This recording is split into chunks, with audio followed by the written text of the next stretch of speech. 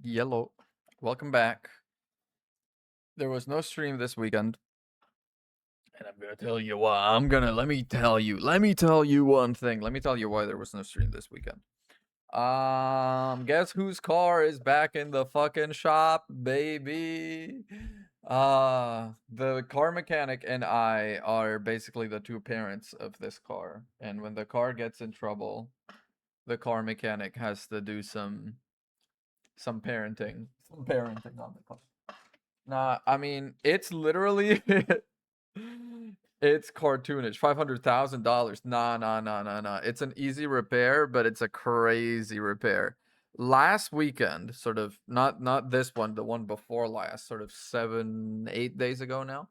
I was leaving the grocery store and I was like, I hate leaving the grocery store via this ramp. Because this ramp puts me out in the middle of this street and I need to hang a left after leaving and there's traffic coming that way. I don't like it.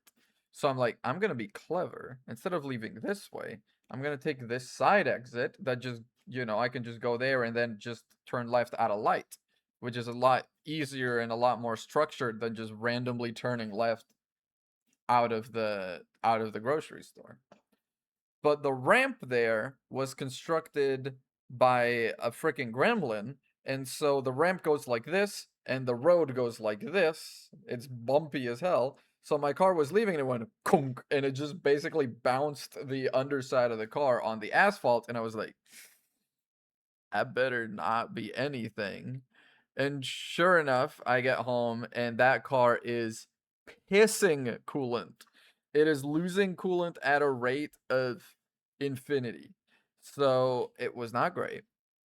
I did have coolant in the trunk, just a thing of coolant. So I topped it up for, whenever I needed to use it.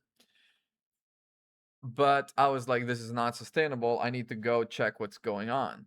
I take it to the shop and it was literally 5 minutes of driving. 5 minutes of driving. I fill it up with coolant, then I go to the shop. I didn't just run it on no coolant because I'm not crazy. I take it to the shop, and we open it up, and we're like, oh yeah, look at all this coolant pooling over here. I think this thing is broken. And then I'm like, I follow a freaking. I'm like, no, I don't think that's broken. Hang on a minute. I look at the coolant reservoir, the big plastic bucket that holds all the coolant in the car, and there's like a little pinprick of a hole in that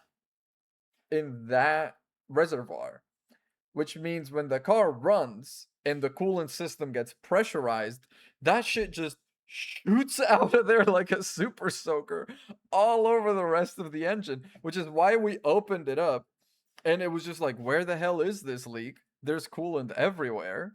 I was like, I'm about to have to replace the whole fucking engine because this thing's pissing coolant. It's sweating coolant at every joint. Nuh-uh. It's literally, there's like a little hole in the coolant reservoir that's just super soaking the cooler. It's just jet stream, just clean out everywhere else in the engine. But it's an easy enough repair because it's basically just getting a new plastic bucket, which is cheap enough. But that's what's happening right now. And on top of that, my cells in the lab, well, everyone's cells in the lab are contaminated, which is why my experiments haven't been working for like half a year. I kept telling them it's not my fault, and they were like, I don't know. It looks a little erratic. Feels like you're probably not setting it up right. And I was like, nah, I think I'm setting it up right. And then I set it up together with someone else, and we got the same dubious results. And it was like, I don't think it's wrong. And I'm like, oh, that's what I've been saying. And then we sent the cells for verification, and they came back contaminated with mycoplasma, which is a sort of like fungal bacterial infection thing. That means there's extra stuff growing in there with them, which is A, gonna kill the cells that are already there, and B, make it look like there are more cells than there actually are when I'm doing assays to check how the cells are dying, which is all I've been doing. This is why shit's not been. How did that get in there?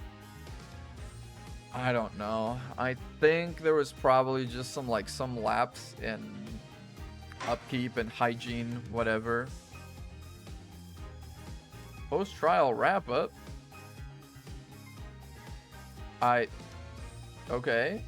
No, I thought we did 43:46 a.m. on the 27th. What else do we have on the 27th? We have nothing on the 27th. Okay, I guess this is the latest?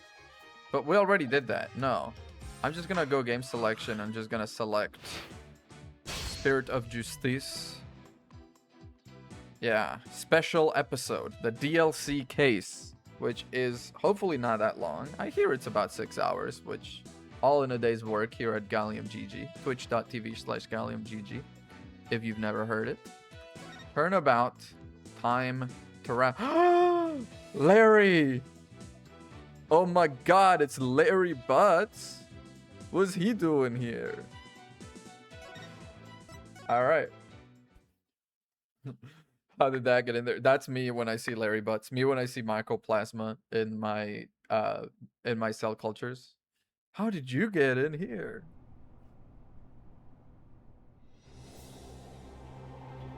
I'm not completely heartless. I'll even throw that time machine you cherish so much overboard with you. Please take me back. Back to that blissful moment.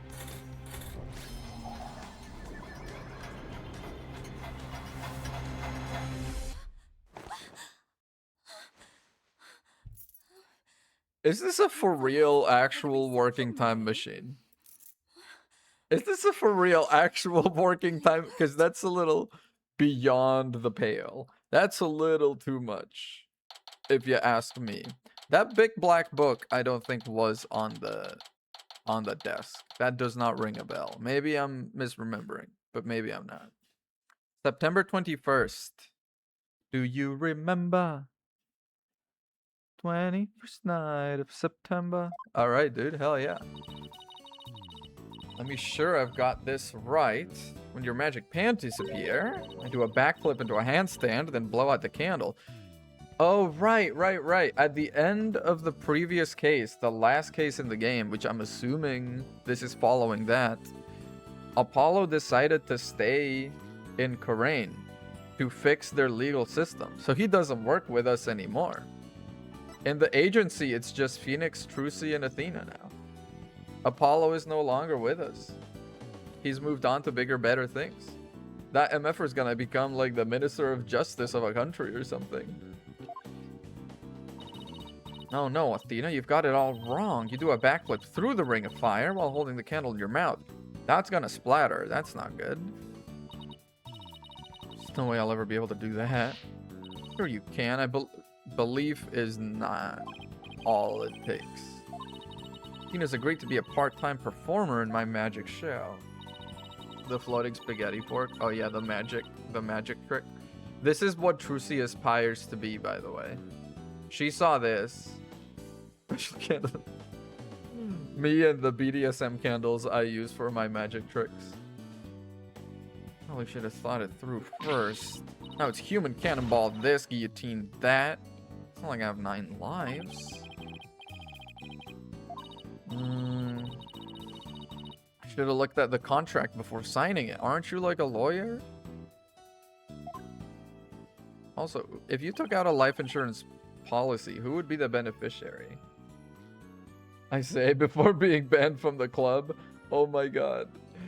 You may not see this, but immediately after you sent that, Seribot banned someone for sending a spam message, and I for real thought you said some shit that got you auto banned. Oh no. I'm the head of this law office. Since when did you become the head of this office? What do you mean? My name's on the fucking sign. Actually, I guess it's your last name too. Who exactly does all the cleaning, accounting, and scheduling around here? Trucy does all that? How old is she? She's like 17. She's 17! Phoenix, you are a deadbeat dad. This is Trucy Wright. She's my adopted daughter and a magician.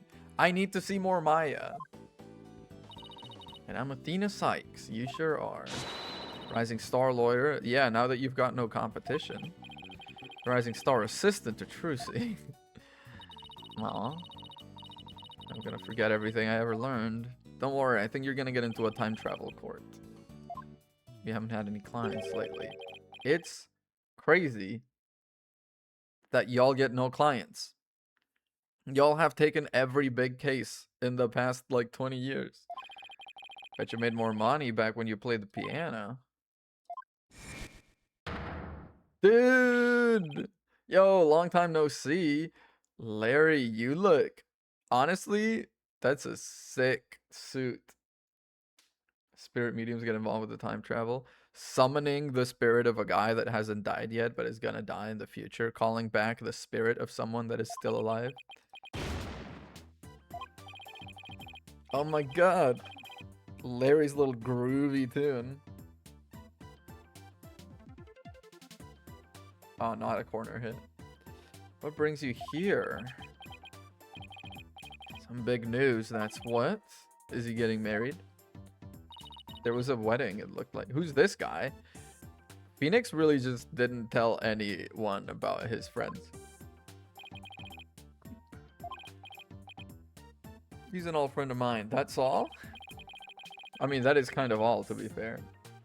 I remember Larry being blonde. I think when they drew him in 2D, he definitely had lighter hair. It could also be that he dyed his hair once upon a time. What's so big you have to come tell me in person? Somebody I want you to meet.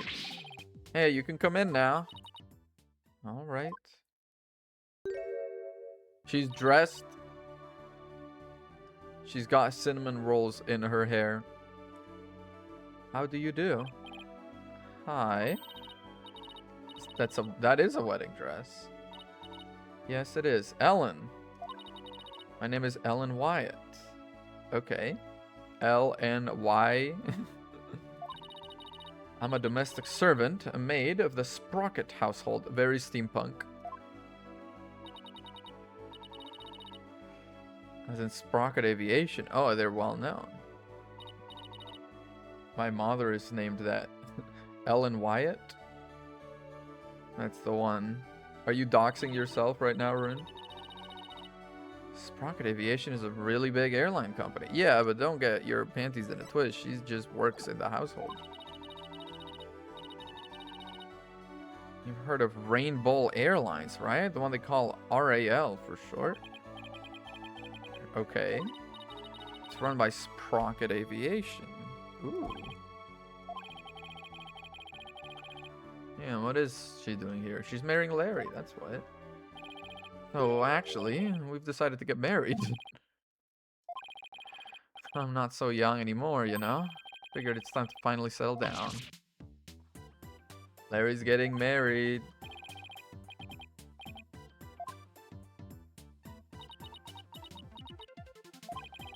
When someone as well put together as her, choose someone as flaky as Larry. Opposites attract. I could see it.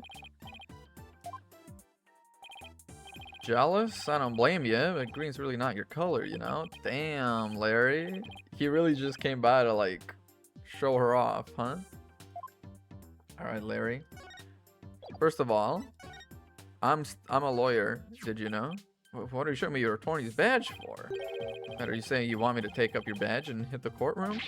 No, only Edgeworth can do that.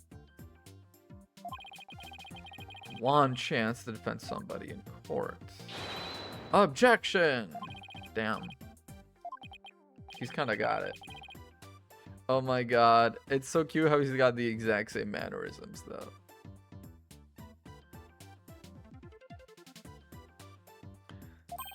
You saw how awesome I am at pointing, right? I'm starting to think I'm a natural. He is good at pointing. Pointing is not all a lawyer does, but pointing and yelling objection and bluffing is what he did his whole seminar on. How did his sleeve grow? I think he just shrunk his little arm in. I don't think his sleeve magically grew. Alright. You getting married? Not right away, but that's the plan. So why'd she show up in the dress? That's bad luck, Larry. We're gonna elope, see? Like love on the run. Ellie, aw.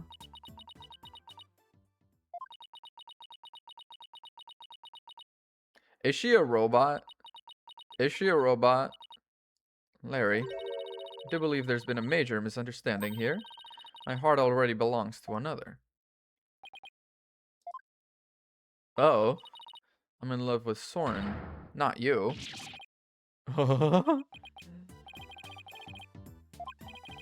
Ellie, baby, weren't you running away with me so we could get married? You misunderstand.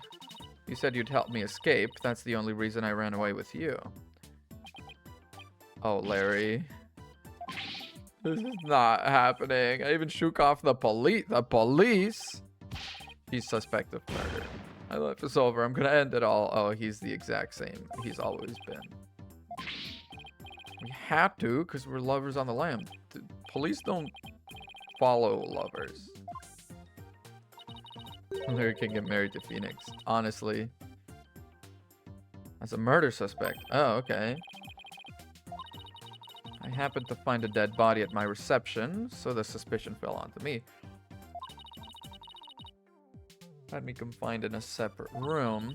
That's when Larry came along and helped me escape.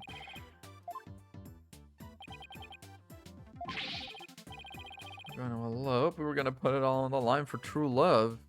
Apparently she was not aware of that. The police tried to stop us, so we had to scramble to shake them off. The police are about to bust into here and arrest us all for aiding and abetting Larry. Larry is for real like, I'm at a payphone trying to call. You remember that song? You know that song. Police are sure to be intensifying their search. Look, it's even on TV. It's gonna be showing, like, Write Anything offices. Photo of the suspect, Miss Ellen Wyatt, has just been released by the police. Sources say the 21-year-old is suspecting of clubbing. 21-year-old? Larry, your ass is my age. 34. You were trying to marry a 21-year-old? Larry.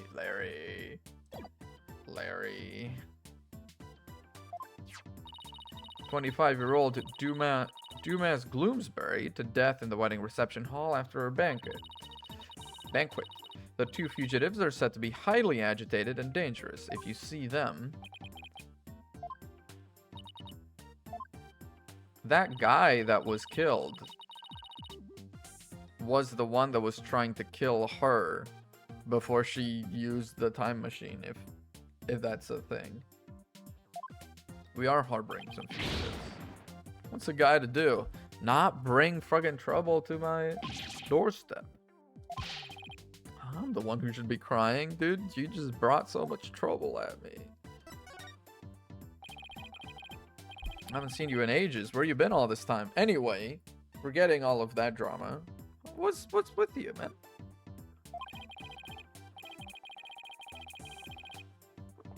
Is he a clothes designer? I could see it. I mean, he's still got the beret, so I think maybe he's stuck with the artsy stuff. I'm the hippest, hottest picture book author in the business. Maurice Dunham. He still is. Boy, you could have told him. Can't believe you didn't know. I'm taking the picture book world by storm. The one who wrote Francis Whippity Whip Trip. Oh my god, he wrote the Franziska von Karma book. I always shipped him and Franziska, honestly. Did hear something about a one-hit wonder. I just created a brand new character to moderate a claim. He's mildly popular with 18 to 24-year-old women everywhere. Look, you can see his cute self all over this jacket.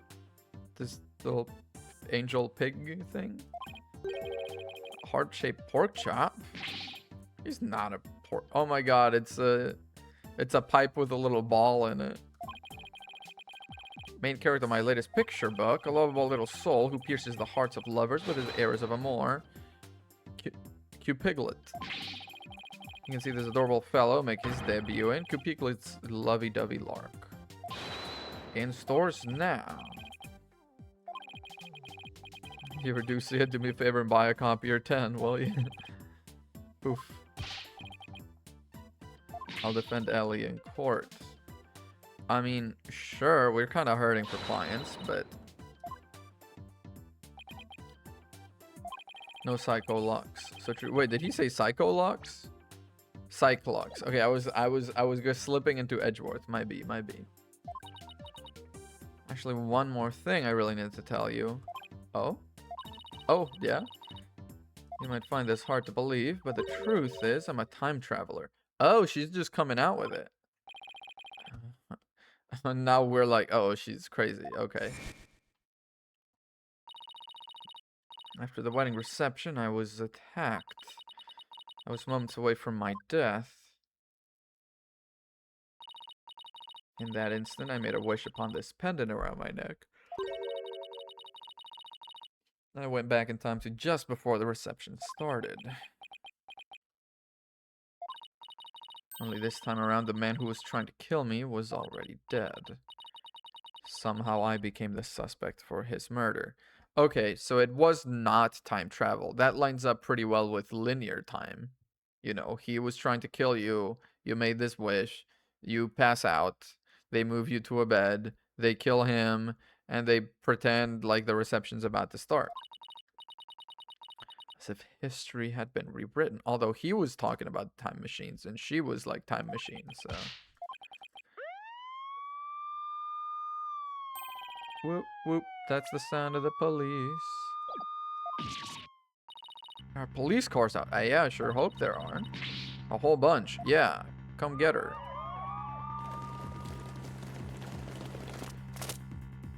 Gumshoe? Gumshoe, please? This is the police. There is no escape. Okay, the fact there is a megaphone in my brain, it's Meekins. Drop your weapons and come out with your hands up.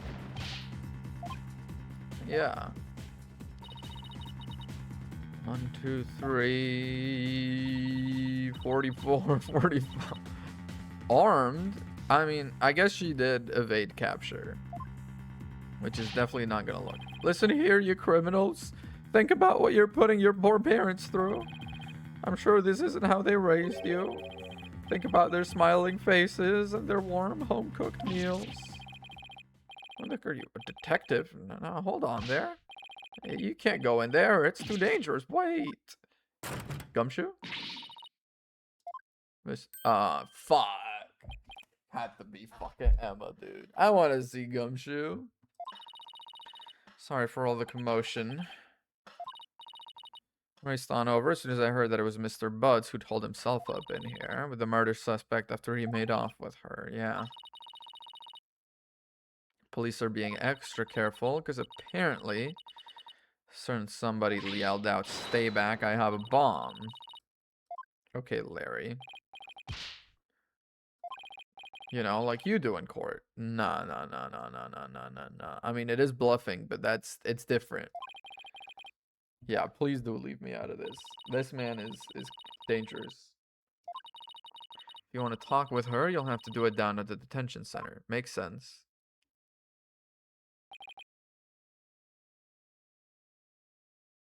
Trouble and mayhem, indeed. Come on, Nick. We gotta get down to the detention center right away. They haven't even booked her, dude. Give us like 30 minutes. Because it's you. Sure, I have taken on pretty weird cases before. Skip out on me. We've only just started practicing your rep. She's like, come on, let's go, let's get the hell out. Promise is a promise. Wow, Athena is not even part of this. It's Phoenix. Holy shit, Athena really gets nothing this trilogy, huh?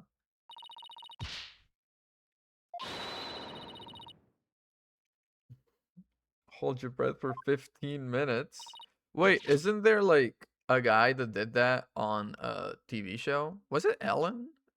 Like the Ellen TV show. It wasn't Ellen that held her breath. A guy held his breath, world record, 17 minutes, I want to say. Was that the record? It was something crazy. He was underwater 17 minutes. You get back here, Athena. Wow. Better get to the detention center and ask Miss Wyatt some questions about the time traveling. Yeah, let's talk about this time travel business. Also, hello, Urban Superstition. How are you? What are you, before you go have dinner, what are you planning to have for dinner? It's you, Mr. Wright. Hello. Do you mind if I ask you a few questions? Yeah, we need to figure it out. Probably gonna be leftovers. Leftovers is pretty good. What? Oh. Aw. I kind of like her better like this, not gonna lie. You're not going to take my case? Who left the pan here? Who left the pan here? I'm never gonna be happy. Okay, she's actually kind of great.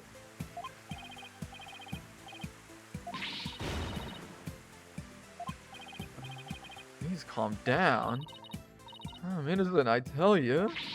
But the police won't believe me. You have a pan on you, and the man was, I believe, bludgeoned to death?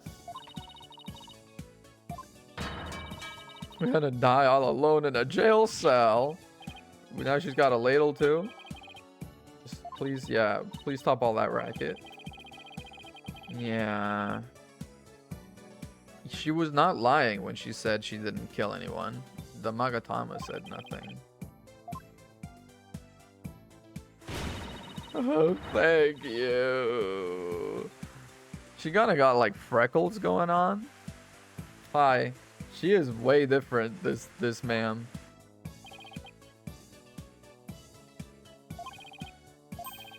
Guess not. Nah, there was never really a choice, but we gotta talk to her. Let's do this together.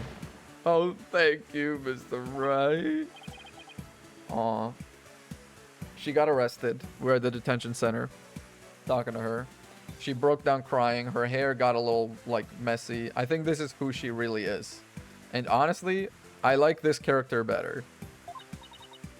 Just give me a moment. Whoa.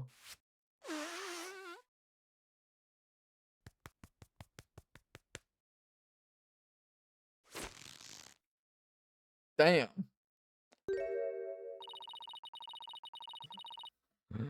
I'm truly grateful to you for taking on my defense, Mr. Wright.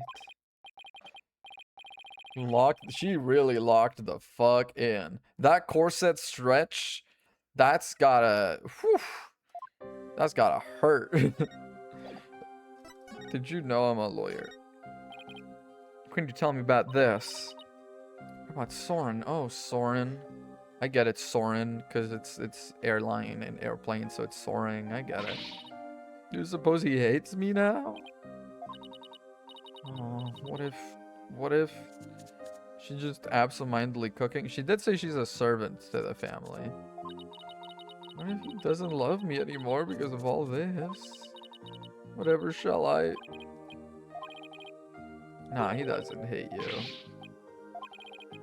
You'll only cause him more heartache if you do. As a sprocket bride, I have to hold my head up high at all times. I really have to...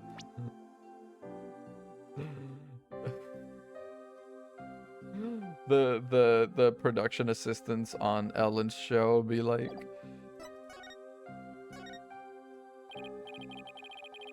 I got all that for presenting something irrelevant? Yeah. If every time I present something irrelevant, I get that whole song and dance, I'm never presenting shit to you. My god. Alright. Happened after the wedding reception. I was attacked by Mr. Gloomsbury.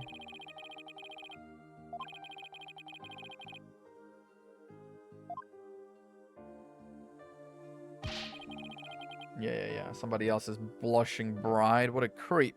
Hey, Larry, didn't you do that? Yeah. Have any idea why he'd attack you? No, but... To tell the truth, Mr. Gloomsbury didn't seem very happy about me getting married.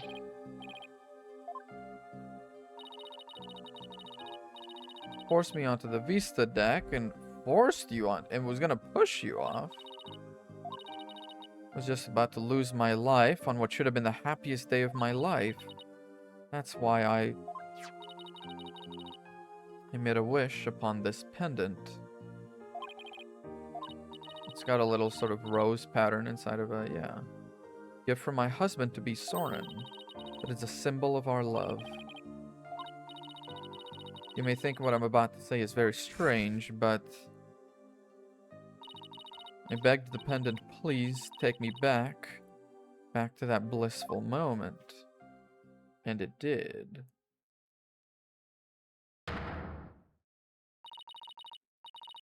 Worked. Brought me back to just before the reception started.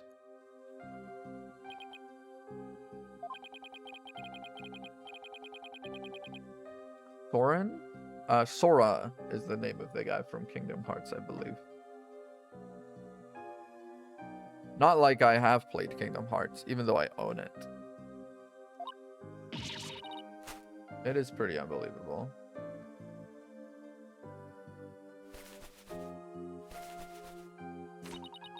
I knew you'd never believe me. Okay. Okay. Happy to help. Don't you believe your own client? I believe she believes she's a time traveler. Also, I'm seeing all the way down to your armpit with this shot. Can you not do that? Yeah, sent her back in time. I believe she believes she's a time traveler because I've got no Cyclops. Why am I so fucking low in this shot right now? The hell? Okay, that's better. Why was I like halfway down the camera, dude? Okay, this pen is an important part of the time machine Soren made.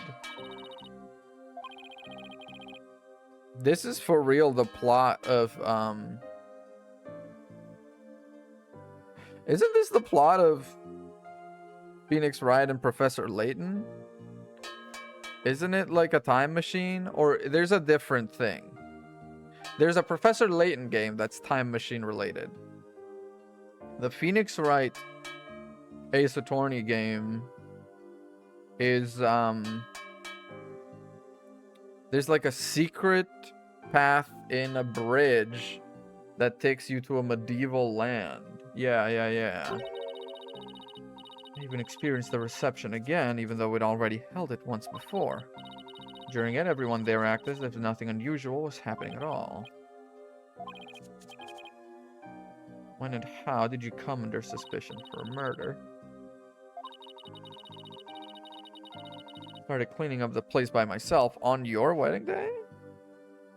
They get isekai'd, yeah. Well, everyone gets no, actually, Phoenix and Maya have been isekai'd. But the Professor Layton himself isn't, right? But Luke is isekai'd also. And he works in a bakery with them. Yeah, you gotta salt your empty pan. That's for flavoring. That's called, like, you know, you gotta pre-season the pan. You put some salt in there, you let it rest for 1,000 years. That'll salt your steaks forever. Why were you cleaning on your own wedding day? My last task as a servant of the Sprocket household, I offered to take on the preparation and cleanup of the reception banquet. Okay.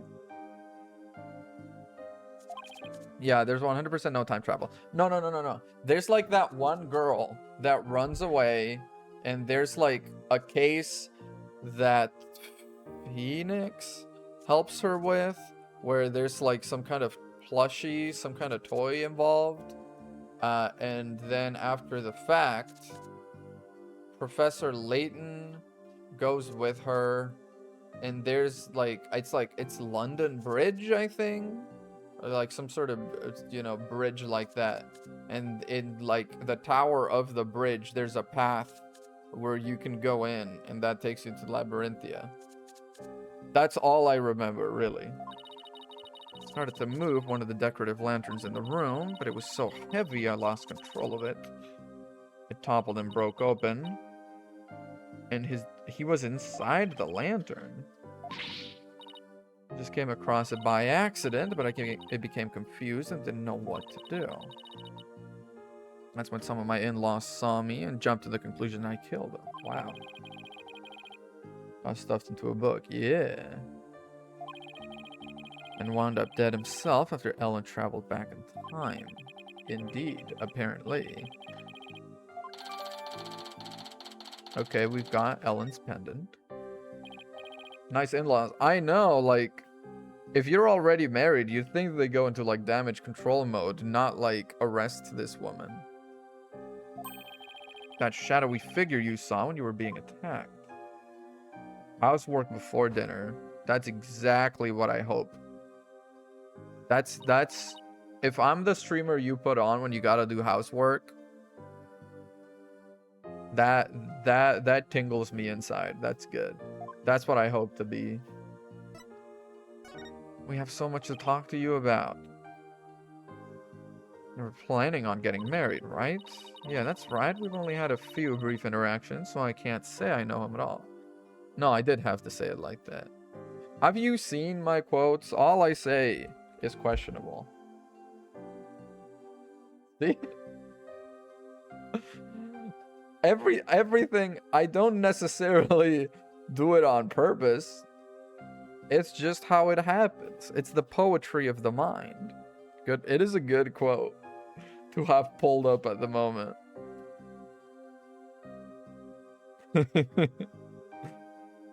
We've only had a few brief interactions, so I can't say I know him at all. Larry, Ufa. This is what the community chooses to preserve. Yeah, the community's been slacking, by the way. Is this still a Latina's? It's still a Latina's quote, dude. That's 20 days ago. We gotta get our pogs per stream up. We gotta get our pogs per stream up. We're meant to be together. Okay, Larry. Larry's like, I'm a time traveler also. And we lived a long, happy life together. There's something suspicious right now. I wish you would hit me with that pan. That's not even that suspicious. That's just out of context.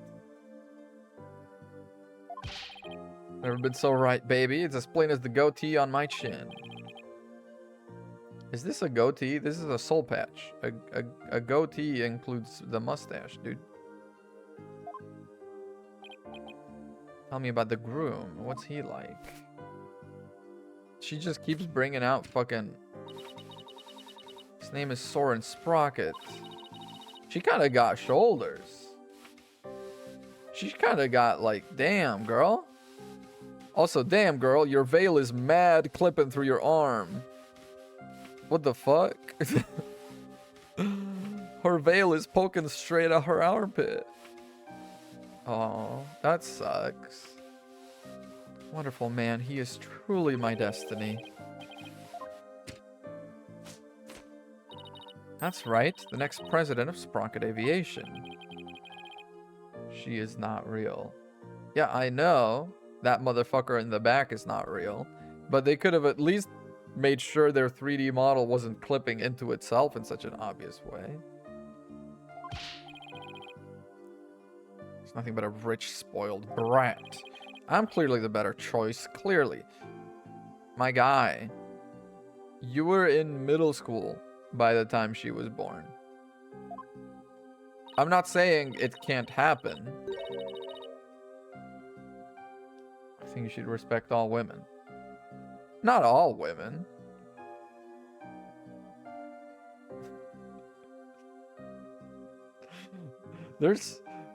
Listen, I respect most women, but there's gotta be, we gotta draw a line somewhere.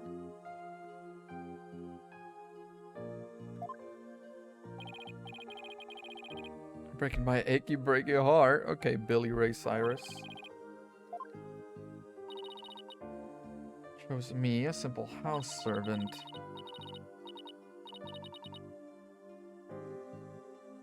There you go. Thank you. Oh, my Soren. Okay, the shadowy figure that you saw. When Mr. Gloomsbury was attacking me. After I made a wish upon the pendant, I started to pass out. Just as I lost consciousness, I saw somebody strike Mr. Gloomsbury from behind. That person must be the killer, yeah. Told some of my in-laws, but nobody took me seriously. tell me that figure wasn't you. No, it probably was. I'm gonna go ahead and say, prediction made. It was Soren that killed the Gloomsbury guy. And his parents, the in-laws, the all-powerful rulers of the Sprocket company, were like, well, our son can't go away. So let's let her believe she time traveled, redo the fucking reception, you know, get everyone in on it, redo the reception, and let her be the one to be thrown away for murder. Suspicious third party on the Vista deck. The Vista deck. Yep. Spick and span, spick and span. Does she clean sort of as a... Yeah, clean and beautiful for when Soren comes. Can't have my future hubby come into a dirty room now, can I? Has to be spotless, just like this white dress. Spick and span. This girl worries me a little, I gotta say. Better get to the crime scene right away. Larry, why are you hanging around? I solve the crime and reveal the true killer with my super sleuthing skills. Ellie might change her mind about me, you know? Uh-huh. Mooring Dock and Sprocket Park. Let's go.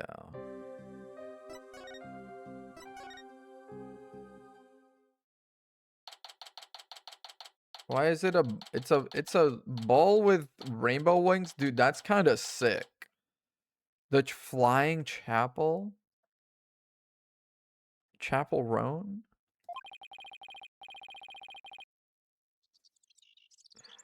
This is Sprocket Park. Dude, a beagle? I love a beagle. If I was gonna have a dog, it would be like a beagle. I don't know why, but I've got it in my brain that it would be a beagle.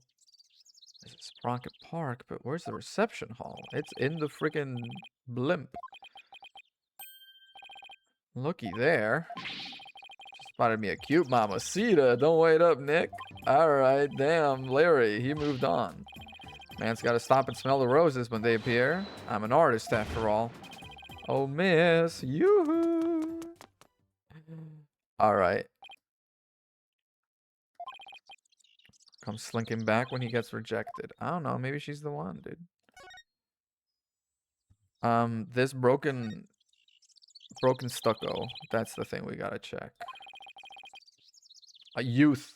A random youth. Phoenix, if you're calling kids youths, you've really gone too far. You've gone too far. You're too aged. Say got damaged by heavy winds yesterday. More like damaged by some guy dying, I bet. Big gust and that bench flying into it. Oh, okay, the bench that's all smacked up. That's crazy because if a big gust would have moved this bench, it would have definitely ripped this out first. Because this has a lot more surface area and is a lot lighter than a bench. Repair guy was saying, don't touch, it's dangerous. Okay. What about the bench? Bench hit the sign. Didn't hit a person, too. That would be a catastrophe. Unidentified flying furniture. For uffs. For oofs. Dog. Can I pet that dog? Nothing particularly interesting here. Are you kidding, Phoenix? There's a dog. The fuck, dude? Huge airship is more to just the skinny little tower. Yep. That's how they work. Now it's tied down and all. It still looks like a good breeze could send it flying. Nah. It's going nowhere. Didn't mean to say that out loud. It is huge. They're mighty impressive when you can see them up close like this. How'd it go with the mamacita? Thought you'd be back sooner. Didn't work out, huh? I wasn't on my game today. Okay. It's right there in front of you. It's the big old the flying chapel, dude. Open your eyes and look.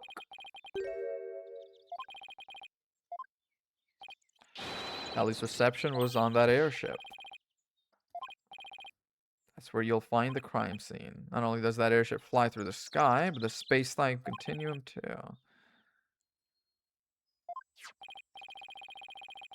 Airship wedding. That's like, it's a thing that they do. This company, I guess.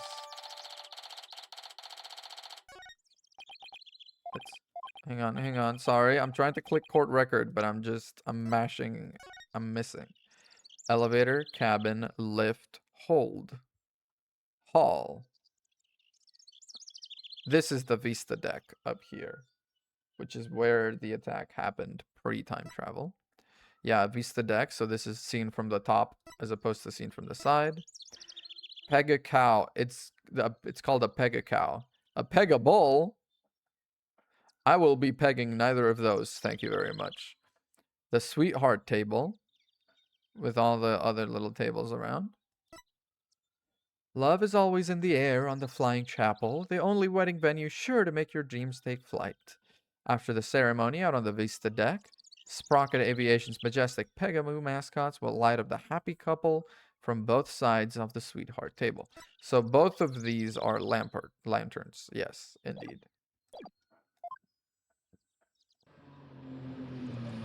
They have dedicated freak rooms.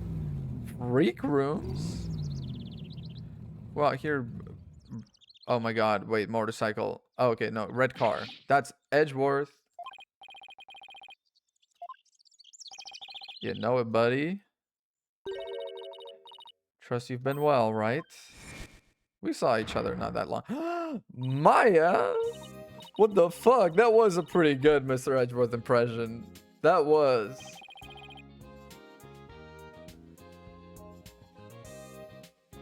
So far, I'm liking this. I mean, you know, the plot is kind of whatever, but we're getting a victory lap of all the characters we like.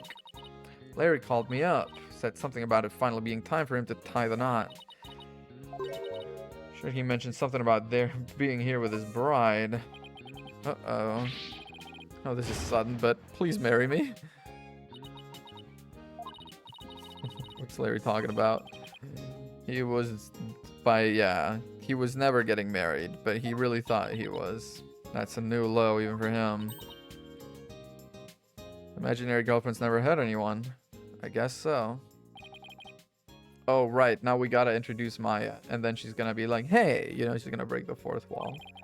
She's been abroad for her training as a spirit medium, but now that her training is over, she's back home here in the States. That's right. New and improved Maya Fey is on the scene. Spirit and girl power at the ready. Hell yeah, Maya. All grown up and as cute as ever. Hey, dude. Fucking chill it. You know what? I just realized something. If I ever got married, I'd miss out on all the fun of always meeting somebody new. Edgeworth. Says the States.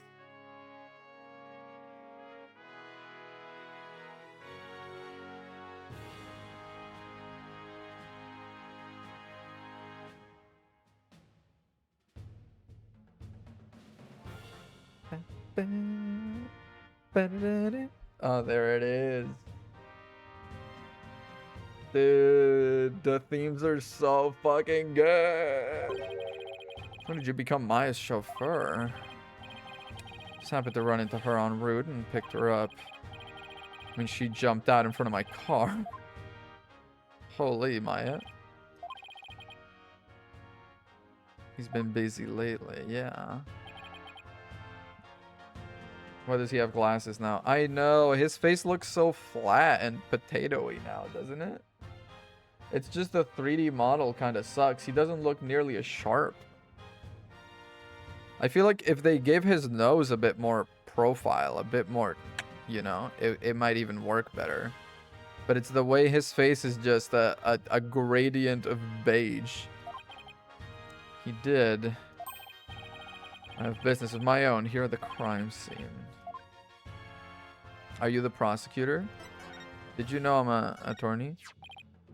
Doesn't seem to be any rust on that badge. Can the same be said of its owner? Let's hope you stay that way. Aw.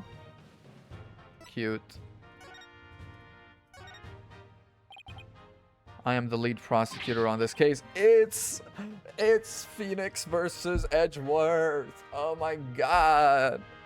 Right v. Edgeworth. It's fucking Rocky versus Apollo, dude. Apollo Creed, I mean. Here's we'll be standing on opposite ends of the battlefield this time around, as is tradition. What about this case warrants the personal attention of the district chief prosecutor? Because the victim is like a rich dude and it's a rich family, I bet. Bit complicated to say the least. Yep. I thought you were trying to fix the system. If his bride were to stand trial in court, it would sully the Sprocket name, so they tried to apply some pressure on the prosecutor's office. Really thin and flaw. It was really thin and flaw. They're trying to sweep this whole thing under the rug, yeah. They have especially strong ties in both the political and judicial worlds. No one dares to oppose them. Except Edgeworth dares to oppose them. I am an idiot, and the judge is also an idiot. That'd be ridiculous, right? It's quite the opposite. The prosecutor's office is filled with cowards, as I found out. No one wanted to prosecute her, so in you go. I will personally see to it justice is served. That is a part of my creed. Nothing and no one can sway me from that, not even the almighty Sprockets.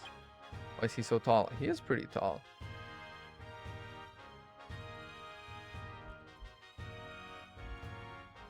Miles Edgeworth height. According to official Ace Attorney Wiki guidebooks, Miles Edgeworth is 5'10".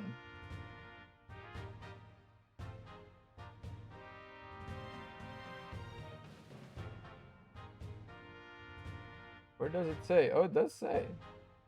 Age 35, 5'10". How tall is Phoenix? Phoenix right. He's 5'9"? Fuck, dude. How tall is Maya? Wait, isn't Pearl canonically very short? I want to check how tall Pearl is. Maya is 5'2"? Jesus. And Pearl? Pearl Faye at age 18 or 17 is 4'7". 4'7". Yeah, why am I looking straight into Edgeworth's chest if he's only got 1 inch on me? Pearl is 4'7", dude. 4'7". How tall is that in centimeters? 140 centimeters? That's hang on. How tall is 140 centimeters?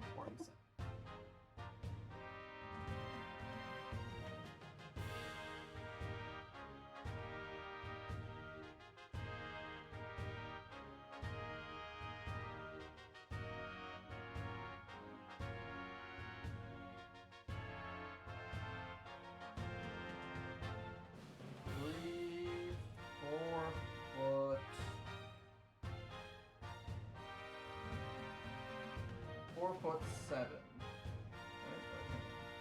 Right, 4'7" is actually.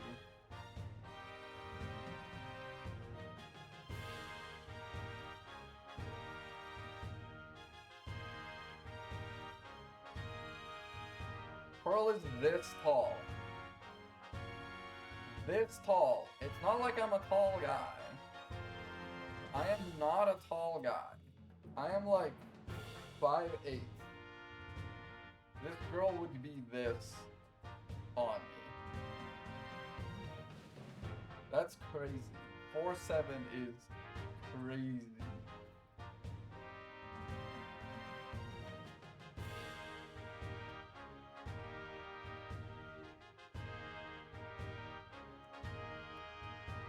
I was worried that thing was gonna snap and hit my little thingies.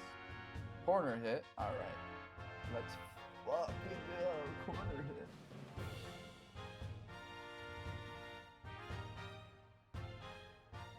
I really kind of told on myself with that measuring thing, huh? Think they can use their influence to bend the truth. They have another thing coming. All they got instead was the best prosecutor in the country, yeah. Come on, man. How can you prosecute my poor sweet Ellie? I thought you'd given up on her. 2 years ago, it's fine. Really? Doing what? I'm warning you, right? I won't hold back, not for you or anyone else. Okay, what's up with you, by the way? Busy as always? Of course, unlike somebody who has too few clients and too much time on his hands. Maybe you should learn to relax a little, Edgeworth. Oh, well, yeah. That'll do it. I have no intention of showing anyone any mercy, including you. I think I've mellowed out a bit with age. I think those furs should have smoothed out a little as well. Really self-conscious about those lines, isn't he? What lines? He looks like he just injected Botox into every pore in his face. He's so like flat and stiff. The prosecutor for this case. Need to remind you, I'm not in the habit of sharing information with my adversaries. Might I get an autopsy report, though? I'd like you to come with me. You have a lot to answer for after that little stunt you pulled to the suspect. Yeah, after running away. Personal appeals won't work on me, Larry. Now come along. Yeah, it's just because Edgeworth has always been, I mean, his name is Edgeworth. He is sharp, you know, in every aspect of the word. He is smart. He's got sharp sort of features. He is not soft, you know, like, and then the 3D model comes along and they just kind of, you know, like they just, he got potato-fied.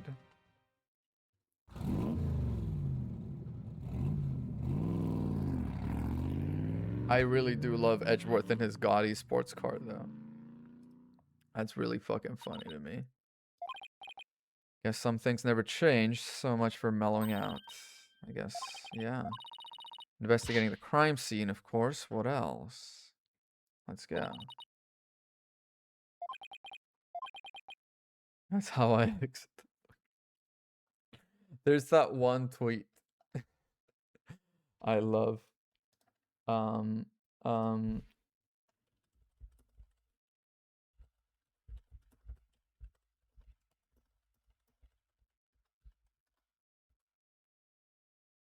There it is. So long, suckers. I rev up my motorcycle and create a huge cloud of smoke. When the cloud dissipates, I'm lying completely dead on the pavement. Oh man, I love this one. I love this one. I love this one. We have fun here. We have fun here. Good one. Thank you. Thank you. I mean, I didn't come up with it. But yeah, thank you, I guess. To the crime scene then. And away we go. But first of all, my attorney's badge. Attorney's badge looks so nice and shiny on your lapel. It's so cool. The mark of a true hero. If I can be a hero to my clients, that's good enough for me. Okay, Phoenix. Stop jerking off. In that case, I'll be the commander that controls the hero from behind the scenes. She kind of has been. Go, Robo, right to the crime scene. Yeah. Maya, do you want to get married on the chapel? An aerial wedding sounds so amazing. Would make for the memory of a lifetime. Yeah. Gotta wonder, though. After the wedding, do you think the couple gets to ride the airship to their honeymoon? Or makes things a breeze? I guess. Oh no, I want to move to reception hall. So bring a snake or other venomous creature and then say, look, I can let it bite me, and then act like everything's fine and die on the sidewalk outside. Like, yeah, I'm totally fine. Okay. So Robo, oh wait, the bull is here. The cow is not here. And you can tell we need to pay attention to that because it's fucking glinting at me, dude. I hate the way the new games do that. And it's like, oh my god, where is it? Is it perhaps fucking broken to shit on the ground right here? According to the pamphlet, we're right here. Up top. Yep. Pretty high up, but at least we're indoors, so it doesn't seem so bad. Yeah. Hey, I'm over here. What's up? That's how things kind of turned out. Where's Gumshoe? Do you mind if we take a look around? Pretty much wrapped up our investigation, so go right ahead.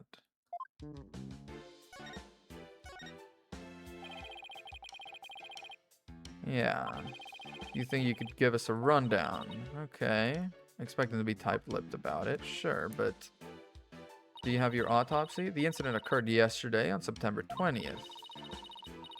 Happened after the wedding reception, which lasted from 7 p.m. to 10 p.m. Didn't hear about any time traveling or anything, did you? Time traveling? Are you drunk? High? Nothing. Forget it. Names is Dumas Bloomsbury. He was a servant. Oh, also a servant. So was he in love with her then? The two of them were co-workers. Yep. Mr. Bloomsbury was the lead servant. He was very serious about his work, but he was also a very closed and private man. Constantly missed him doom and gloom behind his back. Oofa. A man who was essentially her boss, and who, by the way, would stop being her boss today. We don't know the defendant's motive, but the circumstances surrounding the discovery of the body don't bode well for her. Yeah. The murder weapon in her hands, we didn't know about this. It's not an uncommon notion. No, but if you're going to... If she was getting married, which means she was no longer going to be a servant to the household, she was going to be part of the household. She was going to become his boss. I don't see why you'd kill him then. You know, whatever hold he had on you is gone. You outrank him now. Why would a bride who was just about to start a happy new life kill someone? They believe the victim attacked the suspect and was killed when she fought back. A mere servant girl was going to suddenly be the wife of the future president. Okay, so they're saying he attacked first, and it's, yeah. So wait, so it's justified self-defense. Which means she's not going away for murder. She's not going away for anything. By the way, the scroll in the background is getting cut off here. That's a little awkward. This cloud has just a perfect vertical line on it. She was only trying to protect herself, and that just count as justified self-defense. Yeah. Servant girl marrying the future president. It's very sort of, you know, love story. You see clouds with like just a slice taken out of them like cake. Thing is, not everyone was on board with their union. Murder weapon. This clock with a secret mechanism built into it. We're coming full circle. A clock with a secret mechanism built into it for my last Phoenix Wright case. Oh my goodness. Wait, I kind of like that. It was on display here in the reception hall. Victim was clubbed to death with this. There's no blood on it. Yeah. There's definitely a luminol reaction. And it matches with the shape, so it's gotta be it. Okay. They call it the timekeeper, the idea that it's a time machine. Every time the couple sees it, it'll bring them back to the memory of their wedding day. Ah, cute.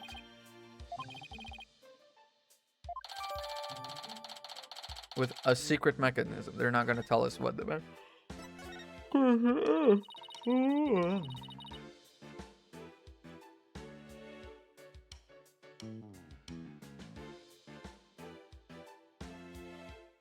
Why don't you join the Discord server? We have a community Minecraft server. I don't know. I feel like it's join the Discord server. We have a Minecraft server. You know? She was working as a live-in maid for the Sprocket family to support herself, apparently. Yeah, it's not surprising. Ruffled a feather or two, sure, but that didn't stop the young couple from deciding to go ahead with their wedding. Aw. You ever have any questions about love? Just ask me. I'm a qualified expert. Okay, Maya, do you love me? I need them to end up together, man. That's all I'm saying. Spent all my spare time in Korean watching soap operas on TV. Not the plumed Punisher? By the way, heard the suspect faced her fair share of harassment. It got pretty ugly. Oh no. Might be a boon for those who oppose their marriage to begin with. So there are people who would want to see this happen. All right, let's examine this thingamajig. Okay. Background. The happy table, a clock. Oh, the Vista deck. Okay. Must also kind of freak you out, huh? Yeah, kind of.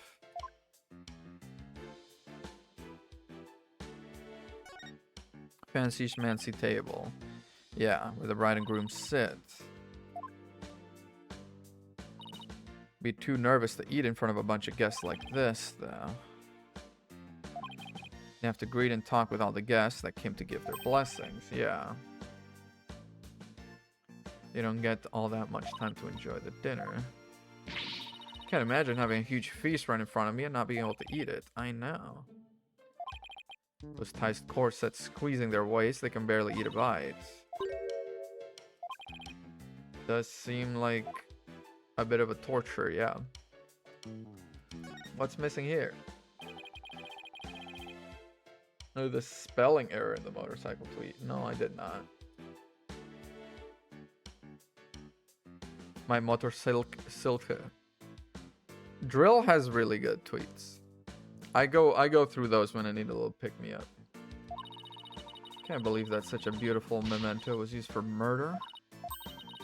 Prove Ellen's innocent no matter what it takes. Saddest flying wedding reception in history. Yep. That does it for that area, apparently. This is where the dead body was, I believe. Yerp. Yerp. Where there's blood on there, there's something here. This is my favorite PS1 game. It does look a little PS1-ish, doesn't it? Looks like a cow, but it's pretty badly broken. What's with the slip of paper? That's Pegasus, the flying horse. No, it's Pegacow. What you do if you're the Prime Minister of the UK. It's got horns and everything. It has wings. Cows don't have wings. It's Pegasus, I tell you. That pamphlet should tell us. It's Pegacow. Pegamoo? You made it the fuck up. It's called a Pegacow. I don't know where you saw Pegamoo. It's Pegacow. Pegamoo mascots. I guess Pegamoo is the species. And then Pegacow, Pegabull are like the two versions that you get. I did not see that one coming. This Pegamoo is definitely a male Pegabull, right? Is it? I'd say so, with the horns and all. The other one has horns too, no? Yeah, there's two Pegabulls. Okay. It's supposed to be a Pegabull and a Pegacow. Goes on to say how they were Pegamoos for that happy couple. What if someone was getting gay married? You don't know that. Maybe you would have 2 Pegaballs then. Should have been a male and female pair of Pegamoos. For some reason, there are 2 males here. Somebody made the mistake when they were setting up the room. No, I don't think so. Gay people aren't real. Whoa. Whoa, Rune.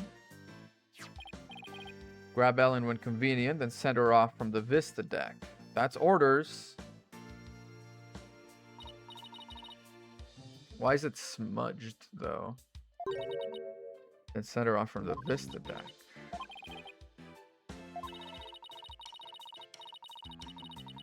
They wrote it in a rush. They wrote it in a rush. If we're saying it was written by one person and they wrote it in a rush, that means they are left-handed.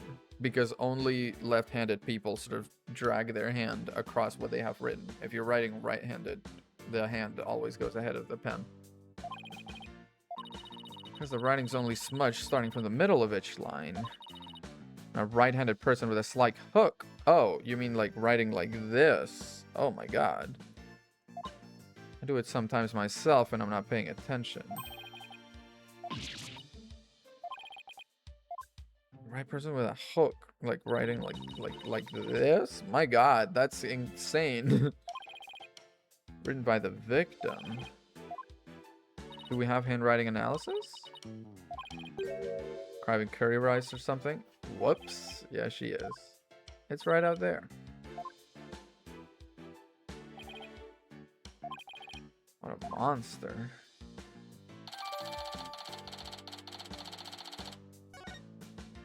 There's this little thing, whatever it is. What do you think this is? Looks like a flower petal. Not quite. It's got sort of like cogs, you know, gear teeth on it. One of the flowers here in the reception hall. No, it's not. Oh, I guess that we don't care about that. Okay, the body. The body, yaddy, yaddy. Okay, so he had another one of those on top of him. What does that mean?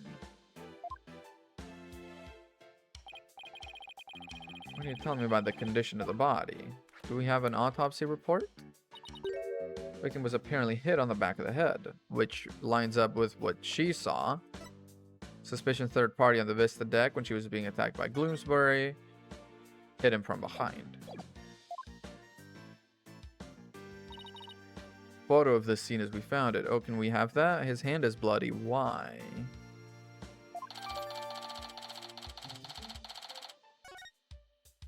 Does it have something to do with this bloody thing? Does this come from the lantern? Yeah, it's covered in blood, yeah. Going to open a door and finding the knob covered with blood. Ha ha ha. Wait, I better see like a stepladder somewhere in this MFR. I better see a stepladder somewhere in this MFR or we're throwing hands.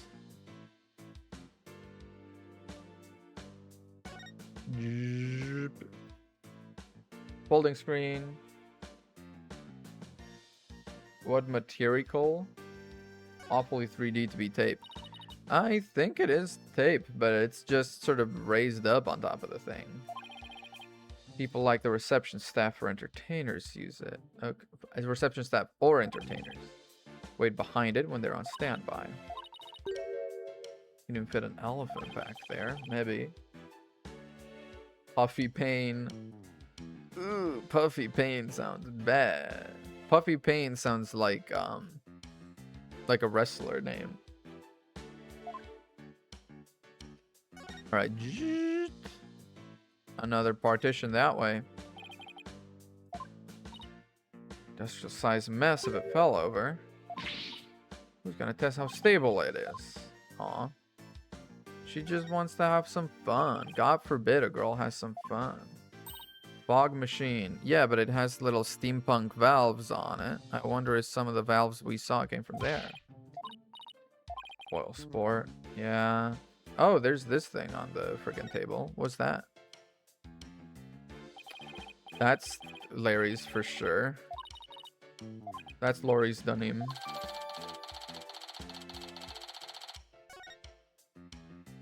So he was part of the ceremony? Perfect decoration for an airline company wedding. Sure is. Steel samurai fly a pane like this? I don't know. Knocked over a massive glass display like nudging it too hard. Oh no. I'm so sorry. If Sprocket Aviation ever becomes a sponsor of the show, I could see it happening. Steel Samurai is not still a thing, though, is it? Let's look at the other bull, then. Go on. He must be a bull. Maybe. Bet he can be rolled around rather easily.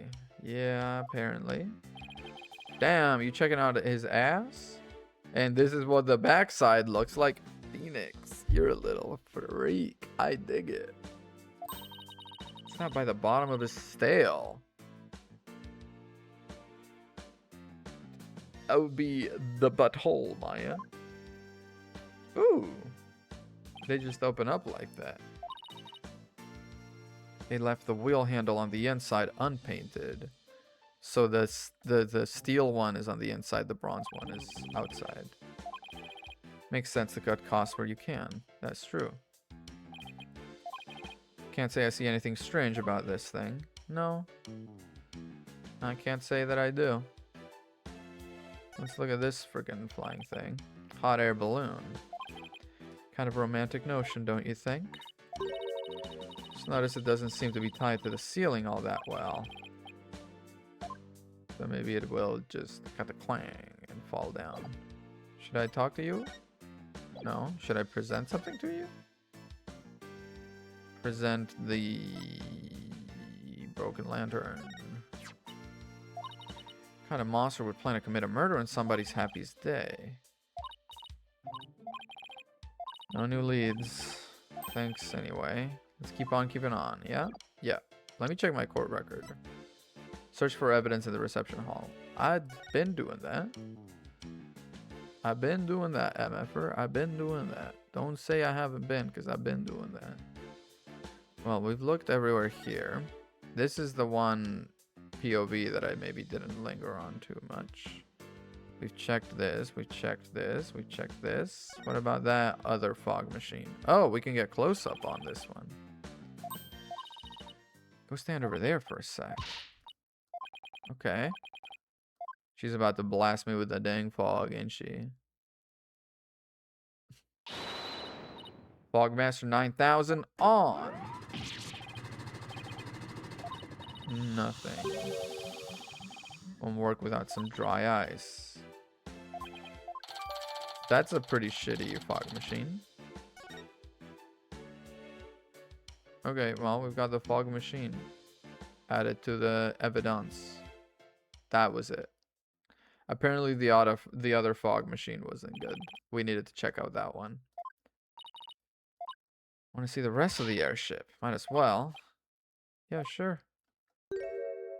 Are you fucking Soren? We're soaring, flying. There's not a star in heaven that we can't reach. If we're trying, yeah, we're breaking free. You ever watch High School Musical? He was Sprocket Aviation.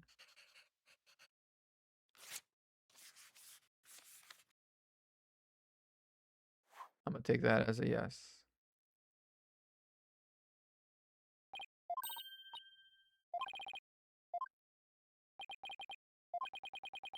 See here, never seen High School. You should change that. They're actually decent. Get out, intruders. Okay, dude. Lone son of the president of Sprocket Aviation, Soren Sprocket. The future president, the husband to be. He's Ellen's fiance. Oh, this guy is autistic. I see. I see. He's kind of an eccentric. No, it's fine. Genius inventor behind many of Sprocket Aviation's business successes. He designed this airship. So which means he would know exactly every nook and cranny. We have to go after him, ask some questions about Ellen, yeah. Let's go outside. Can I go outside? The mooring dock, I guess?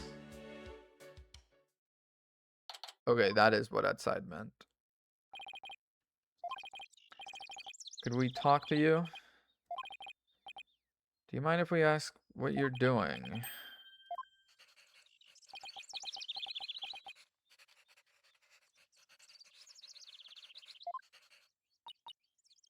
He is writing a lot.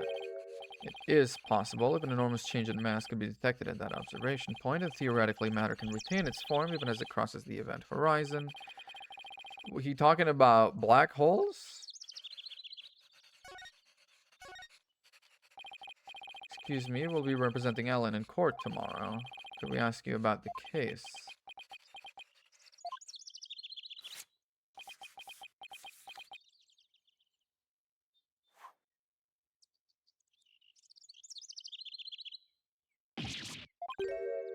Not interested. Yeah, this is about the girl you're gonna marry. The diameter of the airship is approximately 80 feet. The amount of energy necessary to move matter comprises that amount of mass.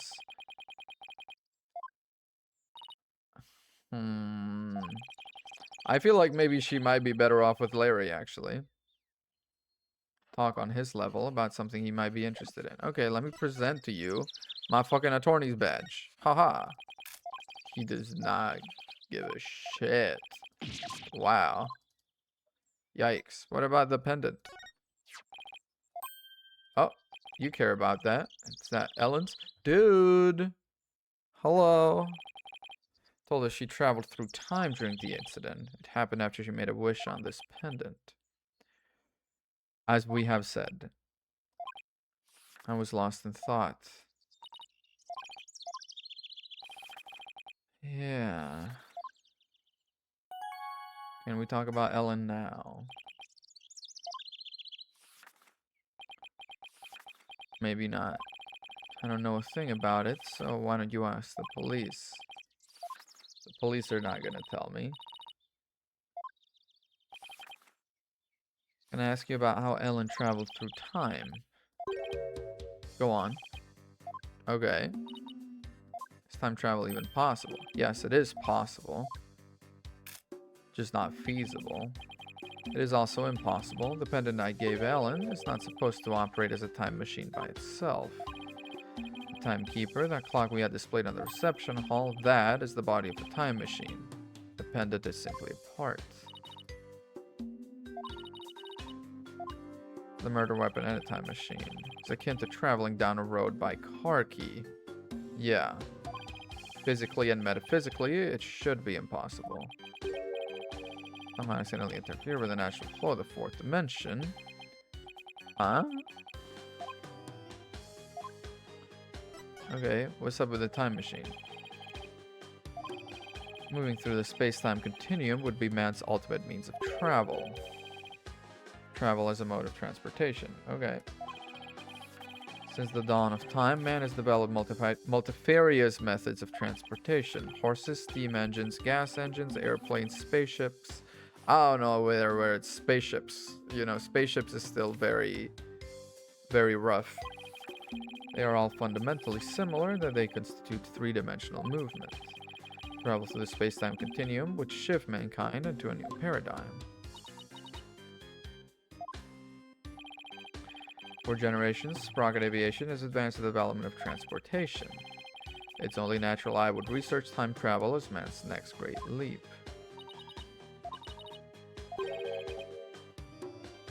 Adding a drive-through to it, I guess. Now that gets her attention. It's the same burger, but with a quicker and more efficient delivery system. Launch humanity into the future. He does sound like an AI, bro. Only becomes truly impossible when man stops daring to believe. Besides, time travelers do exist. you wouldn't understand.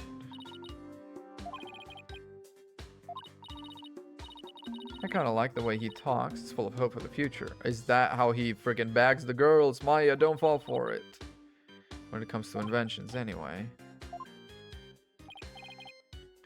The rest of the Sprocket family was opposed to your marriage. What are your thoughts on that?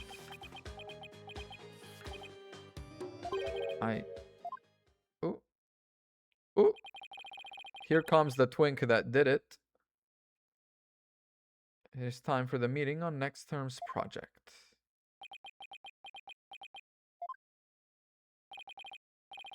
What is this? Daydreaming about your inventions again? Tut tut, you are the future president. You must consider the business side too.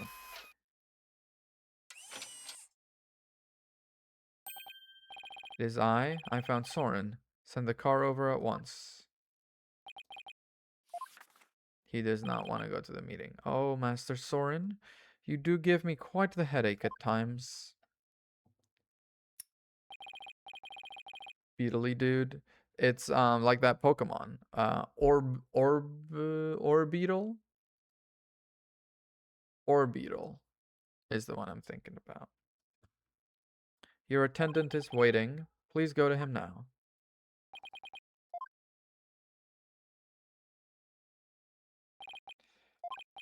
Oh, where are my manners? My name is Pierce Nickody. Pierce Nickody? Nicody? Pierce Nicody? Pierce Nickody? Persnickety. I get it. Persnickety. That's the thing. Persnickety. Please call me Pierce. I'm the Sprocket family butler. Didn't know they actually still existed. Oh, they do. Who might you be, if you don't mind my asking? Ellen White's lawyer. Humanoid body underneath its bug body. I don't know. Wait, the pre-evolution of Orbeetle is the one I'm talking about then. Not the one that's like all stood up and stuff. The one that's before that. So it is you. I am most grateful to you for taking on Miss Ellen's defense. You have my sincerest thanks. Oh, one moment, please.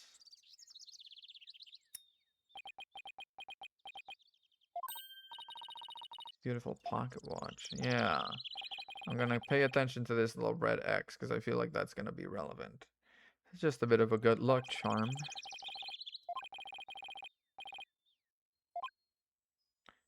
Pocket watch is as important to him as my attorney's badge is to me. I suppose so. There is a little time before I must attend to Master Soren again. Sprocket Manor? Yeah, okay. I would like to serve you some delicious tea and refreshments. He's about to poison us. We're getting poisoned. Better place to investigate next than Soren's house. Of course it will. I say we take the butler up on his kind offer and go to Soren's place. Okay, okay. Sprocket Manor then. To the foyer. Dottler, that's the one. Well, there's clearly some evidence on the floor, straight up. This place does not disappoint. I'm so excited. They got the head of a plane on the wall like they hunted it. Now then, we won't have to worry about anyone untoward eavesdropping here. Did we have someone eavesdropping there? You wanted to ask me some questions. Yes. I'm sorry to have tricked you like this, but this is a murder after all. Couldn't talk openly about it on public and risk sullying the Sprocket family's reputation. That's valid.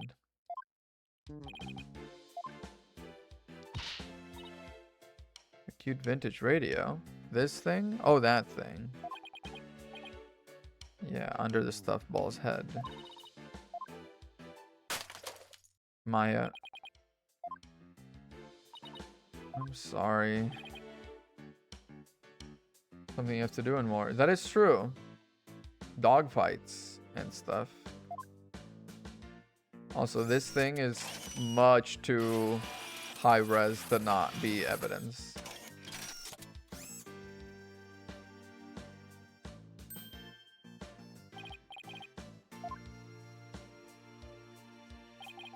I'm not only the butler, but I'm also Sprocket Aviation's repair department director. One might say that patching things up is my specialty. Yeah, what is this little Doppler thing? My fixer-upper shoulder mech. Master Soren made it for me. Too many features and functions to effectively enumerate at the moment. It is pretty cool. Fixing things is a simple matter, but fixing people is a different matter. Even a skilled physician can't bring back the dead.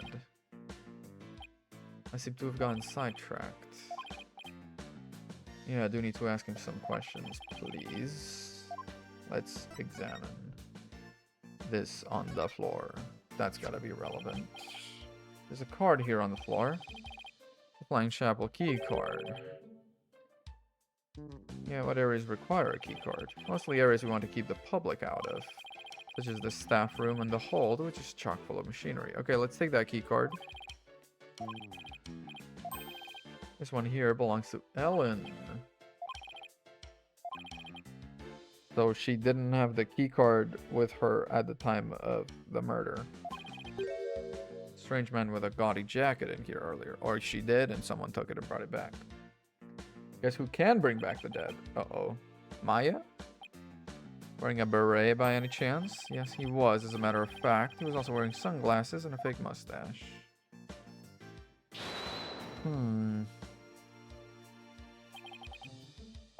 What was Laurie Dunham doing here? That photo is gonna be relevant for sure.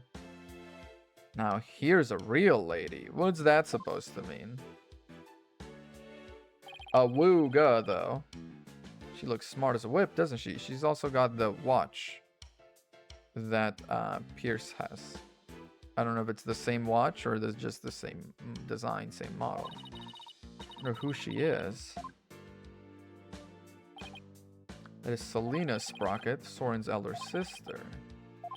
She was a great leader, so she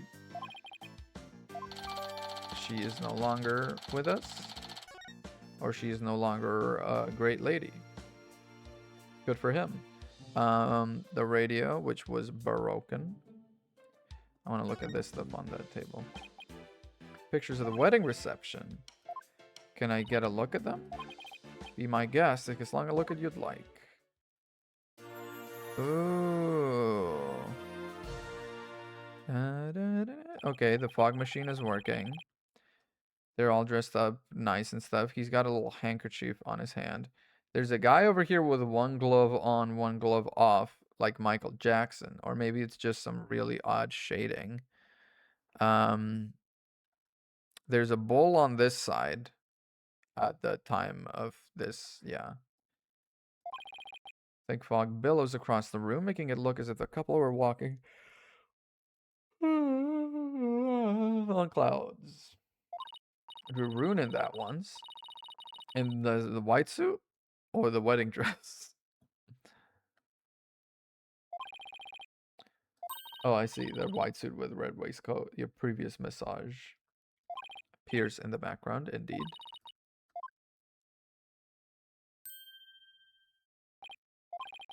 But he was there attending to the happy couple the whole dinner. I guess. But we'll take it with us. Because I bet one reception's gonna have a bull on this side, and another's gonna have a cow. Hang on, I'm getting a call.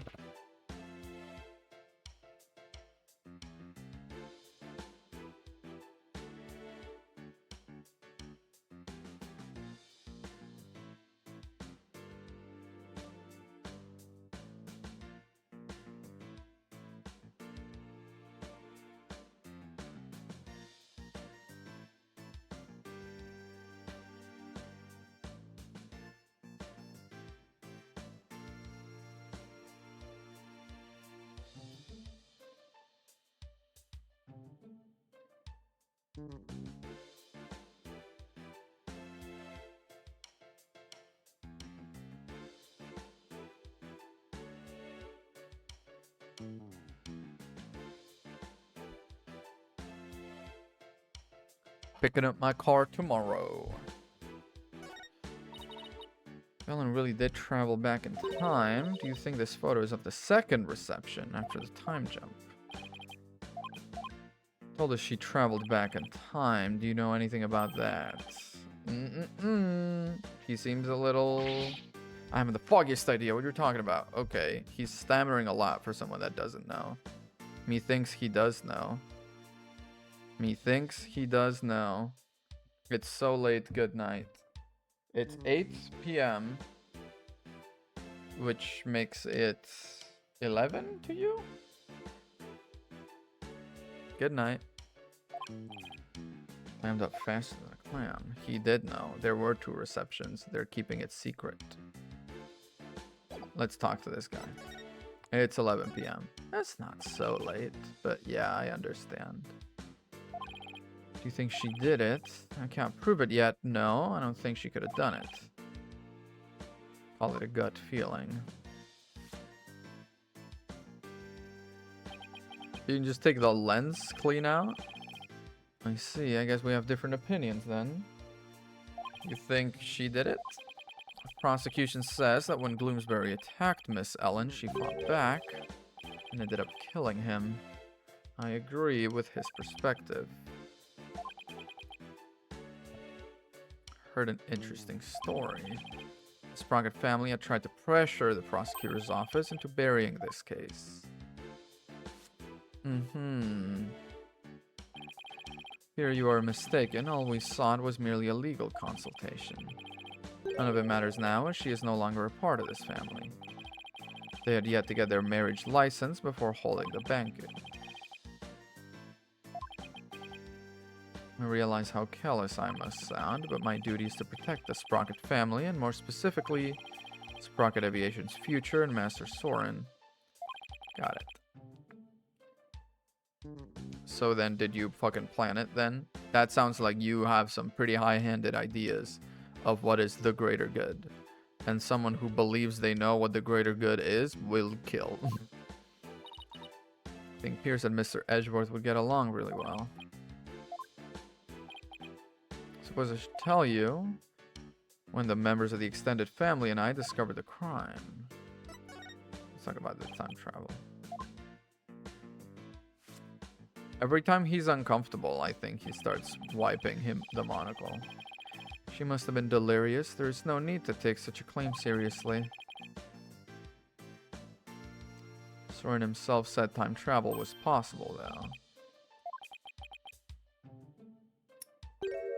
Sounds like he is still stuck in the past. I wonder, this watch he's got... I wonder, this watch he's got, did it used to belong to Celine or whatever her name was? But she wasn't like the genius that Soren is, so he killed her so that Soren would become the next leader, because he's all about the future of the company. And, you know, killing the older sibling that isn't quite as genius as the younger one to make sure the younger one inherits the company. I believe I told you the madam will be having milk tea. Still have lemon slices at the ready just in case. We must not disappoint her. We really do need Master Soren to start focusing on the business side of things soon. This isn't something I should be sharing with strangers. There is something in his past he wants to change. Were you there when they discovered the body? Some of the Master's relatives and I went to... Okay. And that is when we saw it. A woman standing in front of the victim with a bloody murder weapon in her hand. It was none other than Miss... That is a huge weapon. Okay, I thought this was like a little smaller. Nah, that thing is huge. Okay. Wasn't what it looked like.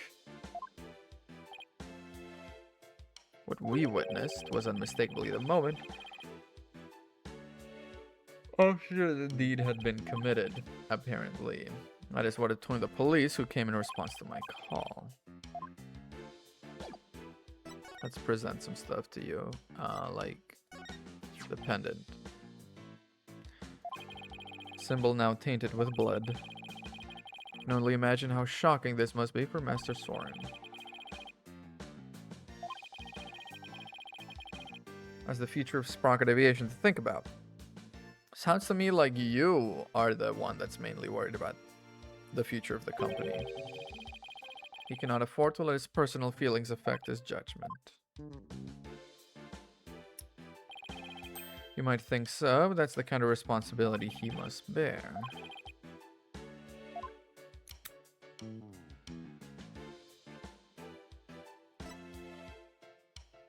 Suspicious third party? Nothing about it. Okay.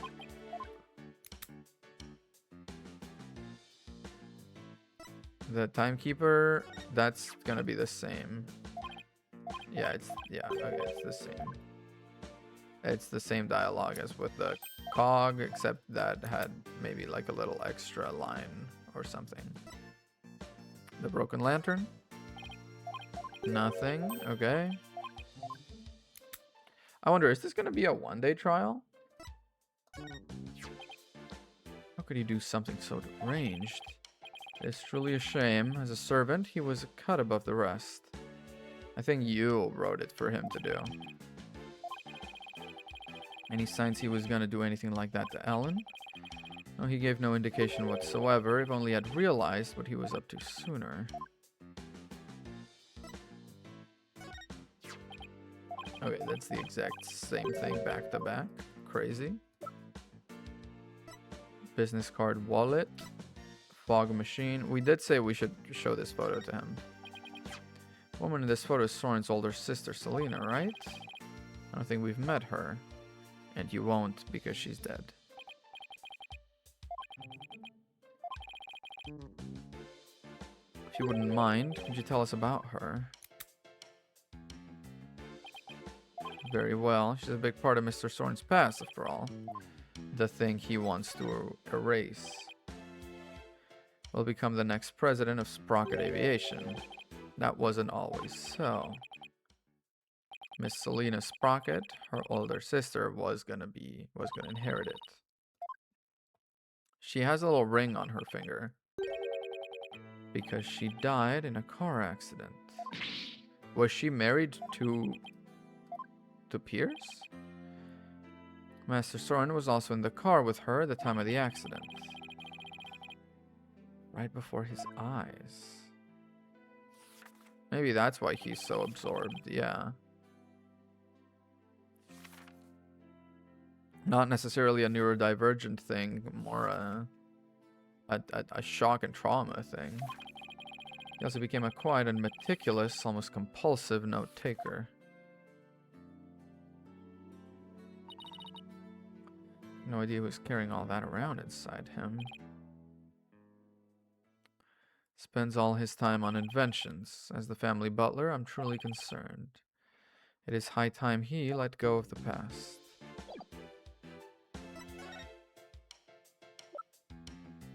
What about the thing? Expect reservations for the weddings on the Flying Chapel will face an unfortunate decline. I am not made of stone, but if the company were to go under because of this incident, countless employees would lose their jobs. I wish we could have hidden this tragedy from the public, but now that it's going to trial, nothing to be done about it, yeah.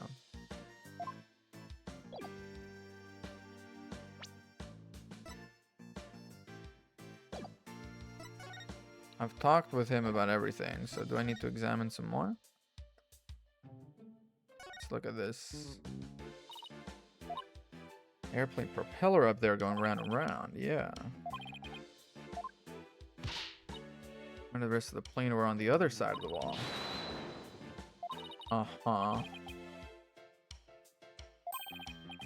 The rest of the bowl across the way. You can't even see the bowl, hang on. There. What if the rest of the bowl is just kind of hanging out in that room? That's where the bowl, their milk, that's a bowl. First of all, that's a beef cow. And second, bulls don't make milk. Unless. Unless.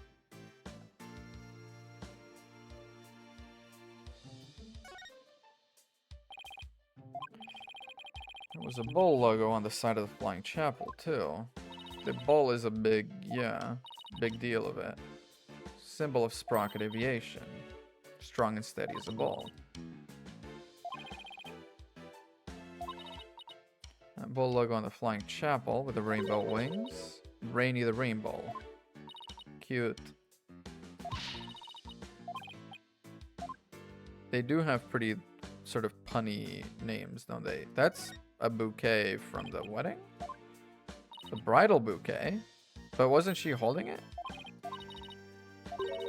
Bet you'd look hilarious flailing around trying to grab it. Just catch it. Here. I don't want to catch that bouquet, trust me. I say it's bad luck to catch the bouquet of a marriage that doesn't last. Might as well keep it. What are you doing here? What are you doing here? And you gave me a heck of a hard time. You have to promote my new character, Q-Piglet. Sprocket Aviation would do some kind of tie-in with me for it. But you were at the wedding, too.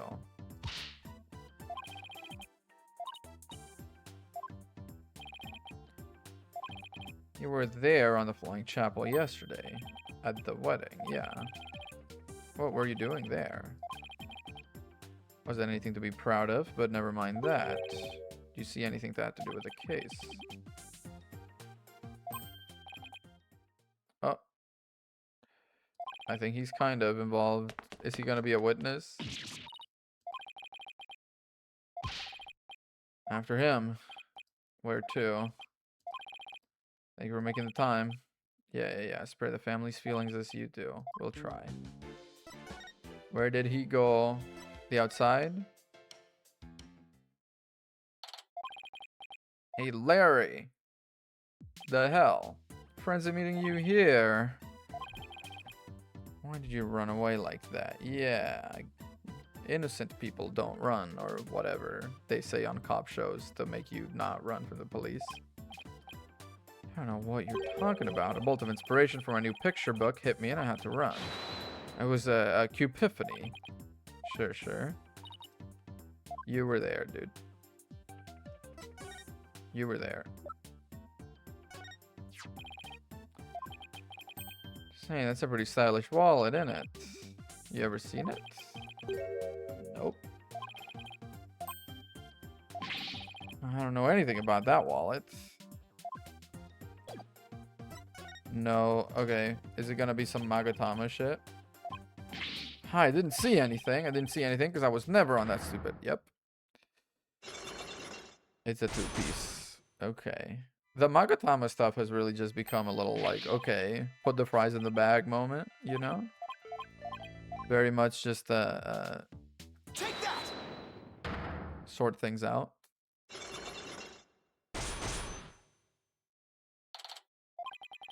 This is no time for games, Larry. I will find out what you're hiding. Got nothing to do with this case whatsoever. You wouldn't have been involved with Ellen. Take that! Nothing to do with the case isn't gonna cut it. Because you did bring the lady, and then it's gonna be the wallet. What makes you think I was on that stupid airship anyway? The proof. Take that! This is your business card wallet, isn't it? It was in the reception hall.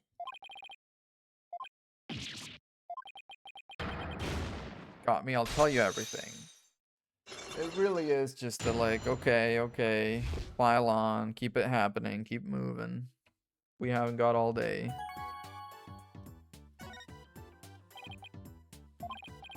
I went there to deliver the welcome to our wedding sign they ordered from me. For your information, my wedding welcome signs are very popular.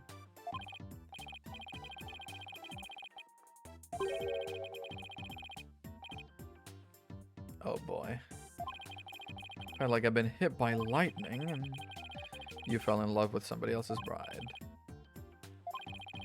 Can you believe they told me only family and relatives could attend? They wouldn't let me into the reception hall. Started wandering around the airship. But you dropped it on top of one of the tables. Oh, brought it to the reception hall, okay. What did you see? Where were you? Get a load of this. Again, he only draws what he sees. And this is the pattern that map is broken up as. What the heck is this? Is it obvious? It's a drawing. Sketch the picture of one of the cabins on the airship. He has become a better artist too over the past 7 years. 10 years, actually, I guess. Look at what's outside the window. Some spooky, scary crow thing. Okay, not a pterodactyl. Nah, that's this thing right here. It's the broken map thing upside down. It's this thing right here. It's this. How can I transform? Rotate 180 degrees. And then friggin'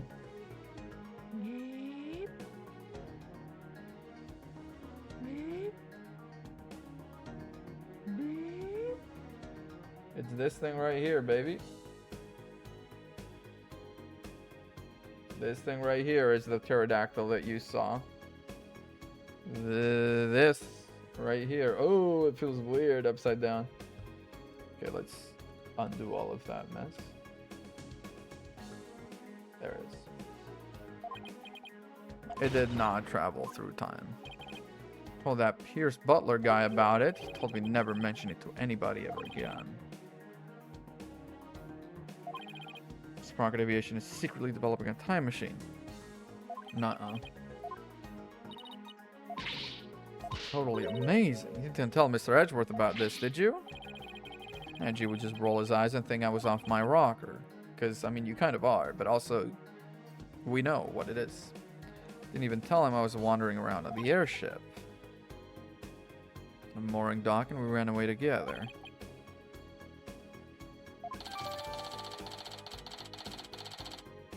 Larry always draws what he sees.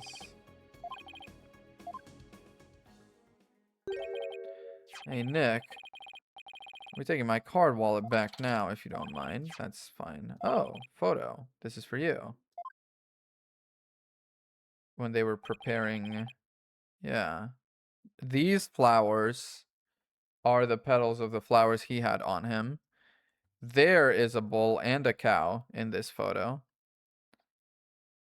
There were 2 receptions for sure. There's Allie right there in the middle. The bottom right here, yeah. It's right there on the diagram.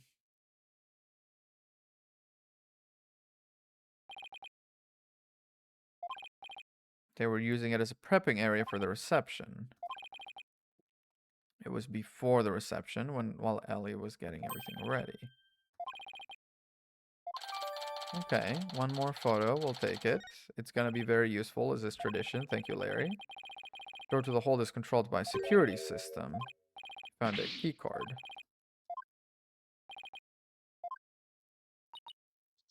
I want to meet Ellen too. Detention center time. You got it, baby. Detention centaur. Understand this is in Master Soren's best interest. Okay, Pierce, what are you saying? Yep. Next president cannot be married to a criminal. It would disgrace Sprocket Aviation. I need you to forget about this marriage. If it isn't Mr. Right. So the marriage is definitely off, huh? There is no other choice. We cannot have a criminal in the family. Okay, well, maybe you should leave.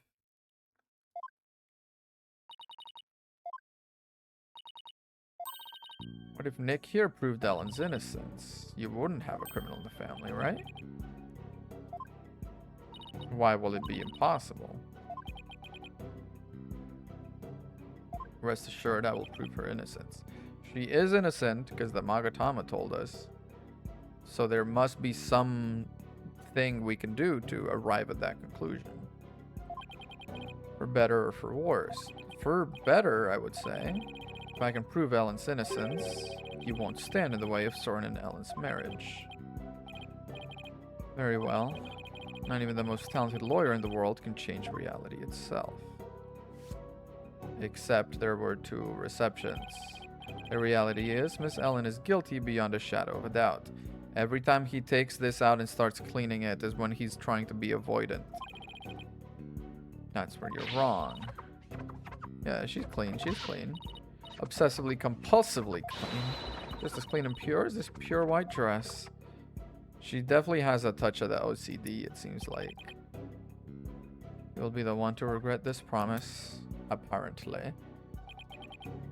Now, if you will excuse me.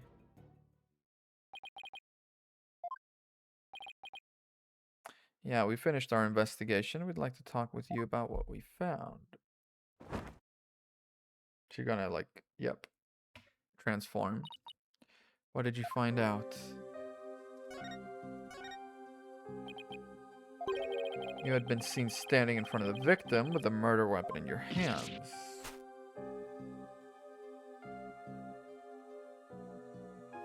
Is it true? It wasn't what it looked like. It's true I was holding the murder weapon. You could have said so. When I found him, he was already dead.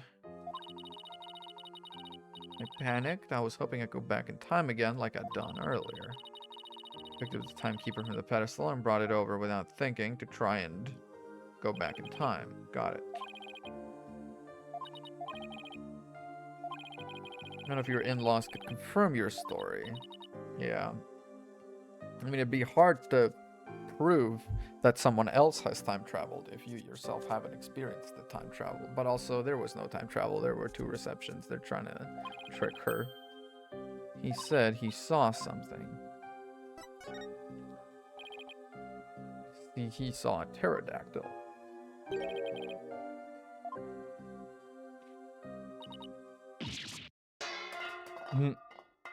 Wow, that shocked her good. Apparently Pierce Nickety told Larry to keep quiet about it. How would Pierce do such a thing? Because he's trying to keep you guilty. Do you think it works? Because it's a secret. We found your key card at Sprocket Manor. Lost it while I was getting things ready for the reception. I looked everywhere for it. I'm so glad you found it. Okay. But did you lose it in the house or in the blimp? I had to prove the existence of time travel in court. No, there's no time travel. I was busy traveling back through time. How would that work? Also, why would you traveling back through time change the outcome of the past? Like, if you arrived in the past and he was already dead in the past, you didn't time travel because he didn't used to be dead.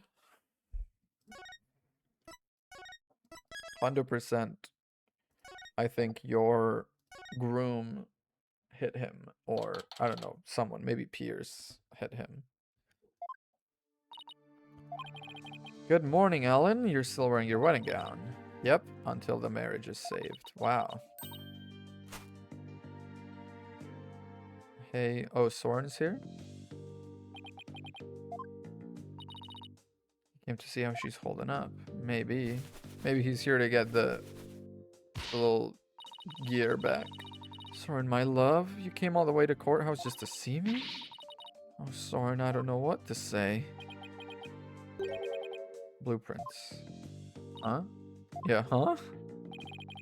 The engine blueprints. I can't find them. Do you know where they are? Oh, they're in your room, 3rd shelf from the bottom on the right-hand side. I see. Is that why they work well together? What about me, Soren? Ellen? Oh? Come home soon. I'm lost without you. Aw. He is kind of a romantic.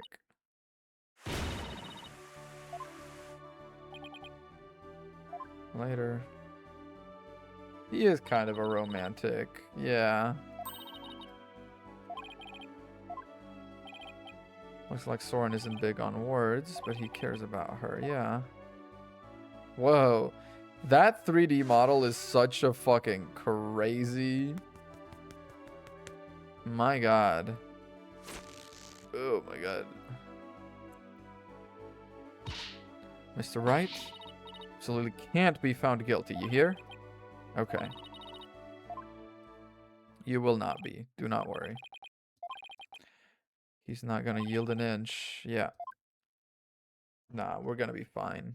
I've already got a solid idea.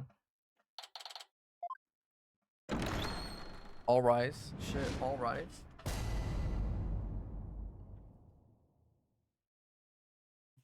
My head completely cut off, but all rise. For the trial of Ellen Wyatt. LNY at.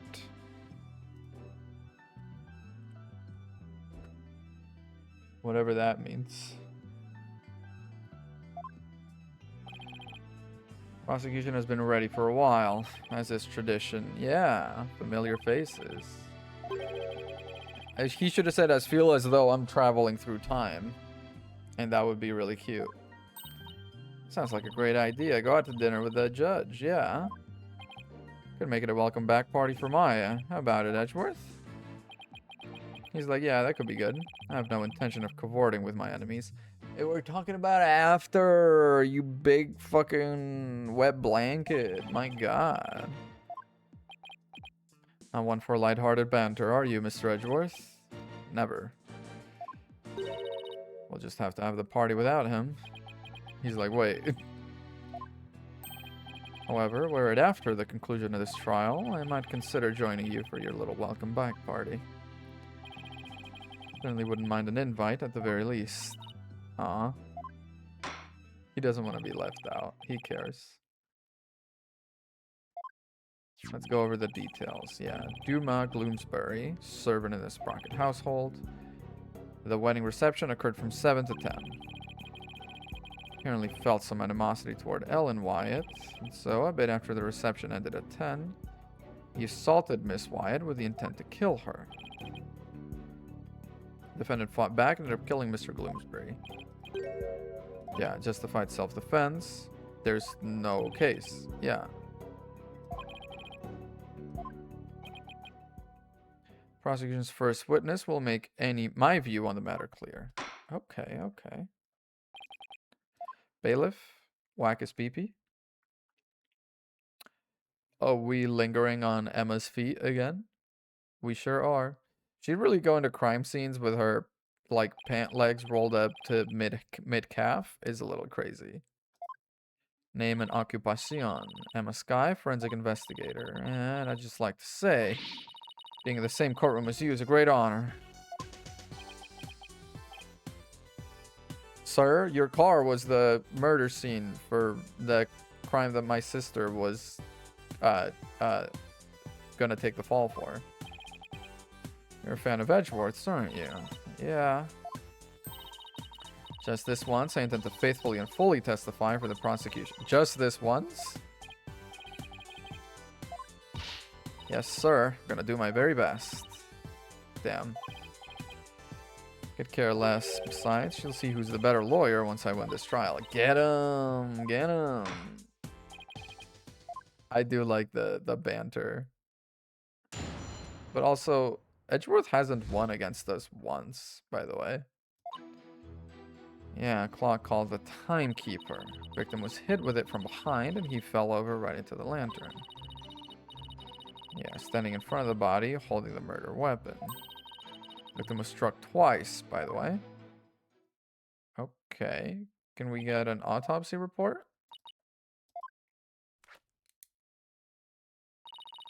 First blow was to the back of the victim's head. Hard enough to knock him unconscious.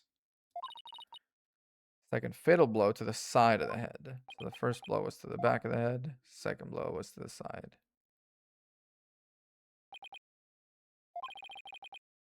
Striking the victim a second time, defendant killed her last chance to escape from any criminal wrongdoing. While attacking twice means it's no longer justified self-defense.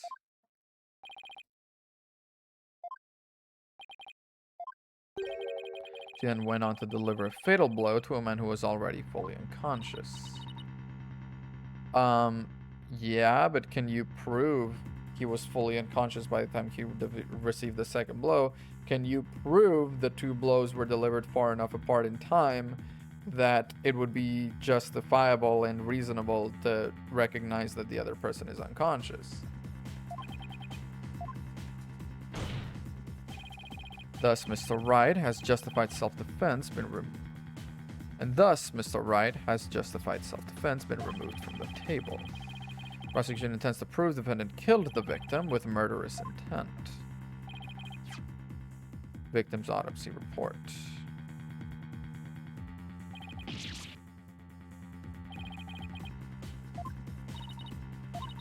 It's not like we were going to plead self-defense anyway.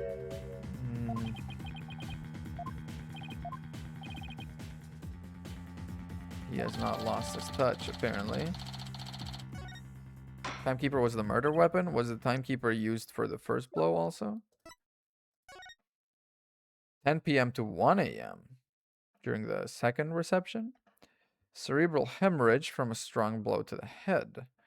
One contusion was found at the back of the head and one on the side, caused by the same weapon. Okay, so it was the timekeeper for both. We're gonna have to start pressing. Hold it! On our weapon is a clock, huh? Completely. Shape of the injury in the victim's head matches up with that of the timekeeper. She was spotted holding it, so yes. I was able to lift it up just fine. Oh, have you know, people on the force know me as the dainty forensic investigator.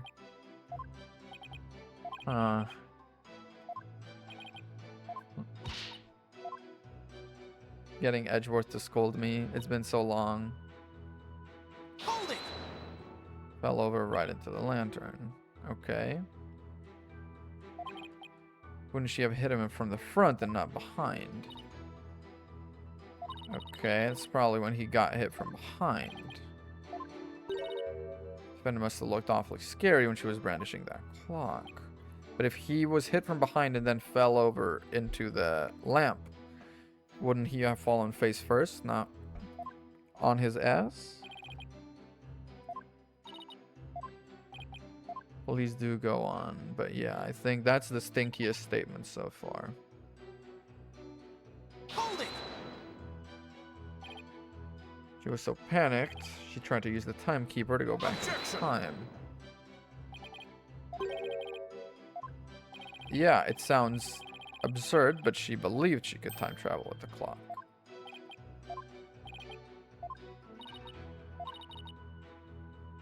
The defendant killed the victim, apparently. Or struck twice. Okay, yeah, I think the fell over is what we're gonna present on. Why'd she stick around and hit him with such a heavy object again? She was trying to kill him, presumably.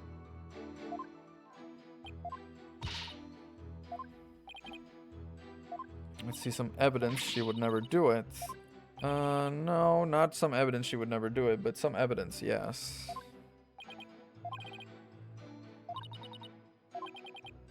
We haven't taken on Edgeworth in a long time. Yeah, he was hit from behind, fell over. That does not quite line up with this. Objection! Yep, that was it. Afraid I have to apologize in advance for embarrassing you in front of your idol. Uh-oh. Take a look at this photo of the crime scene. It's pretty evident he could not have fallen over after being hit from the back. Victim had been hit from behind. Could have fallen over into the lantern face down.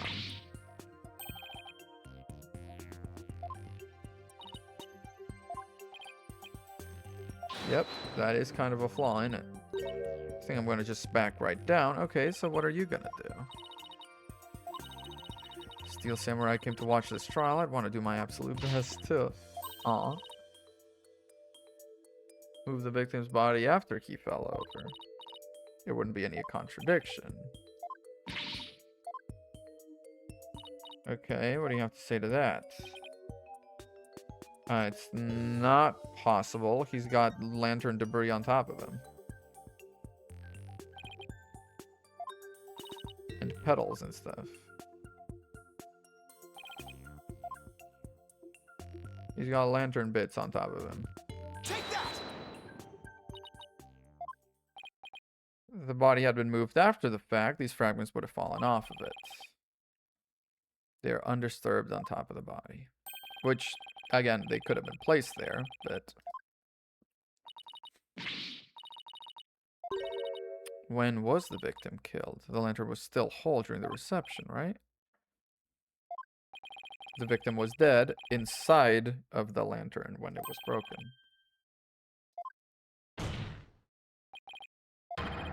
And to assert the victim was killed before the wedding reception. Let's go. This is going to be a really short case, because I feel like we're already doing some major overturning. When Miss Wyatt was seen standing in front of the body after the reception, the body had been dead a while. She was discovering the body. Unless, what now? After all, it was the defendant who prepared the reception hall for the event in question. When the murder occurred, changes nothing. It does. And then tried to hide his body in the lantern after the event ended. Nuh-uh. Where would the body have been hidden during the reception in your scenario?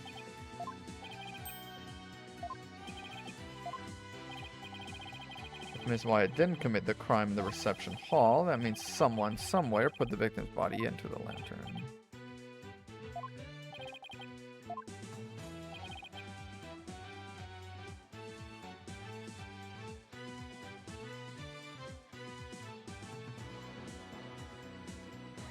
He was killed somewhere else. Put into the lantern, and then the lantern was moved over.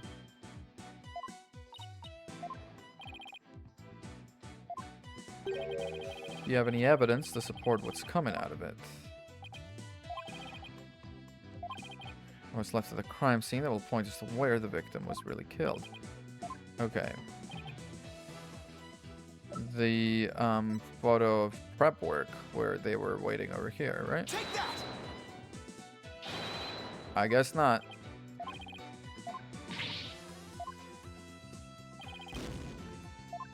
From a senseless attorney, okay.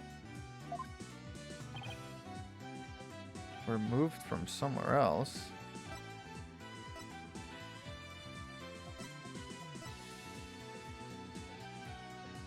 The Flying Chapel pamphlet that says it should be a cow, not a bull. The wedding ceremony photo with it in the background. I'm gonna say the pamphlet first, or no, this is not it. I'm gonna send the pamphlet. Take that! That's not it. Okay. The proofs that they were moved from somewhere else. Okay, then it's gonna be the photo of the fucking this thing then. Take that! Okay, I'm going crazy. I'm going crazy. There's no way to prove it. It's impossible. The lantern and the body were moved from somewhere else. That she saw someone hitting him from behind? Take that! Also not. What the fuck are we trying to prove here? Am I going crazy? The lantern and the body were moved from somewhere else.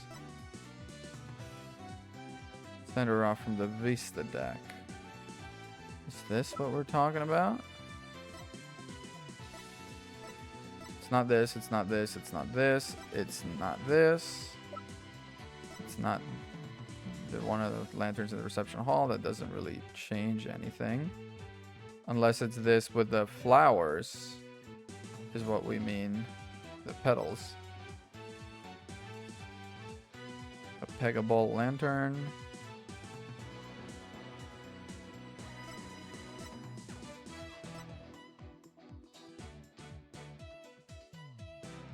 Is it just this with the petals and then be like the petals came from here? Maybe. Take that! Wow, it was. Okay. On the petals. Take that!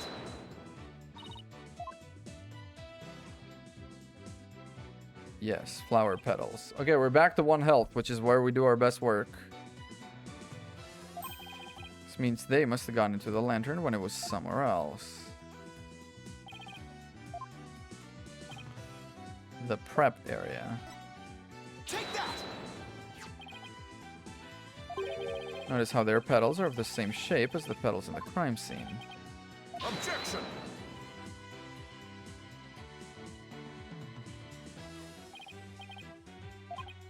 Flower is a flower is a flower. They're all the same. Hardly call what you presented compelling evidence. Nah, sir.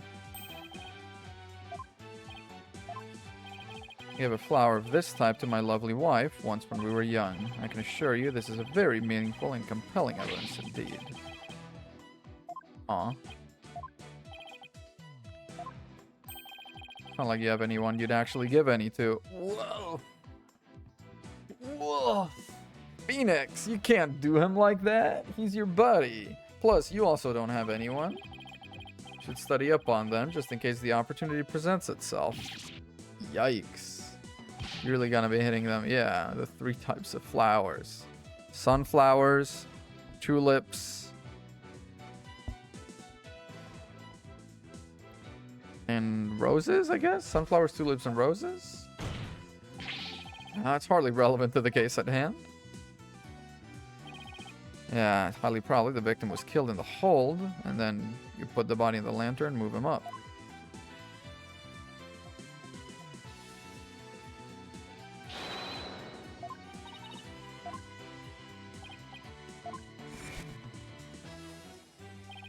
Inside the lantern during the entire beautiful wedding reception.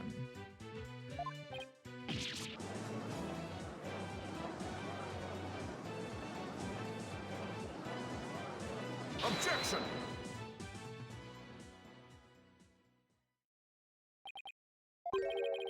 Smooth talk might work on his honor, but it won't work on me. It's gonna be like the time of death doesn't line up. The reception was 7 to 10, time of death was 10 to 1.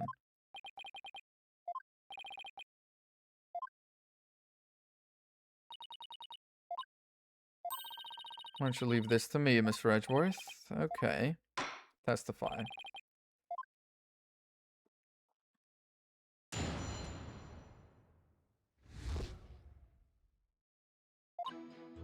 Could not have been killed before the reception. The autopsy report states the estimated time of death was after reception 10 to 1. Yeah.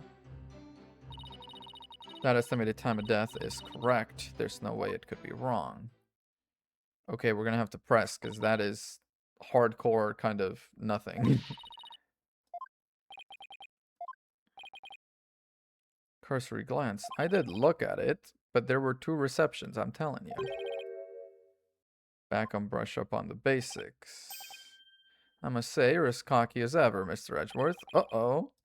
Phoenix is already cottoning on to the fact. I'll go back to basics if that's what Mr. Edgeworth wants. Cross-examine this bad boy. Press, press. Let's get some more juice in here.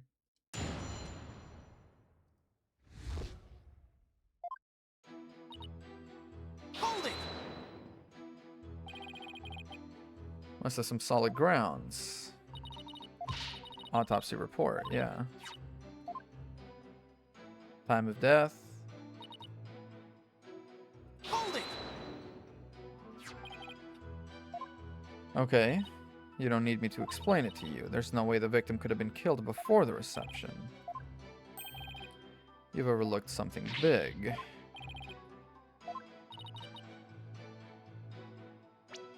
Maybe I've overlooked it too. Hang on.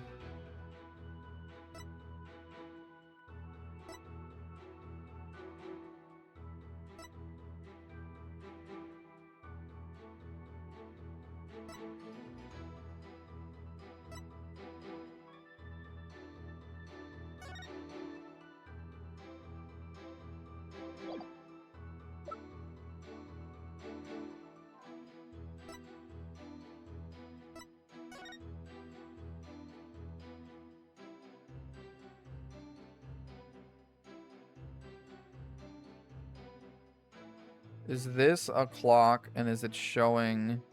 This is showing a much earlier time or a much later time depending on what you say. But that shouldn't be it. Yeah, dry ice swimming in a large amount of thick fog-like vapor. Oh, dry ice blowing right into the bowl. Which would have cooled down the body and muddled the time of death.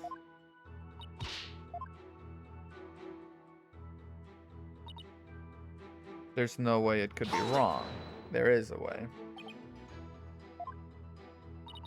Not in this case. No snow or anything to keep the body from decomposing. There's no fridge on that airship big enough to fit a body into.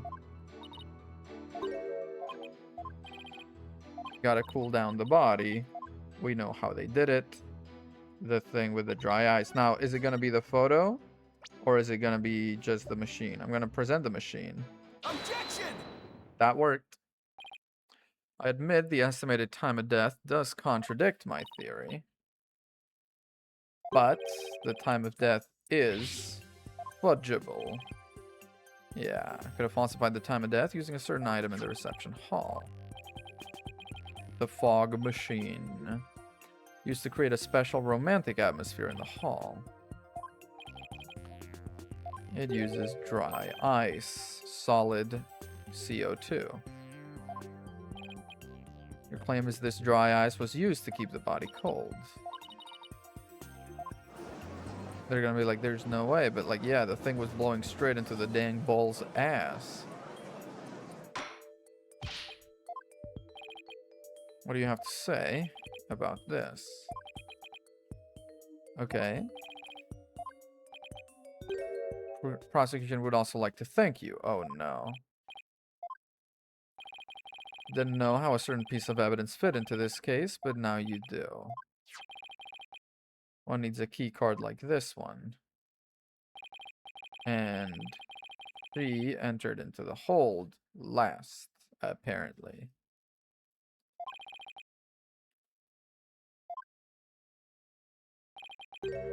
Last person to enter the hold was the defendant. She says she lost her key card, though.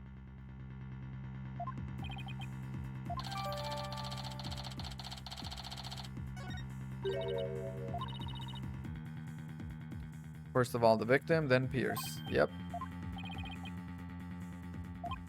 Then it's possible he could have been the culprit. It definitely is. They would be happy to testify to that fact. Well, the fact that his keycard was used, the victim's keycard was used, does not mean the victim was alive and using it. A keycard is just an object, it's not the person.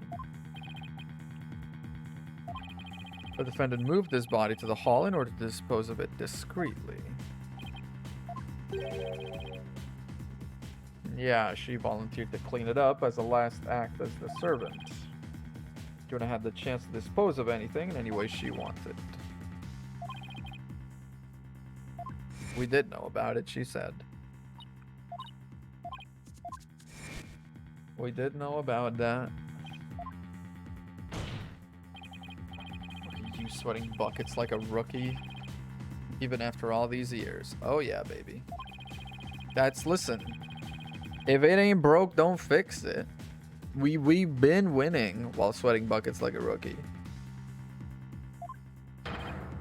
The only person that could have killed him is Ellen Wyatt. No, someone that used Ellen Wyatt's keycard.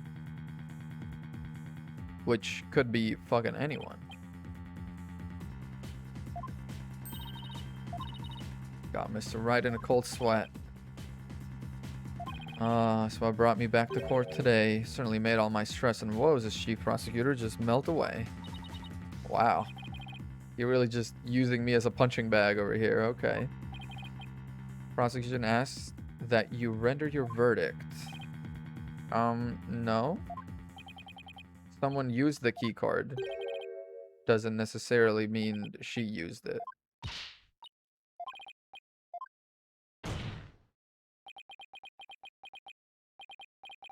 Alright then. Let's see. I've got it. Okay. Yeah, how do you know it was Miss Wyatt who used her key card?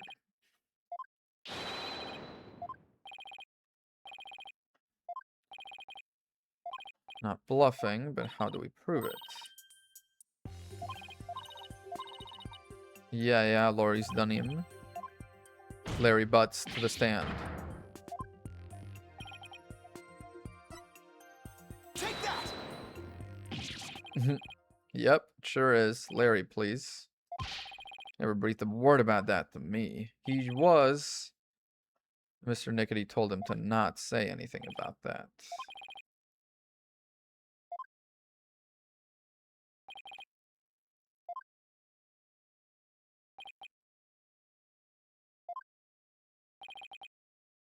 With him, anything is possible. That is true. We should definitely look into it. He's like, yeah, you're fucking right. That man is a menace. We need to look into it. Come on, Mr. Edgeworth. Remember what we've been saying since elementary school. When something smells, it's usually the buds.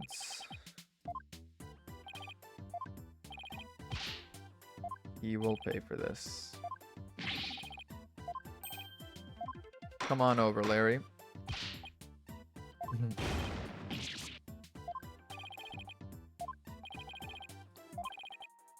Alright, next witness's testimony during this time. This prep time, does Phoenix ever actually fucking do anything during this prep time? He just kind of chats. It's been a while. Back in the court. Yeah, you haven't been back in the courts with me in a bit. Actually, you were kind of in Corraine, I guess. But you weren't next to me. I was with Apollo. Harrowing tightrope walk for the defense. Hey, Athena, what's up? For moral support. Yeah, okay. To be perfectly honest, I sort of ran away. She was putting my life in danger. Okay. Trucy probably thinks she can run you ragged. Yeah. Not even Trucy can keep up with me when I run at full speed. Uh-oh.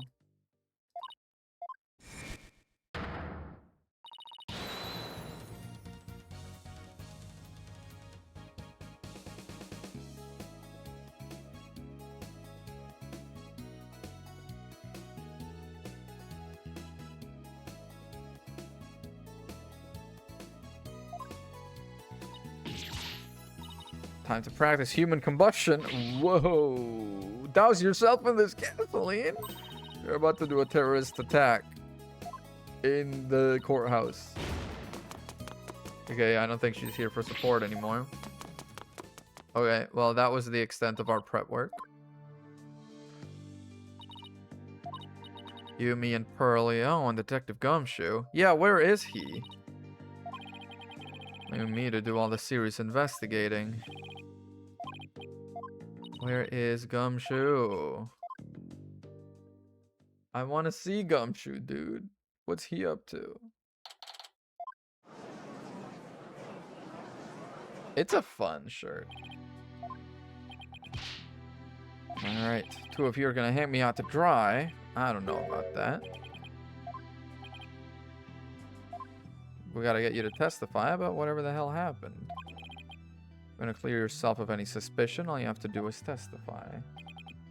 Exactly. Just testify and it'll be clear you didn't do it. Because you didn't do it. That's your testimony? Thank you, big fat stinking jerk. How can you doubt your best bud? We've known each other since elementary school. But, well, get this, pal. Our friendship's over. That's not testimony of any kind.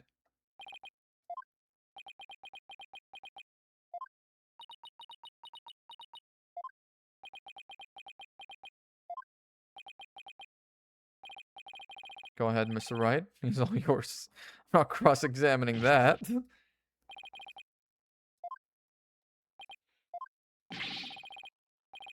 You're just a shred?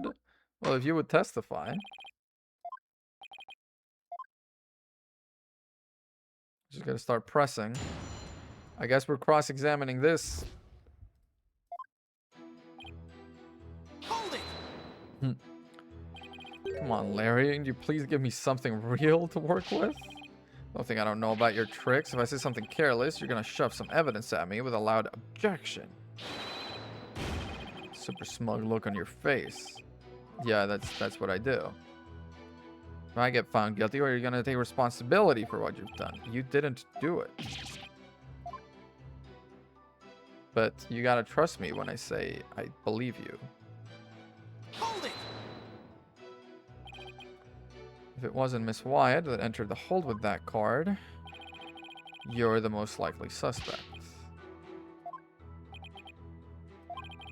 It isn't personal, I assure you. Yeah.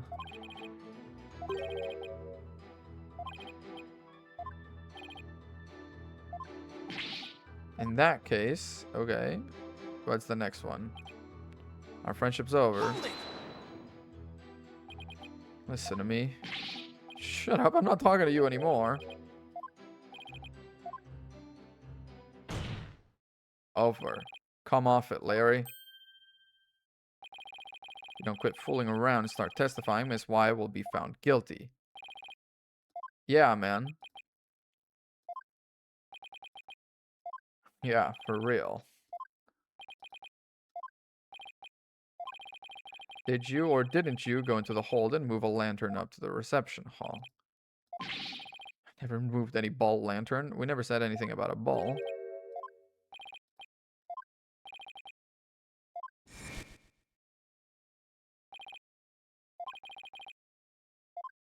Only family and relatives, yeah. No one in this courtroom ever mentioned the sex of the lantern that was moved. How did you know it was a bull lantern? Anyone could tell there were two Pegaballs by looking at the Flying Chapel's pamphlet. No, it's a bull and a cow.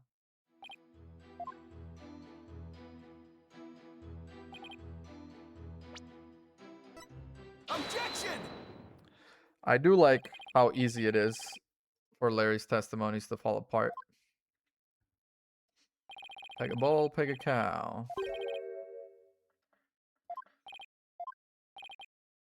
Instead of putting a Peg-a-cow and Peg-a-bull out for the bride and groom, there were two male Peg-a-bulls on display. And you knew about it. Explain.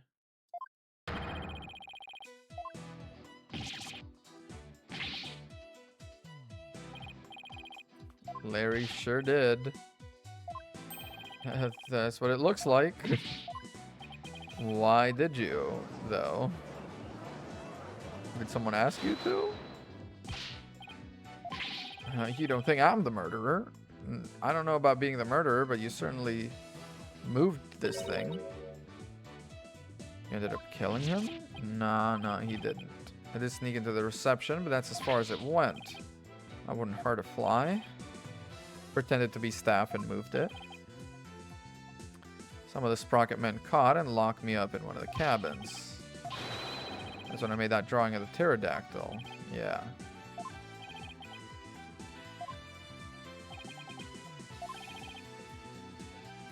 No, he's not the true culprit.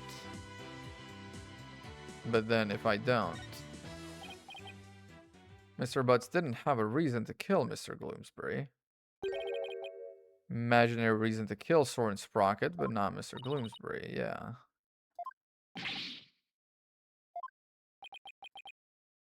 I don't think you killed anybody either. You would never do that. Are we back to being best friends? Whole truth. Yes, please. We need that.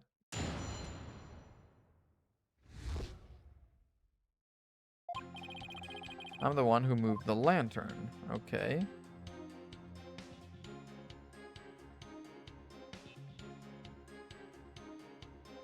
You switched them? I was poking around the reception hall before the main event and saw a lantern was broken. There was a note on it that said exchange with the one in the hold, Ellen. So I decided to do Ellie a favor. I see. Really was killed before the reception, but if the note said from Ellen, that's not great, is it?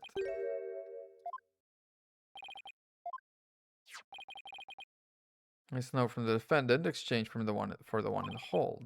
Exactly. He's become a suspect in the murder.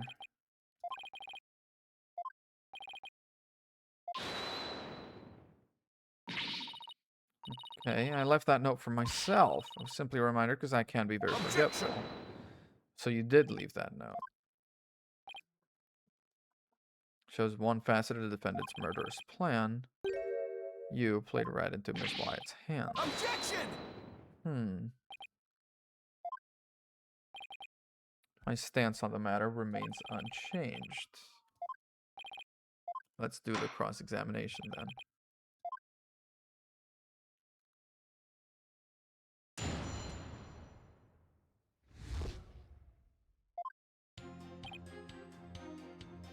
We're gonna start pressing on everything first.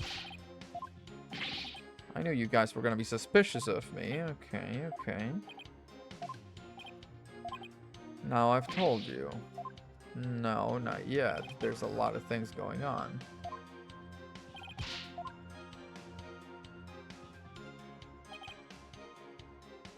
Hold it! Was broken how? I guess. Because I was too busy trying not to get caught, so I didn't have time to check for little details. Okay, when I took a look at the broken lantern, I saw the note, yeah. Hold it! Wouldn't that meant... Yeah.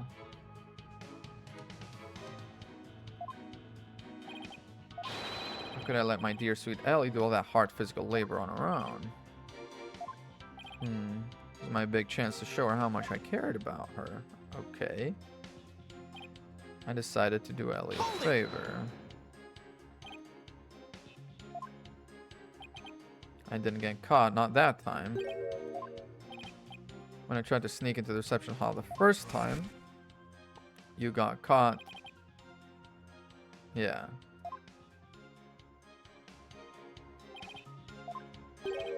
Pretty exciting. And they locked me up in one of the cabins. How long were you locked up in a cabin? 3 hours? It's very important.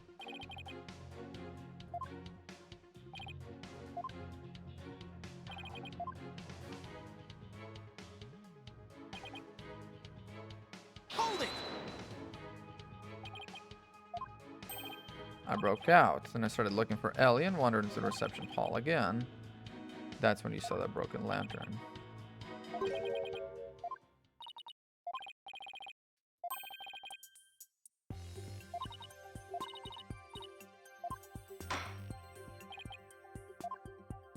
Yeah. That contradicts.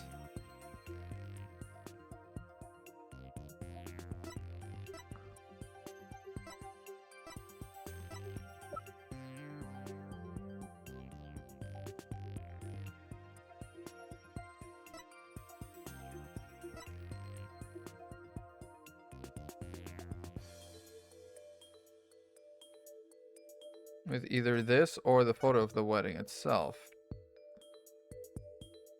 Which already has the bull in it. I think that's the one. Take that!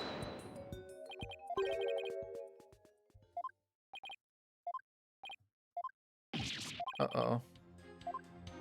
Oh, this doesn't blow up my health? Hold it! I can just keep trying? Weird, okay.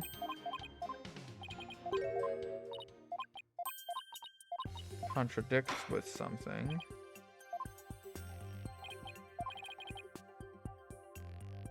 That contradicts with...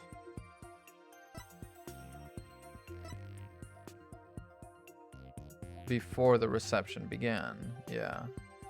Take that!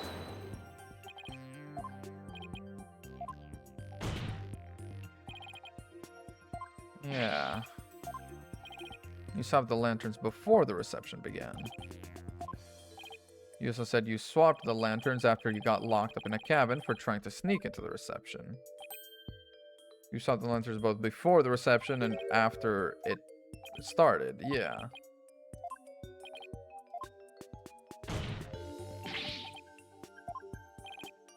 There were 2 receptions, like I've been saying.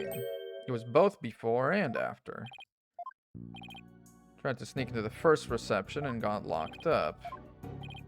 Then, through the power of Ellie's pendant, time got rewound and we went back to the time before the reception. Oh, he's talking about time travel, but no, there were 2 receptions. Of course, the reception would take place one more time after that, right?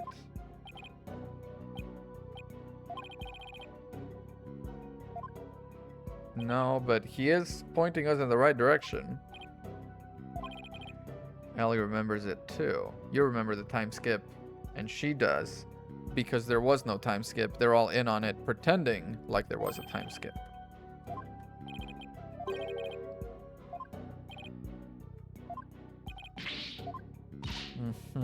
Time to explain it. Defendant Miss Ellen Wyatt has told the defense the following strange story. Indeed. After the reception ended, she was attacked by Mr. Bloomsbury. She wished to go back in time, and then she did, presumably.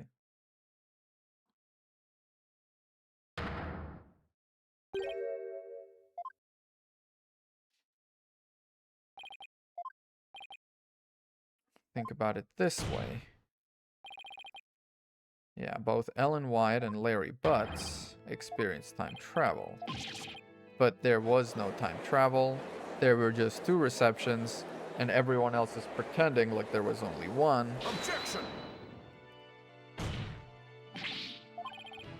It's crazy that I couldn't slip like one of the waiters is there, like a hundo, and they'd be like, no, there were 2 fucking receptions. Objection! This is simply the conclusion I came to using the logic ability you love so much.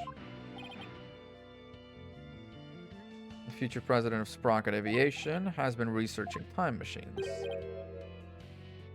What if it has been created, and why that's one of Sprocket Aviation's top secret inventions?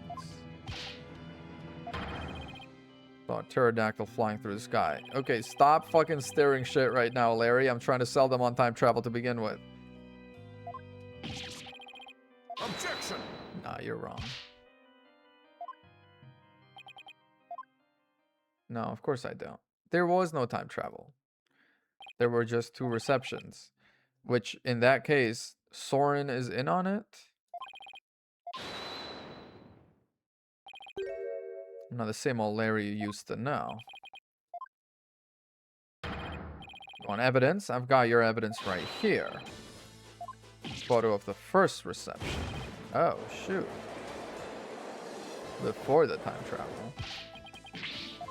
Good job. Let's see it.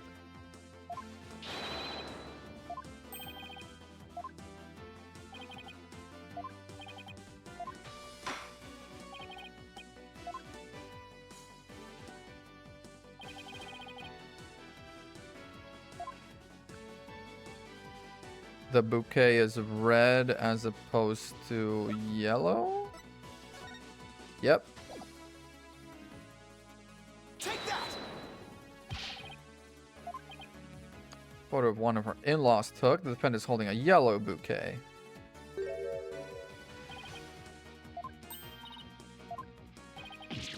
Yep. There were 2 receptions.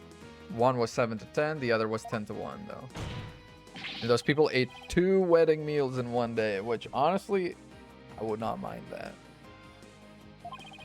She did that when she traveled back through time. It's crazy that we're saying traveling through time is more likely than a bunch of people pretending the first wedding didn't happen and doing it again. Just as Ellen said, the reception was held twice. Objection! Yeah, he's like, yo, are you touched in the head? Did you have your dinner, by the way? It is pure fiction under the guise of pseudoscience at best. I know it's hard. Can you No, there's no time travel. That'd never happen every 5 seconds.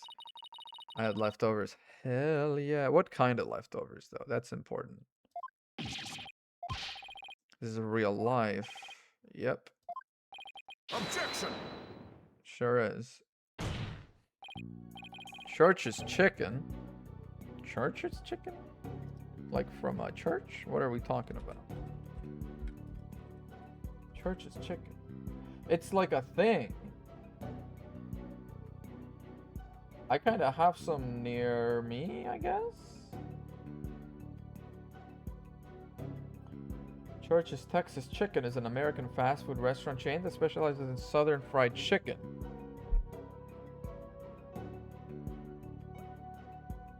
George W. Church is the guy that founded it. Huh. I never knew. For friend chicken. Aw.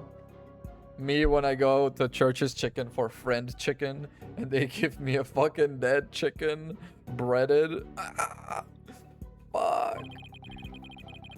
If only to demolish it before your very eyes.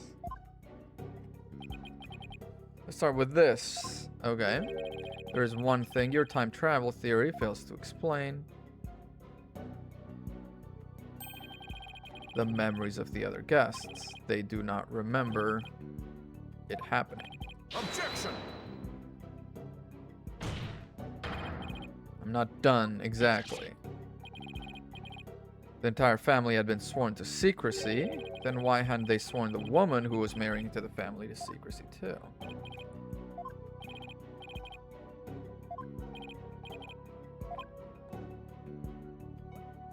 It did not occur. They just held it twice and are gaslighting her so fucking hard. Be a little disappointed, frankly. Aw. Read about it in various literature, you see. They all say time travel is just not logically feasible. Damn. Why don't we put common sense to the test? Okay. It was held twice, for sure. No time travel. The reception, it was held twice. 7 to 10 and 10 to 1.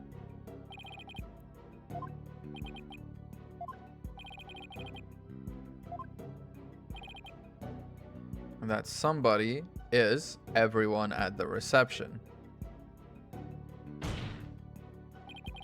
What if all of the guests at the reception conspired together to hold the reception twice and keep quiet about it?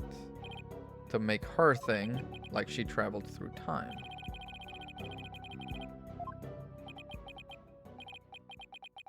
Is he about to have one of those like moments? Oh god. Pierce Nickety. Yep. You are not a renowned lawyer for nothing. I must say, I underestimated you.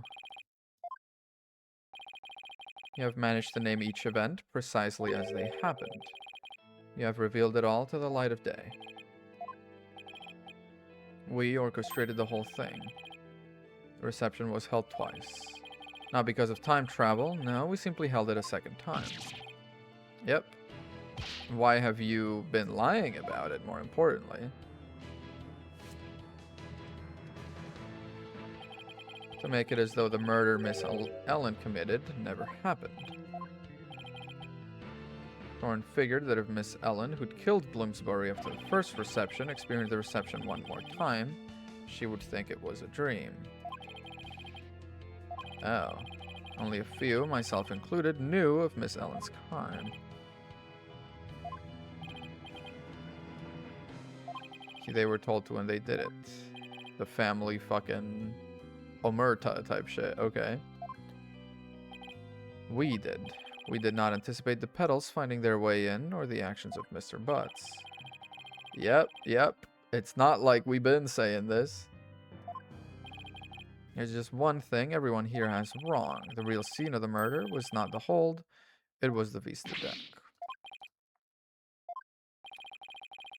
I am back. I'm down to 1 HP, by the way. The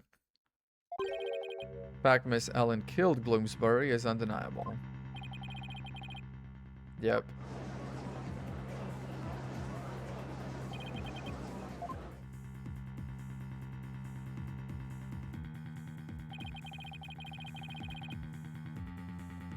We have arrived at the truth. No, we have not. We have just... We're at square one. We were behind the starting line, and now we are at the starting line. We know it happened twice. Now you gotta, you know, make the assertion that she killed him ahead of what we thought had happened. Please do feel free to travel back in time and attempt to do this trial over again. How funny would it fucking be if I pressed load right now and I did that? Bet you can't do it. Unless we will have to hold a separate trial for the cover-up conspiracy later. We are ready for your ruling. Objection! I don't think we are. You haven't proved anything about when the murder actually happened. What the fuck do you mean we're ready for the ruling? She says she saw someone strike the victim. Objection! Lost more than your touch during your time abroad. Sir, I was literally dismantling a monarchy using the power of law and pogging. What are you talking about? Objection! By the same token, how can we trust those who conspired and lied to fool this court of law? There we go. I like how you know that. Like, did you try it or what? There isn't enough trustworthy information yet for me to render you. Yeah, exactly. Thank you, Judge. Thank you, Udgy.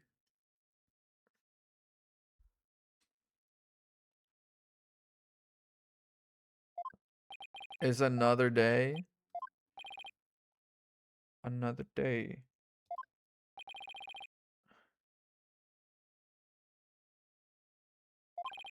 Your case will be brought to a separate trial following the resolution of this current one. And they're like, yeah, the lesser evil. It's fine, whatever.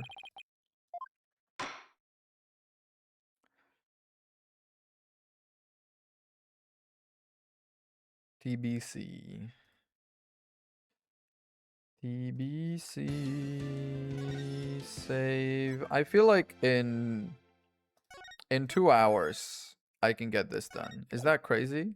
1 hour investigation, 1 hour trial, we're done. Yep.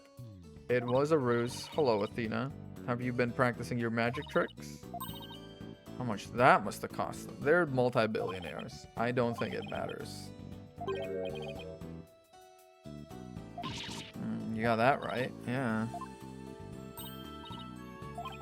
Hey, Maya. Are you all set to go?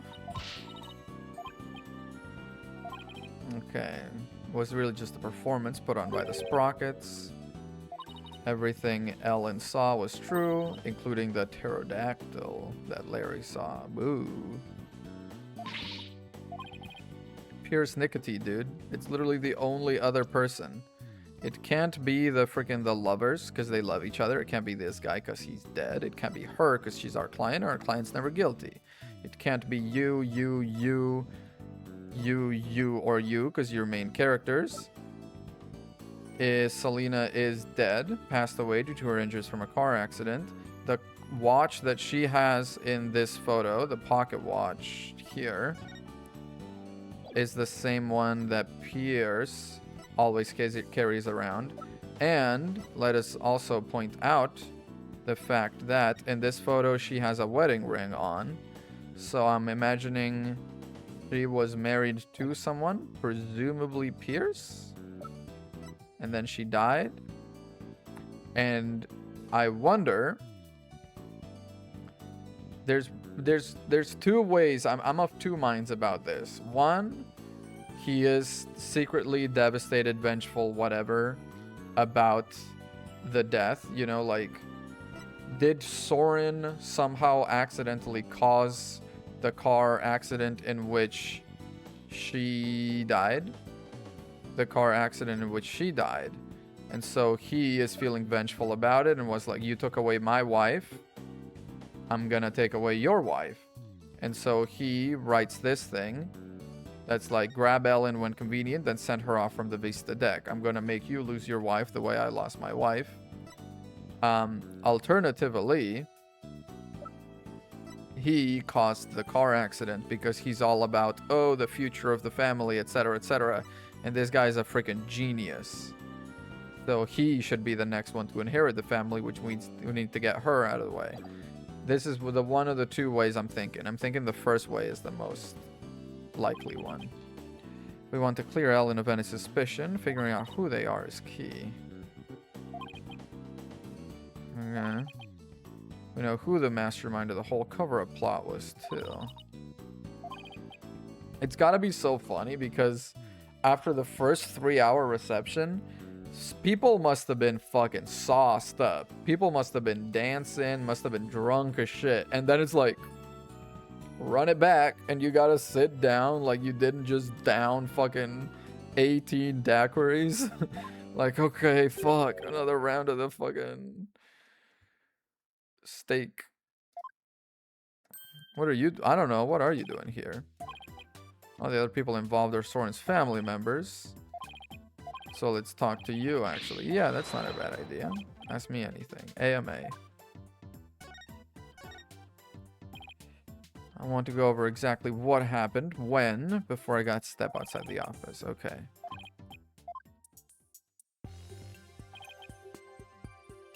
Held at 7 p.m. on the day of the incident. Okay. Then he tried to crash it, got held, got sent to a room. Yeah. They locked me up in a cabin. It was awful. Okay. And then you broke up. Yeah, in the reception hall by Bloomsbury. Supposedly forced her out into the Vista deck. Oh, okay. And was about to kill her when he was hit from behind. The family quickly threw together a second reception. Made her think she time traveled. Yeah, she said she saw someone strike him from behind right before she passed out. Not a soul because I was locked up in a cabin.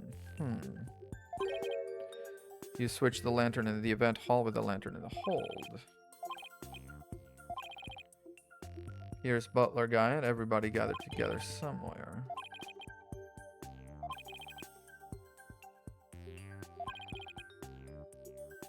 Ellie went to clean up the reception hall, and then, yeah, she found the body in the lantern you brought up. Okay. What happened during the actual murder itself? Yeah, who really killed him? And why? I wonder, did Soren kill him? But why would Soren play along with the second reception? While the murder was taking place, you were locked up in a cabin. The pterodactyl, right? In the window. Which was, in fact, the broken map upside down. Means you couldn't have seen a real pterodactyl flying through the sky.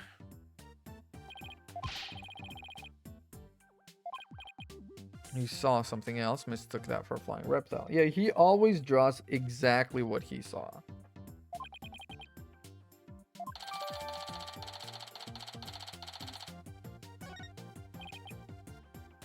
I can say that with every confidence.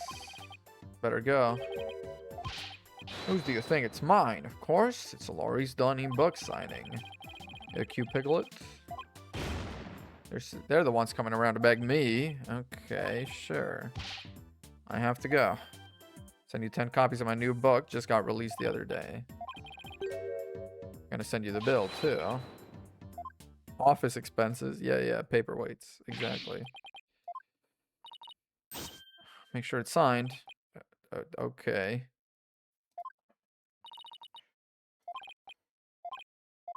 Go see Ellen DeGeneres. This really is just... Athena truly has just become a clown, huh? We have a magician and a clown in the office. Off you go.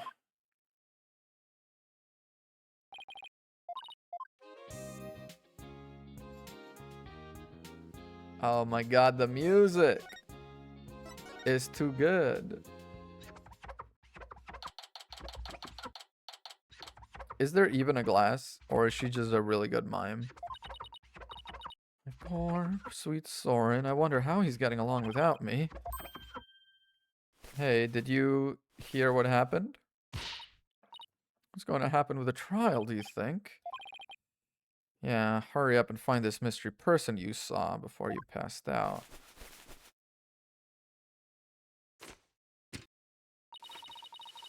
Think that person could be the real killer? Could be, could be.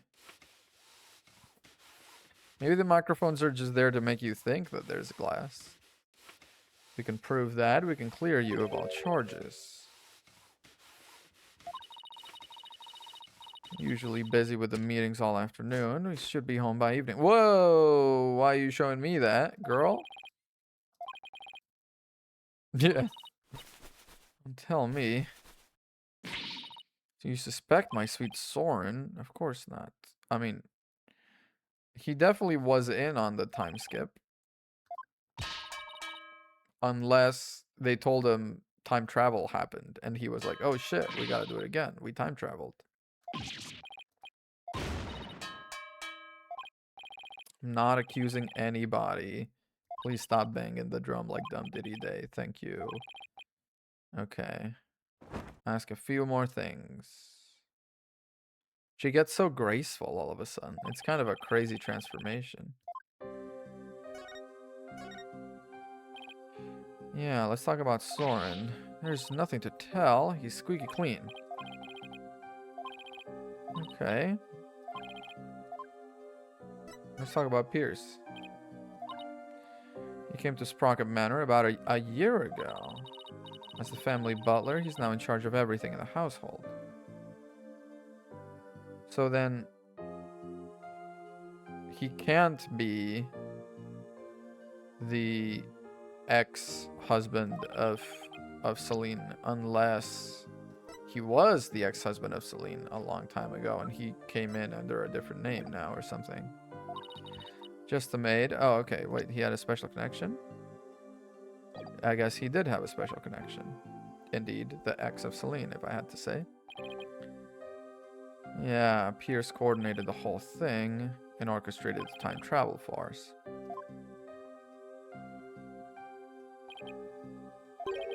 How could anybody gain that much influence in a single year?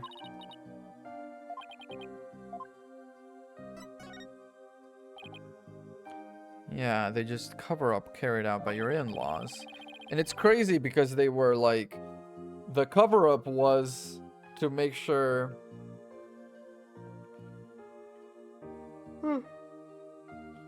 the cover-up was to make sure she wasn't guilty for the crime and she didn't know she committed the crime. And then the first thing they did was fucking pin it on her. Excuse me? Can't believe it, even if the second reception was fake. No, he's very serious about his time machine research. Yeah, I believe that. Something he wishes he could change in the past. Time travelers do exist. Soren said he knows someone who travels through time. Is he being fucking conned? Please make sure you don't cause Soren any trouble, okay? We're gonna do our best, but yeah, who knows? Whatever you do, please don't upset my poor Soren. If he's guilty, man. I'd rather be found guilty myself. Yeah. This shot is fucking crazy. This shot is crazy.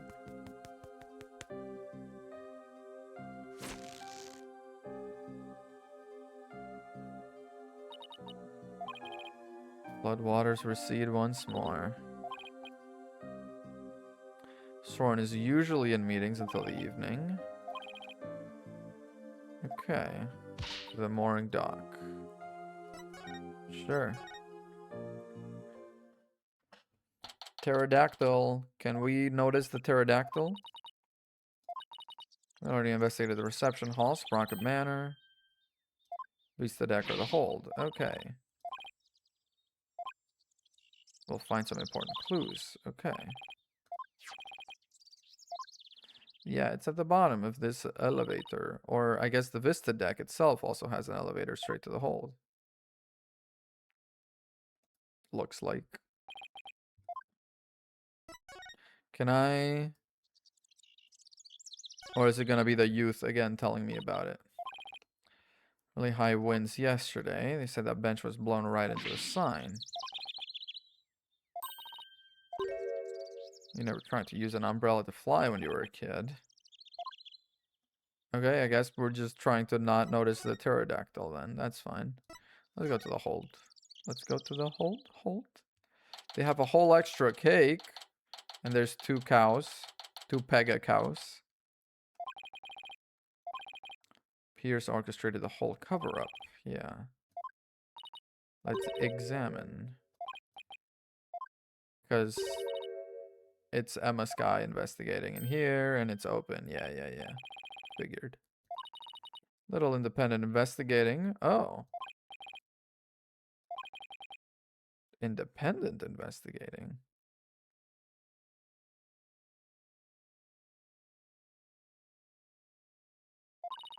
Yeah, sure. Police just finished their examination anyway. Okay. Should know the floor doubles as a huge lift. This area right here. That lever, which I'm sure is somewhere. Police inspected it already, but didn't find anything of particular interest. Okay. Double for Maya. Because she's clumsy or because she's more important? Don't answer that. Nothing conclusive yet. Almost everybody was involved with the cover-up, so it's hard to know who or what to believe. Yeah. But it's gonna be a tough trial. Just gotta make do and see what I can turn up. Okay, let's examine.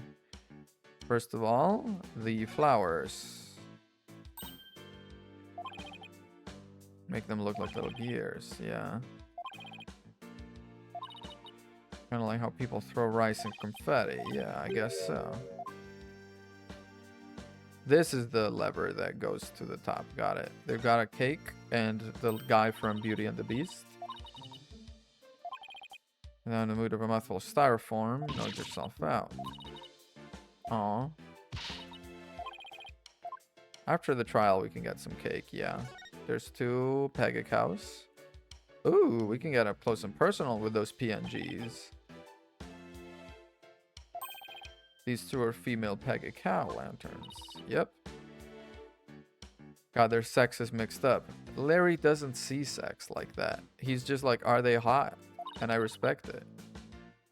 Difference is pretty glaring.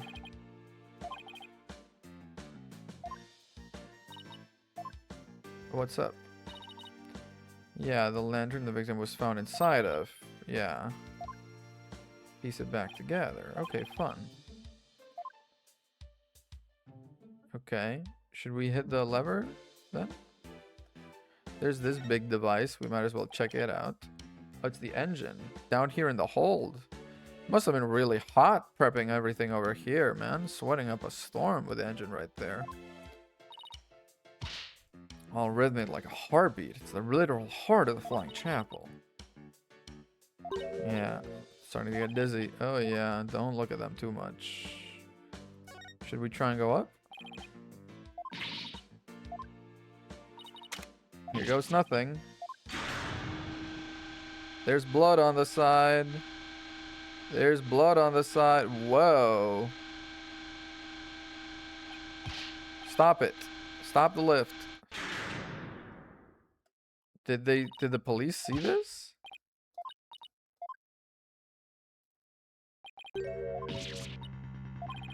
Could it be Mr. Bloomsbury's blood? Yeah. That's the most logical conclusion. So, like, he could have been killed up there. Like, she says she saw someone hit him in the back, and then the elevator just brings him down. He had a bloody hand.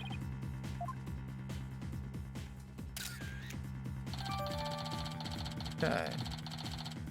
Bloodstain on the side of the lift. Bring it down. Very good. Very good, Maya.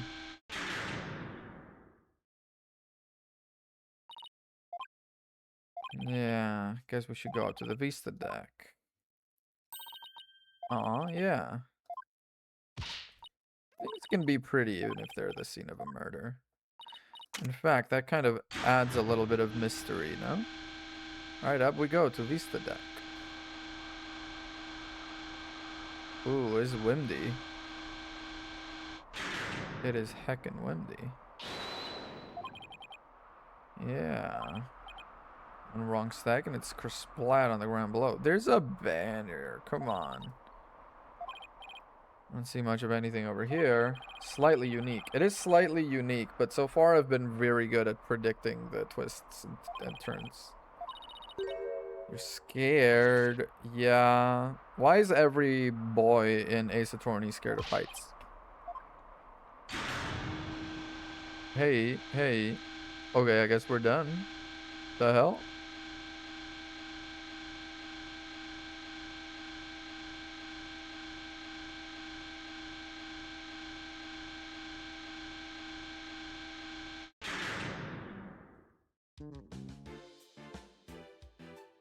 Okay, I guess that's that.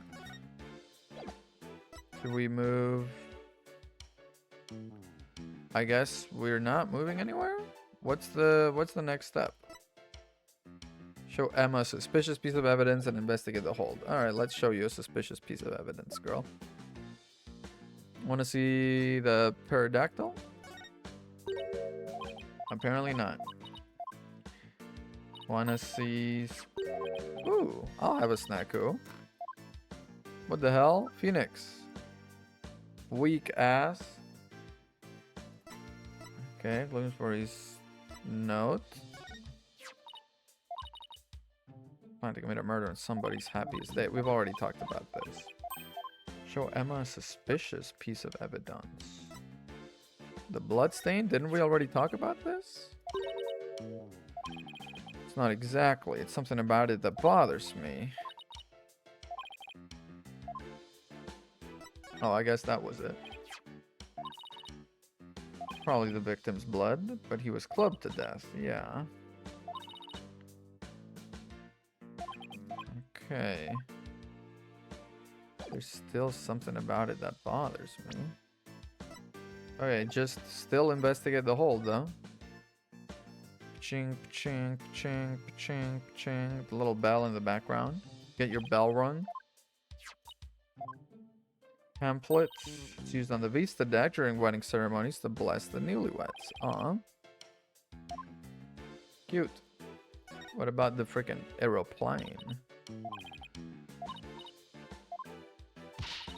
A quick tour around the neighborhood. I don't think it flies. I've seen people fly airplanes on TV plenty of times. Did my voice just horrendously crack, or did I imagine it? Let's say it didn't. What's with the Lumiere over here? There's fat fingerprints on this. Oh, okay. Whose fingerprints are they? Left hand prints. Duma Bloomsbury. So he was left-handed?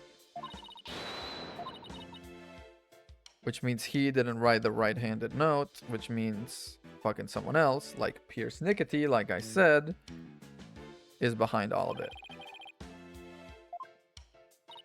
You're pretty good. Sure enough, the victim really was left-handed. Okay. You did a real great job, Maya. Way to go. isn't in the photo Larry took. Yeah, it must have been some time after that. Might as well throw it on there.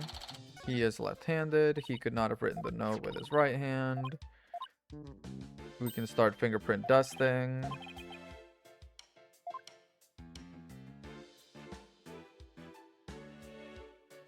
There's all these plates over here. I want to see. You stay far away, you're going to break it all. Rap sheet for breaking things doesn't help your case. That is true. She does break a lot of things. There is literally nothing else to see.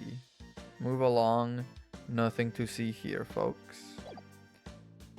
Haven't I done everything then? Investigate the hold, they say. Oh, the candelabra now. Okay. More fingerprints. Almost dropped the candelabra and the candle slipped off. One of the tips is broken. Yeah. Luminol stain it. Yep. There's gonna be blood on it, which is gonna be why his hand is all bloody and why this blood stain is there. Yep. Someone came all over this candelabra. Ugh. Somebody got hurt while they were setting up the reception. Some force involved. Somebody got fully stabbed, yeah.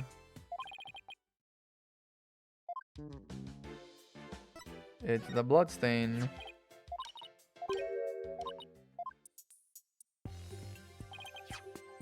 Yeah, and a bloodstained candelabra. Maybe the two bloodstains are from the same source or different sources.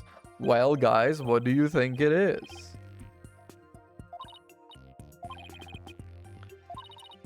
Are you kidding? It takes just a little moment, and it's gonna be the same. And it's crazy that you wouldn't check that in the first place, Emma. That didn't take long. Okay. Are from the same person. Matches the blood of the candelabra.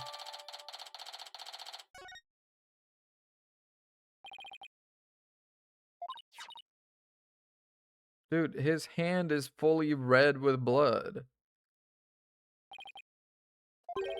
What if Mr. Bloomsbury stabbed somebody with a candelabra pin?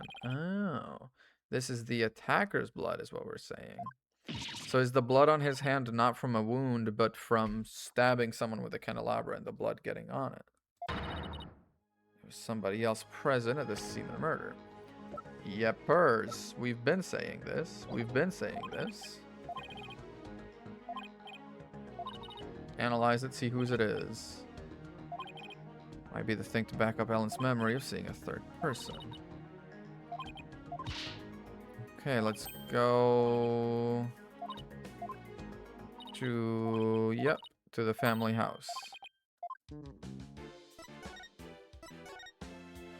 Soren, talk to me, baby. Don't touch anything, you already broke that radio. I was told I had guests. You sure do.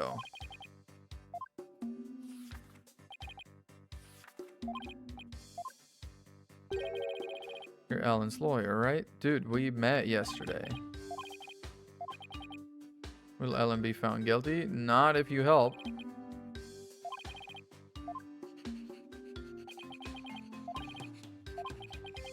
Alright, fine. Okay, he was taking notes of anything. He's a meticulous note taker ever since the accident where his sister died. So it seems to me like he's definitely got some weird hang-up, trauma, stress that's developed into a weird neurosis, it looks like.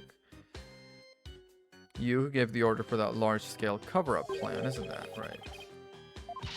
He doesn't know about it. 2 wedding receptions in order to try and cover up Mr. Bloomsbury's murder.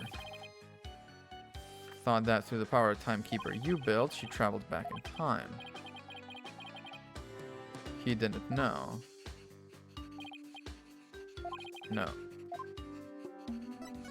he thought they time traveled.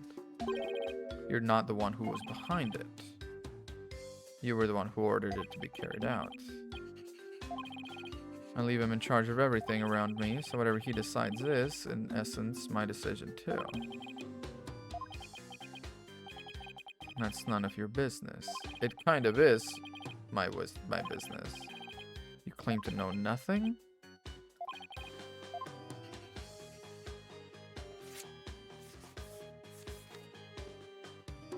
He's gonna be like, get the fuck out.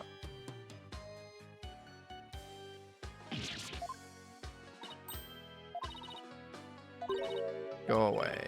Yep.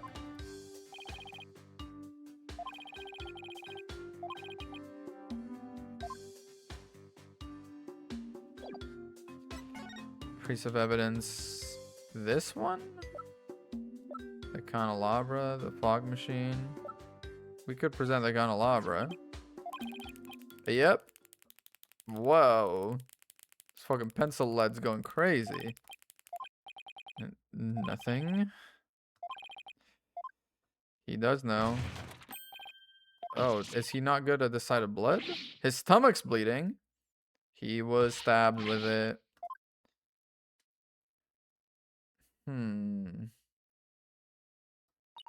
So he's the one that came up behind him and hit him in the back of the head. But I'm thinking Pierce is the one that finished him off. His whole demeanor changed. Maybe his injury. Oh my god, his notebook.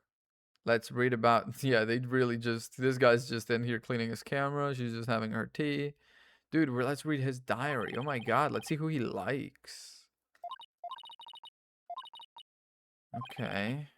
Yeah, of course take a peek. What are you kidding? Filled with big words written in tiny letters.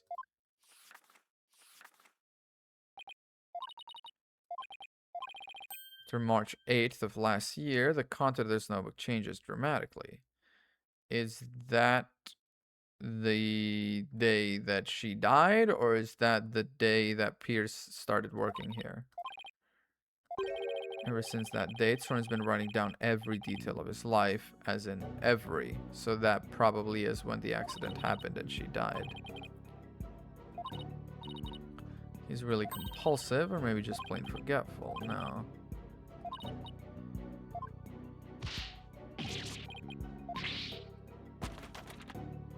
Did you rip it? Is it gonna be a photo of Celine? Whoa. Into the pool of Soren's blood? What the fuck? We really are just a fucking comedy group, aren't we? We're just fucking... We can't have evidence because we conveniently fucking drop it in blood.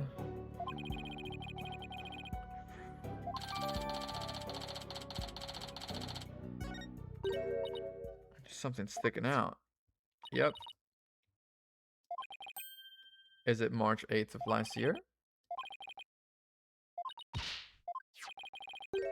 Driver at the time of the accident was Duma Bloomsbury. Soren was in the car too, and that he had sustained severe injuries. Soren completely changed and started writing everything about his life. Holding a grudge against Bloomsbury. No, not Soren. Pierce. But I don't know if it's against... How old is this kid? 24. He would have been 23. I don't know if he would have been that much of, like, you know, if he could have caused the distraction that caused the car crash. Maybe if he was being his little, like, you know, oh, I'm an inventor and I don't care about anything else and I'm absorbed in my world type shit. Like, yeah, maybe he could have caused the car crash doing that. Maybe he's at the Flying Chapel. Alright. I guess we're going to the Flying Chapel. He sure is right here. Yeah, you have my sincerest apologies. The other servants are with him and I'm in constant contact with them.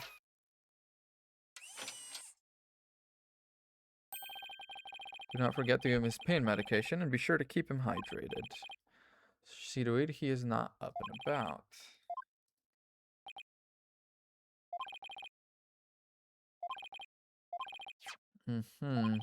He dropped it when he collapsed. See to it personally, Mr. Soren gets it back. Of course not. It's filled with numerous patent-worthy ideas. Now, you're busy, but can we talk to you? What would happen if we hadn't looked at it, into it?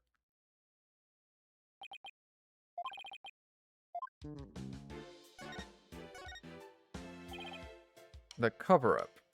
Because Soren didn't know about it.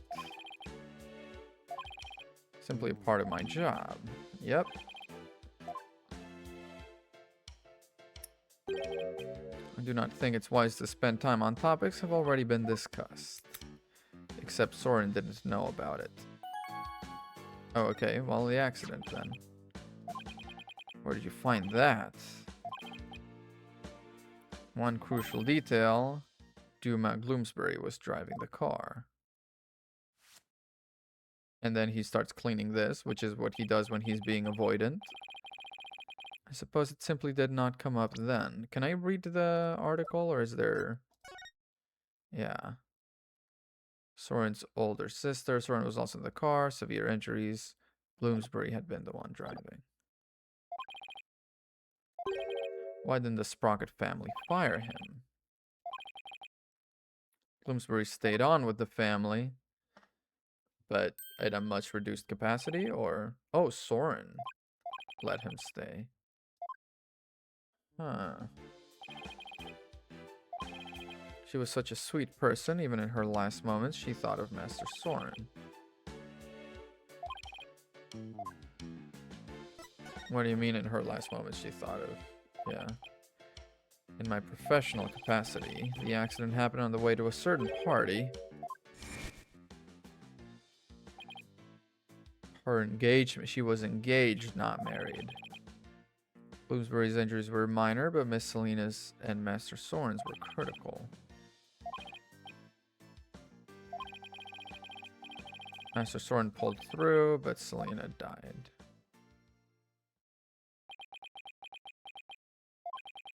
The last words Miss Selena said to me were,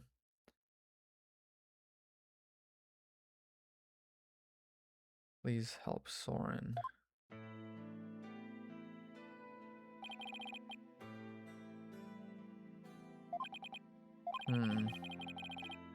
Selena's fiance must have been devastated. You. Indeed. The shock of losing Miss Selena was so great, he quit being a surgeon. The surgeon who tried to save them both was Miss Selena's fiance. Good question. I wonder that sometimes myself. It's so you, it's not even funny.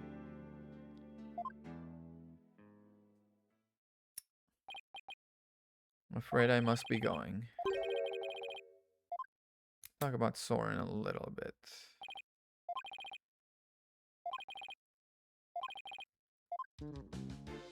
Again, the candelabra. Pierce. I don't know anything about it. Uh-huh. Magatama time. Oh shit. It's a 3-piece. Lord. Alright, time to break some psycho locks.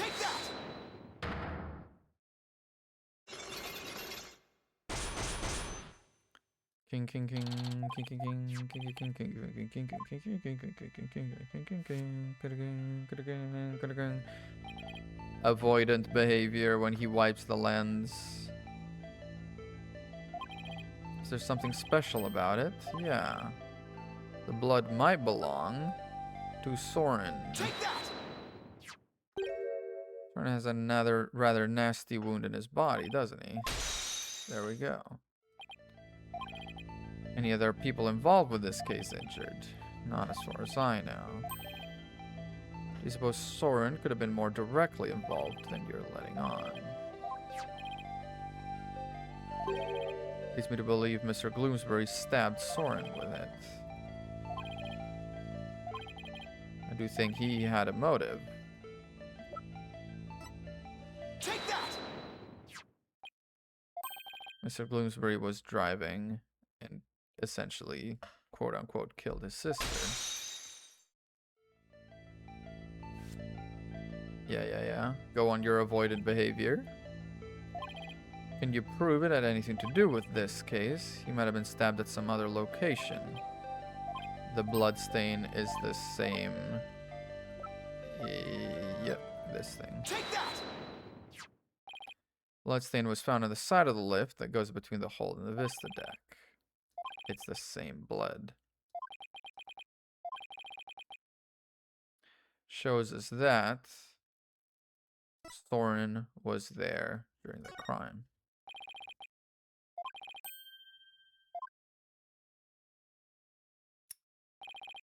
You are very astute. It appears I cannot hide this from you any longer. He will tell me everything. I fucking at long last. Sure hope he does. Okay, let's hear it. When the music hits like that, you know you're gonna get some juicy deets. Master Soren was stabbed by Gloomsbury on the day of the murder. After the first wedding reception. Yeah. Bloomsbury appeared, attacked Miss Ellen, tried to take her away. Soren went to stop him, found himself in a struggle with Gloomsbury. That's when Master Soren was stabbed with a candelabra. Yeah, he went after Bloomsbury. So Soren was at the scene. Jamiroquai? What? What? Time Master Soren arrived at the scene, Gloomsbury had already been murdered. To protect Master Soren. Unnecessarily complicate the investigation. Oh, okay. I'm afraid I really must go now. It is kind of like the Markiplier punch.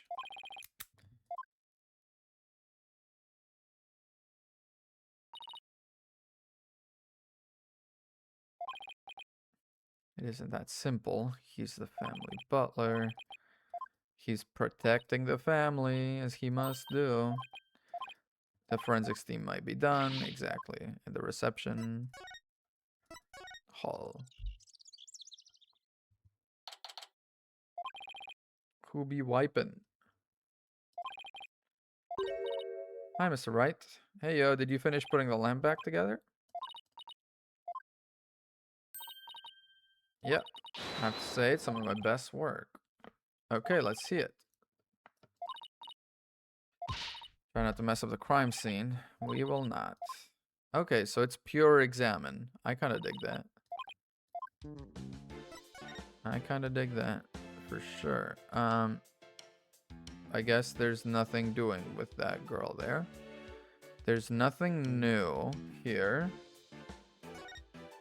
Bajoom. Oh, there it is. Now, one wing is pointing up, the other's pointing to the side. It opens, but it's the wrong way around. The steel thing goes on the inside, the bronze thing goes on the outside. Must have been a lot of work to piece it back together.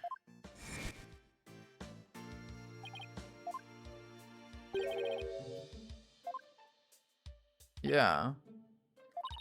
The blood got there when the killer was putting Doom and Gloom's body inside. No, no, no. The steel ones go inside. The bronze ones go outside. Compare the two. Yeah. We can do that right now.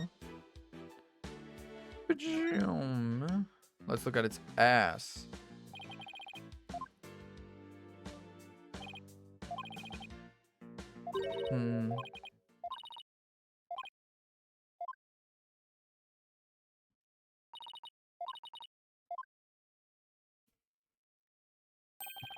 Really is a spot the difference. The color of the wheel handle. The angle of the wings is also a little fucked up. But also, yeah. The steel goes inside. The painted one is outside.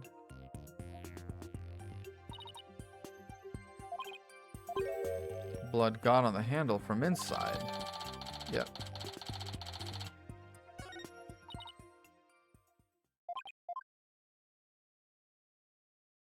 But it's from the inside, so presumably it's the guy that was inside with the bloody hand. Did he put himself in there?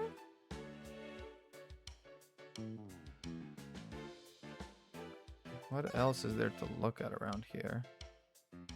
We've looked at the thing. We've looked at the thing. Aw, these have little faucets. That's kind of cute. They're like repurposed lamps.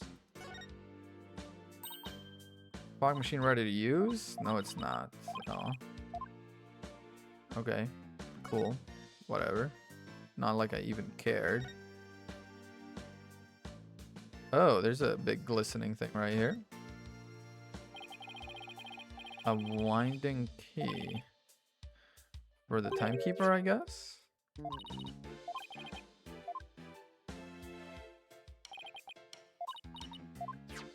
Do you know anything about this key? Starts up the timekeeper. First startup of love ceremony was so beautiful. Oh, okay. Each had a symbol of their love, and they put them together. How romantic it was. So it's that plus the thing she wears around her neck.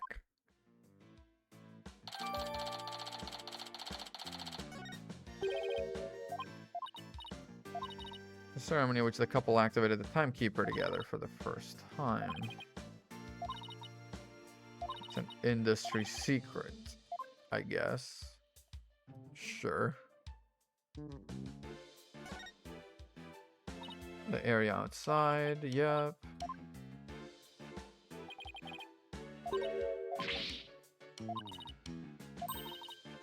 We're wiping away all the sadness stuck to the airship. Aw. New tablecloth. Food stains that were there are now gone. Okay, we've checked out everything here. Anything else worth looking at? Not the maid, not the bowl, not this plane. Let's look around. What's up with you? Take a look at that door. Oh, sorry. Not you, the door. Please don't open that. It's the emergency escape hatch. Leads directly outside, you say. Okay. What are we two doing here? What are you doing here? You missing your notebook? Notebook. We gave it to Pierce.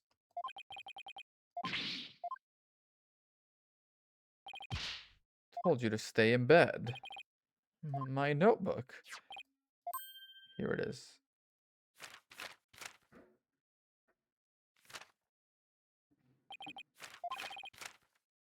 Is it that, like, ever since the accident, he can't remember things? So he has to write everything down? The way that he asked Ellen where the blueprints were, seems like he's very forgetful.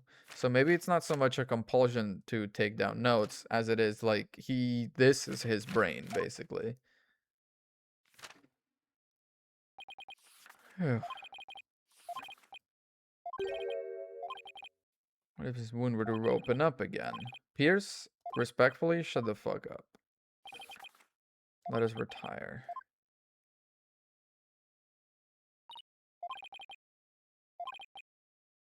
Let's go back to the agency. We are done with investigating. And it was indeed 1 hour investigation, 1 hour trial. We're fucking done. Taking a short break from magic, sure. Third person Ellen says, might have been Soren, indeed. By the time Soren got to the Vista deck, the murder had already occurred, apparently. Nah.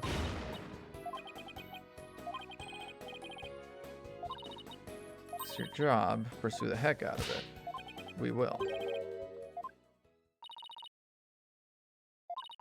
We gotta find the truth. Plus, my client is Ellen, not Soren. She might not like it, but we're gonna get her off.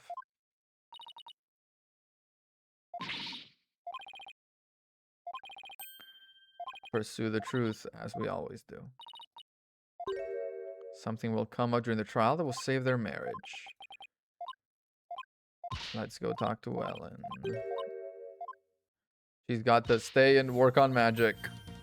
Athena literally does nothing this case, huh? This is crazy. Athena really just got introduced. We've been Athena for how many cases? Probably 4 total? Probably less than 4. Athena truly is an NPC. When you said it at first, I was like, whoa, don't be rude. But no, she kind of really is. How did it go? Was Soren with you when Mr. Gloomsbury attacked you in the reception hall? He was. He'd come under suspicion if I told you. I'm afraid I have to make a very difficult decision. Mysterious person you saw at the scene of the crime was most likely Soren. Yep. I'm afraid I'll have to propose the possibility Soren is the true culprit. If I don't try to pursue that line of thought, you'll be found guilty. And she's fine with that.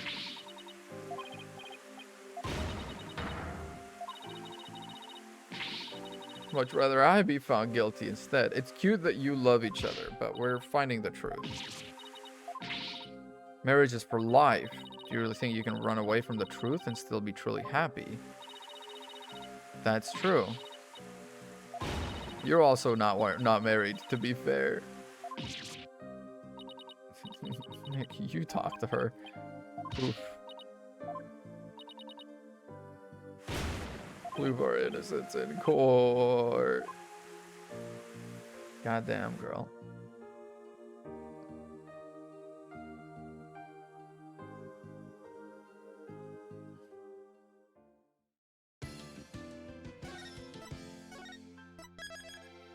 Trial day 2. Onwards and upwards, baby. Cheers.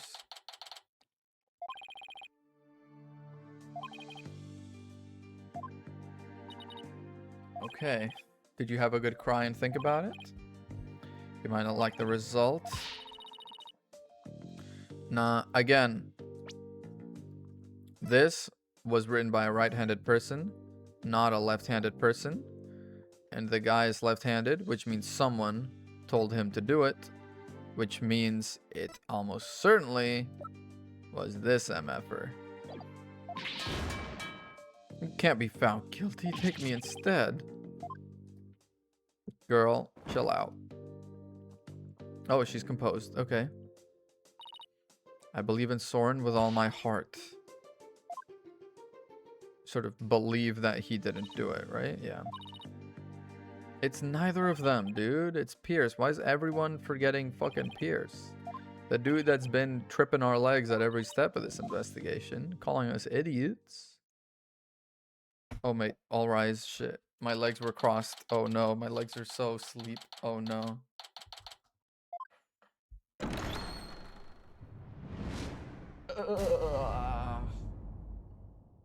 Yes, Your Honor. I did it. I rose to the occasion. Trial of Ellen Wyatt. Why is her name Ellen Wyatt? What's the pun there? Is there a pun? Prosecution is ready. Your Honor. Cover up the murder of Dumas Gloomsbury with a second reception. There was a third person present who struck the victim. Yes, and I know that for a fact now.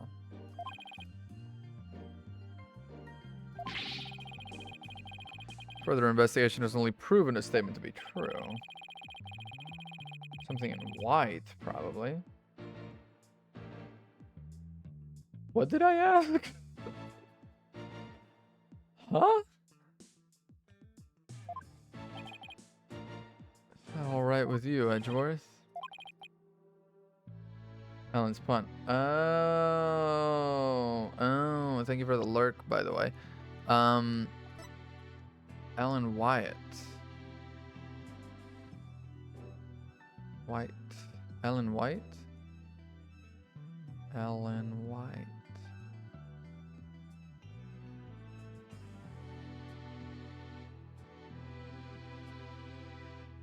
Is it just Ellen, regular name, and then White because she's dressed in white, and that's it? I have to name Mr. Soren Sprocket as the true culprit. Driver during the accident that killed Mr. Sprocket's sister was the victim. Mr. Sprocket had a motive to murder. Yes, but further, the fiance of the sister was Pierce Nickety. Do you really think the police wouldn't uncover this information? Soren didn't do it. He's innocent. He's innocent, I tell you. Yeah, there was a third person. It probably was Soren. It still doesn't mean Soren did it.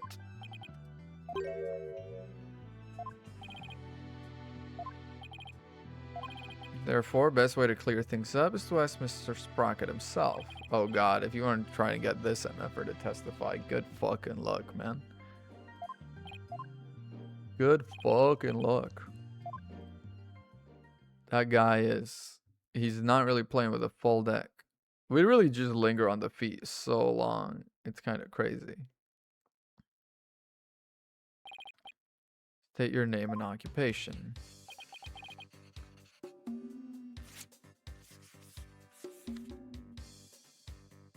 It's always the fucking weirdos, isn't it?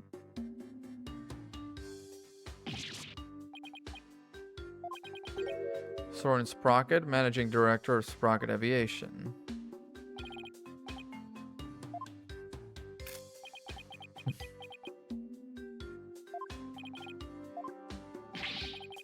Tell that doubting lawyer there what really happened.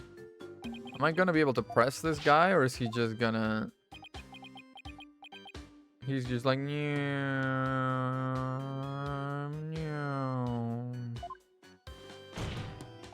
Mr. Sprocket. Alright, okay. We're going to talk about what happened when the crime occurred. In other words, after the first wedding reception, when Ellen and I were in the reception hall. Indeed. Thank you. Please do that.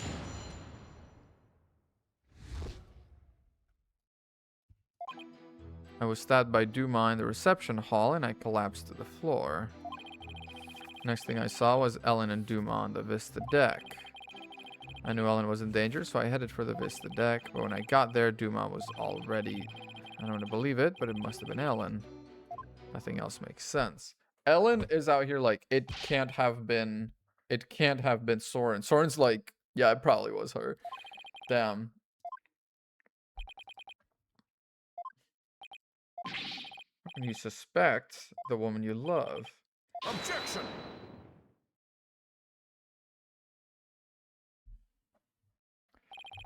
Truth can be cruel. Miss Wyatt, you must be very upset. Her eyes have gone fully dead. Jesus. Thought at least you would believe in me. Soren. Hold it!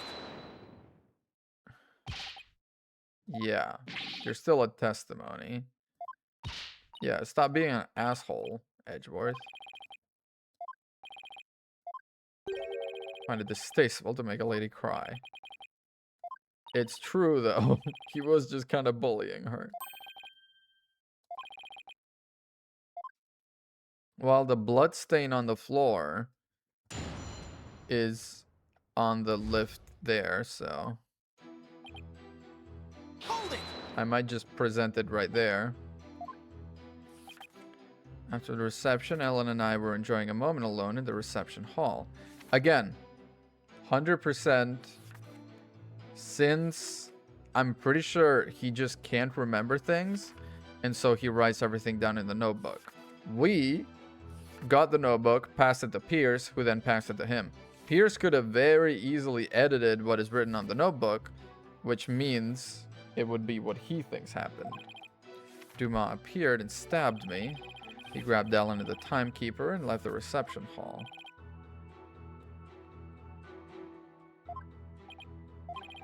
After I was stabbed, I was immobilized by the pain. You were immobilized by the pain, huh?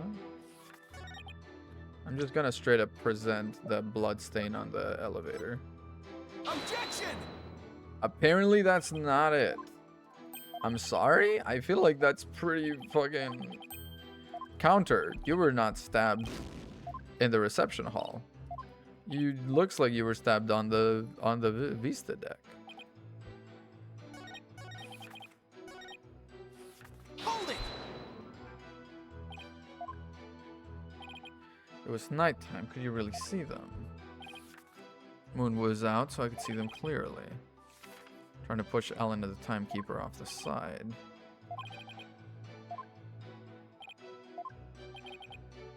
It would only be natural for her to fight for her life.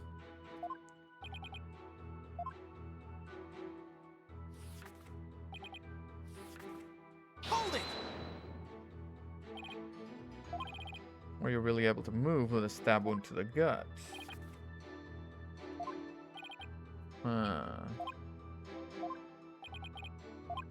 Almost passed out several times as I made my way to the Vista deck. Okay. When I got there, Dumas was already dead.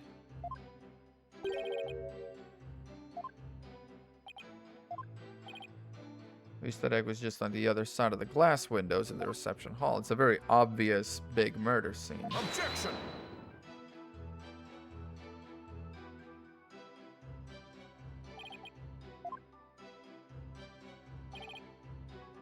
Go to the hold and take the lift. So that's crazy. He was stabbed and then he took her down, across, up, and holy.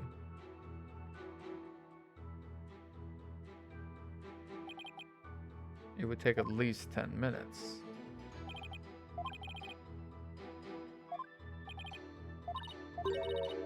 Easier to prove someone did go to the hold than not, yeah.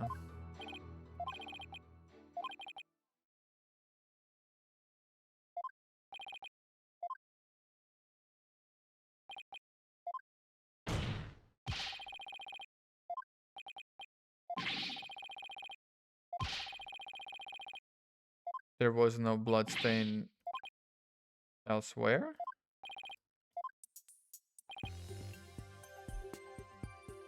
Mr. Sprocket didn't go through the hold.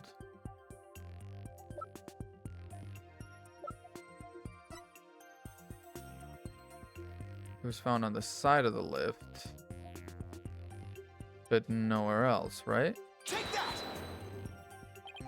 Apparently not. Okay. Everyone is just shocked. What the hell?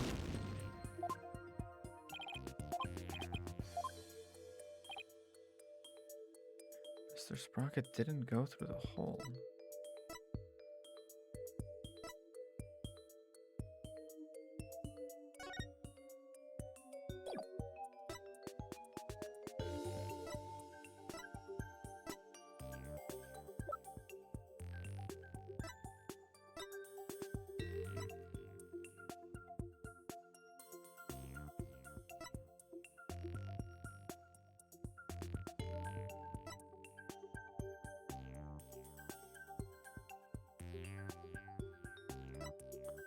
I mean, maybe the photo of the hold, but that was taken way ahead.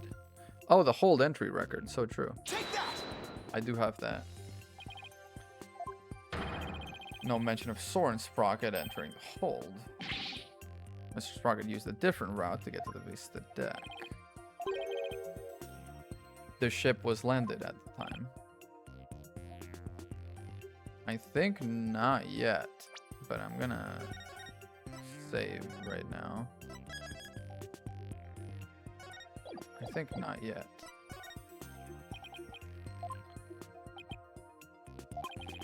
Can't back down. Okay. Yes, I can. Okay, wow. They don't really let you pick the wrong option, huh?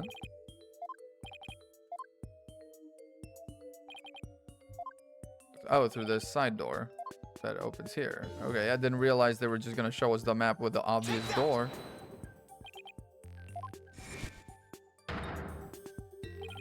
Opened the escape hatch and made his way along the outside wall to the Vista deck.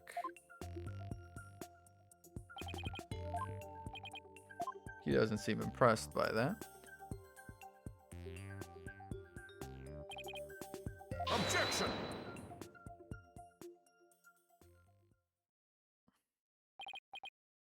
It's not really the best you could muster. From the reception hall to the Vista deck, one slip, and that's all it would take to plunge to your death. Indeed, but we weren't in the air, we were on the ground, I think.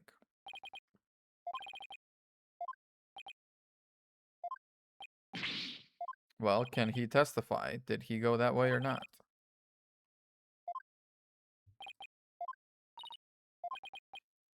Kind of, okay.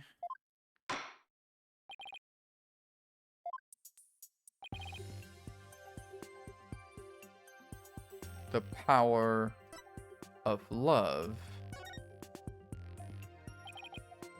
Groom risked his life and rushed up her side.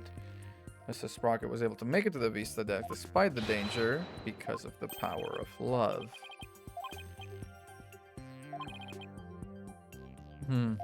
I knew the judge would like that. Objection! I knew the judge would like that. Kind of a logical argument is hardly viable, but what's the honor is like, no. It holds water. You should never underestimate the power of love, Edgeworth.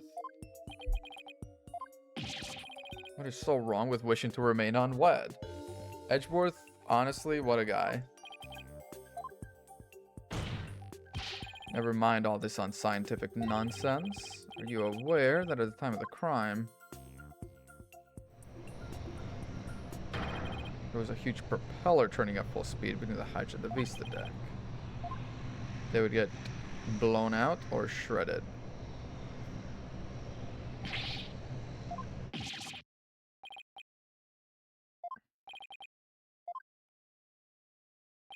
That's probably the strong wind that blew that bench into the thing and cracked it.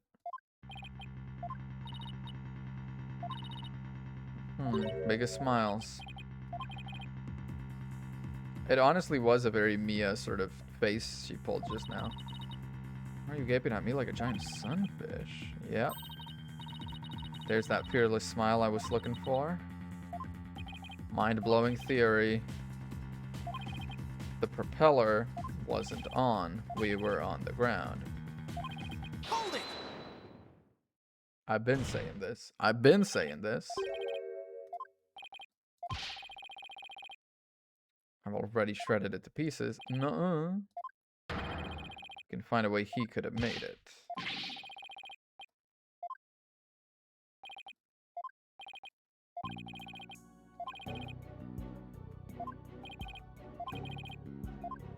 The propeller was not on. The airship wasn't flying.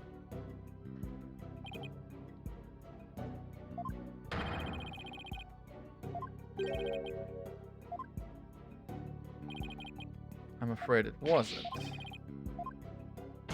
on the ground.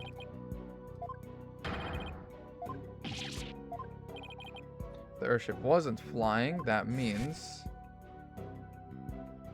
the propellers were not on. There you go.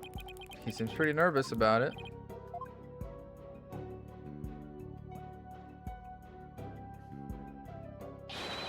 Why is he nervous about it? Why doesn't he want us to know? He tried so hard to save her. Now he's trying to pin it on her. Whoa. Oh, he stabbed his thumb. Oh, that's kind of a cute animation. Oh no. Objection! If the propellers weren't turning, it would have been far too risky to go that way. You're forgetting the power of love. It's such an easy card to play. Get him, Judge. For the sake of argument, let's assume this so-called power of love made it possible for Mr. Sprocket to move along the outside wall of the airship.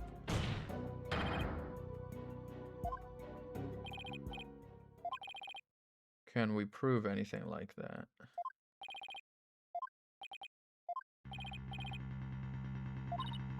The pterodactyl, dude.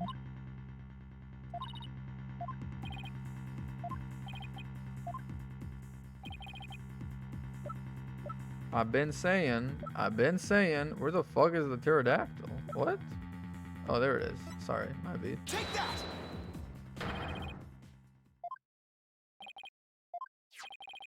Drawing made by Larry Butts. He only draws what he sees. Must have been right around when the murder was being committed. There's a pterodactyl outside the window. Objection! No. No, sir. Not a pterodactyl.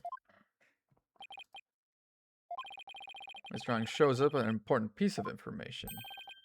The airship was on the ground. Larry always draws what he sees.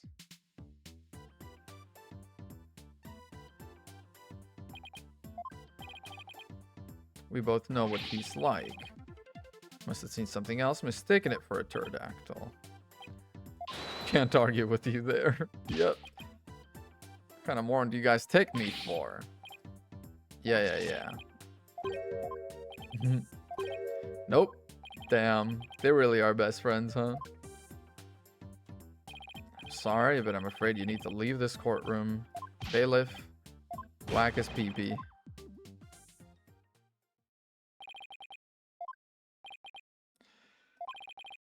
Some relation to what was outside the airship at the time of the murder. Okay. Let's go ahead.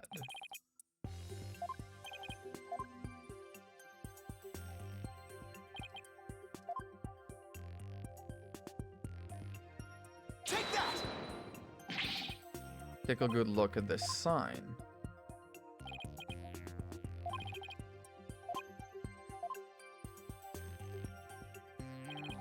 Part broke off and got reattached. If I turn it around, there's the pterodactyl.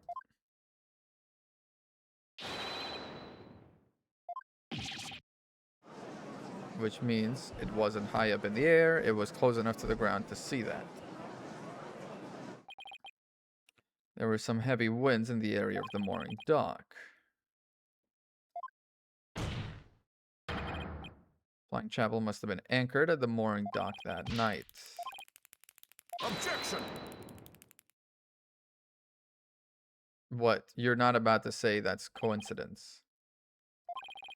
Present all the proof you want. Your argument is based far too much in conjecture. Okay. Disprove it. Even now, it's no more than a possibility.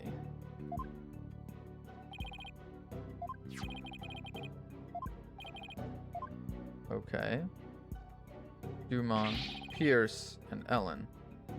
But Pierce is on the list, so was he using Pierce's keycard is what you're gonna say.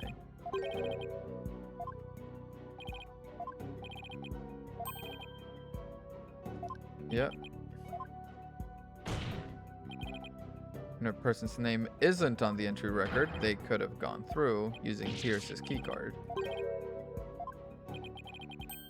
I did. But Pierce is indispensable. I didn't want to mention him unnecessarily. Risk having him wrongly accused. What about rightly accused?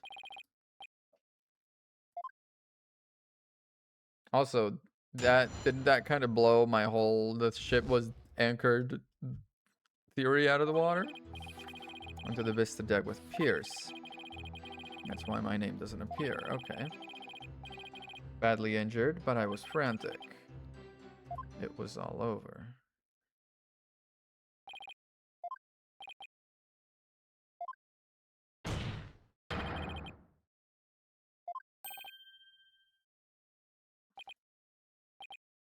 Do appreciate the testimony you gave just now. Why your name doesn't appear on the entry record.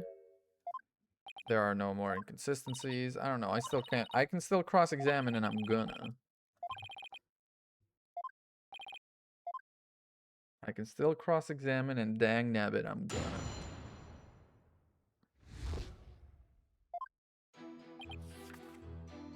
Huh? It's only a 4-statement one. We can press them all just to get some more juice out of it. He has something to hide. No, he's just too important, apparently. He's only been with the household a year. When did you meet up with Mr. Nickety?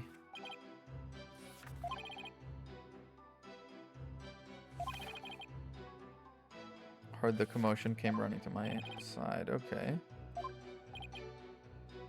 Yeah, of course. Always have things at it. Nice of the judge to ask. He came running. Where'd he hear it from? Some of his subordinates were with him, but not exactly how many.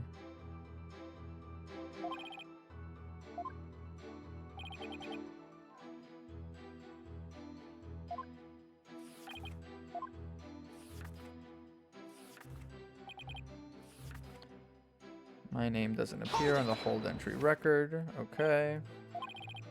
You entered with Mr. Nickety using his key card.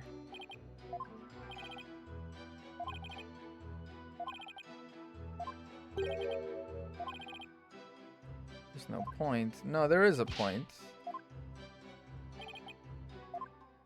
Let's continue pressing, but definitely we win these. Hold it! The knife wound is deep and continues to throb with pain. One wrong move would have spelled the end for me there. I'm only following my doctor's orders to perform some daily light exercises. Okay. Yeah, definitely I have it added. Because he says knife wound, but it's a candelabra, isn't it?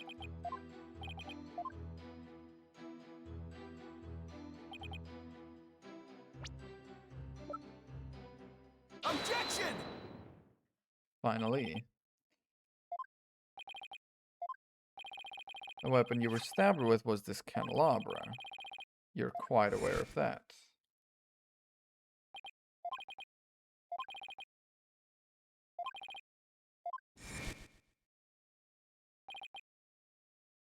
Suddenly Bloomsbury appeared, attacked Miss Ellen, tried to take her away.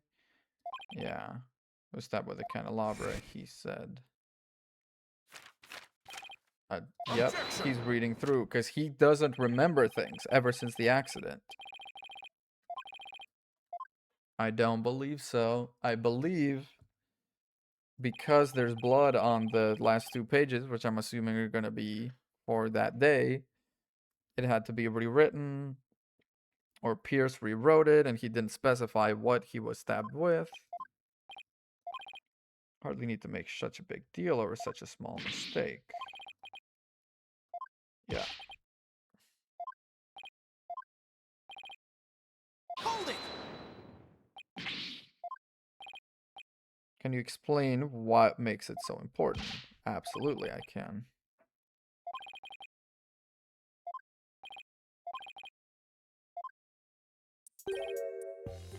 Why? Because he doesn't remember.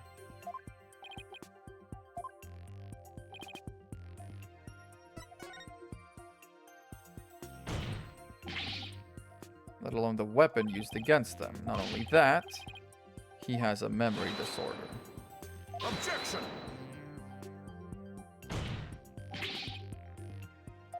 Alright, take away his notebook and ask him literally anything.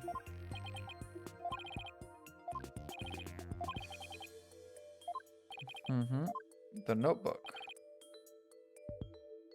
His notebook. Saw daily events and information about the people around him recorded in it. Much more detailed than that, yeah. Database. Mr. Sprocket is apparently unable to retain memories, so he writes everything down, which means anyone that got his hands on this notebook can get his hands on his memory. Objection! Might just be an extremely compulsive person. Yeah, we got a stain on that notebook. Objection!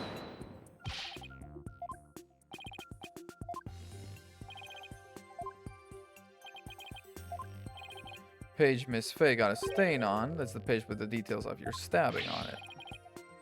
Now drop the subject. I don't know about that. You used it to write down invention ideas, but after a certain date, after the accident, you started writing in a lot more detail. Stems from the accident. I sure do.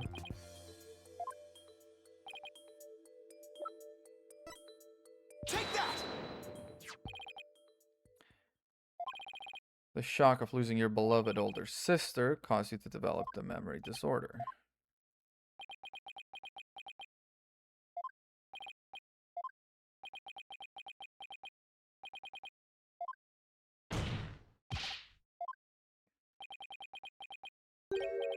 It's true. Yep, that accident did something to my mind. Ever since that day, every time I go to sleep, I lose my memories. Oh, so it's like he only retains the memories of the day. When I wake up, the most recent thing I can remember is the day I lost my sister. Jesus, that's, oh my god, the time machine.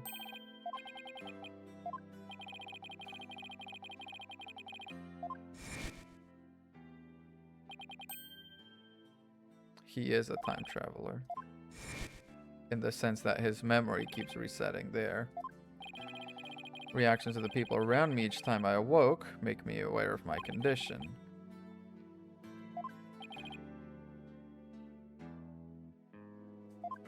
The only memories since the day are the ones written down. One more thing I'd like you to clarify for me. What are your feelings toward the victim? Yeah. The guy that drove the car.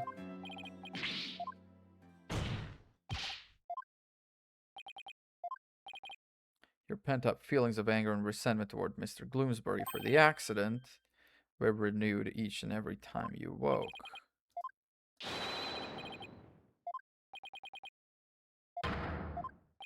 I don't think he did it, but it's a decent line of questioning. He's about to stop us now. Or Pierce is. Girl? Your Honor, she is about to confess. Yep, I killed Mr. Gloomsbury. Nah, we've seen this situation play out fucking 4 or 5 times already. Your Honor, don't fall for this. This is cheap bait. This is bad bait. Bait used to be believable, Your Honor.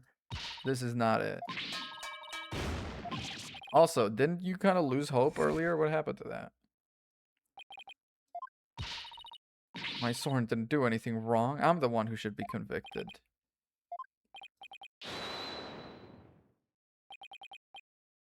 Why would you? 'Cause she loves him. I couldn't believe my ears, but all I want is for you to be happy. Your happiness is my happiness, Soren. I'd even forget those feelings of yours by tomorrow. Do you still feel this way? You've loved me all this time, the same way you did before the accident. How I know you're the same person I've always loved. No disorder can change that.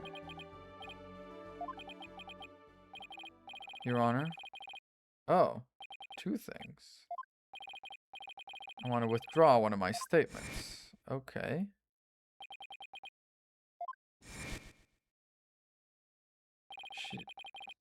Without memories to rely on? Yeah, I took the police at their word, but Okay.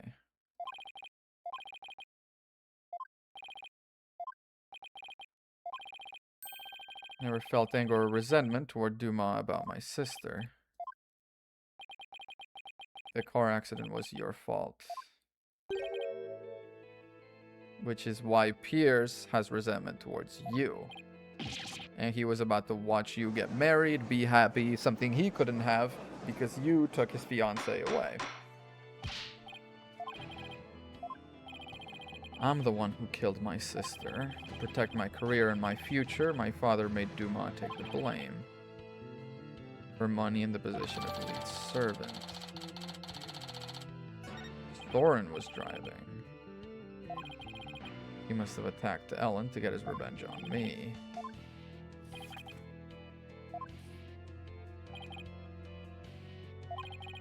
But it's...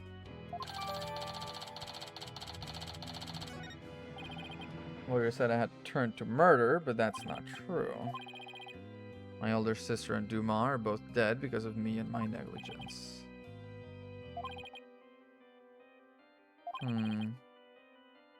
Car accident is exactly it.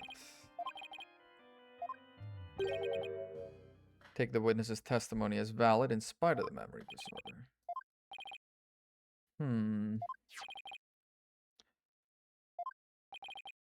But not all of what's written here, I think, was written by him, is what I'm thinking.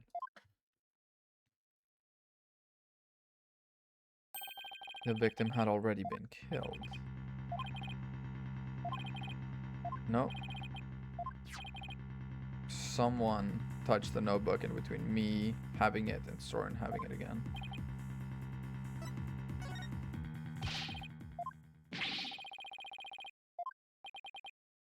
Examine it real quick. It's gonna be smudged again. And we're gonna be like, whoa. Crack that bad boy open. 3D evidence. Oh my. With your permission.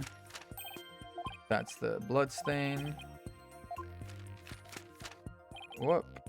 Last page where there's writing. Take a closer look. Yeah.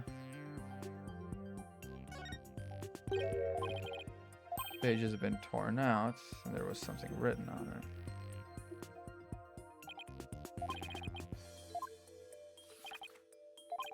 I often tear on a page when I write somebody a note.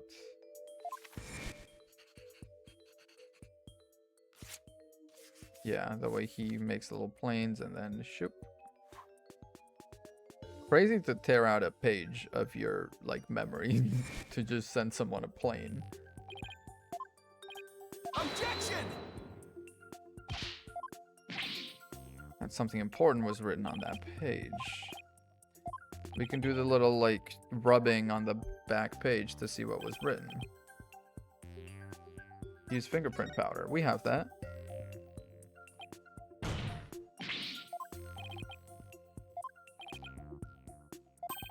Fingerprint powder could make those small indentations visible.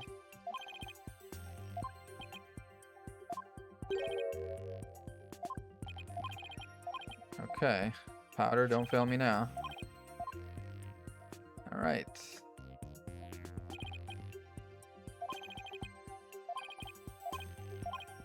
Yeah. Analyze?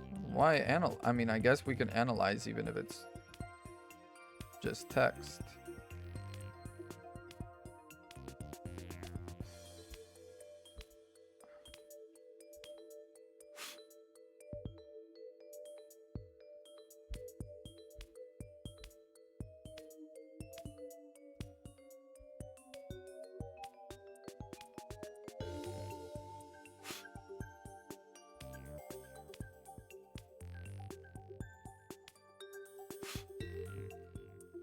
I struck and killed?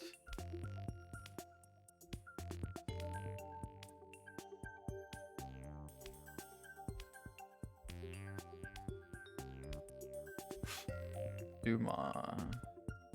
Well, that's pretty fucking important, I would say, yeah.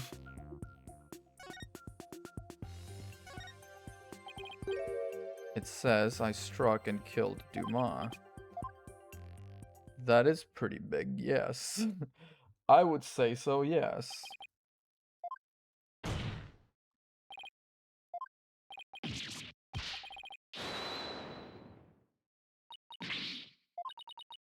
Sure would never, could never.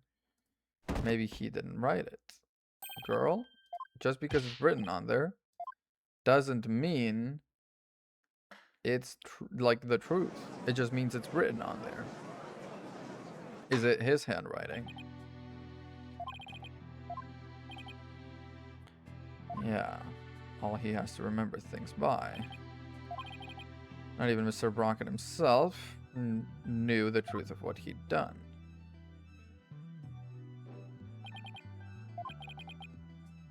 Thank goodness. Aw.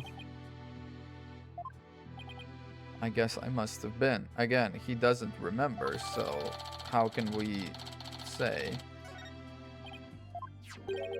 I really believe what's written in this notebook. When I sleep, it's under lock and key. I don't remember writing that I killed Dumas, but I guess I must have.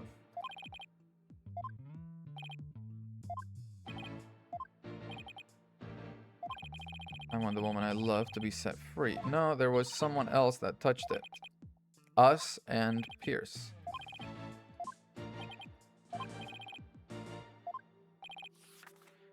I myself wrote of the crime in my notebook. No further proof is necessary. Nope. Hold it. Hold it. We are not ready. It is not the truth. We gotta pursue the truth. Hold it! There's still something that bothers me about that notebook.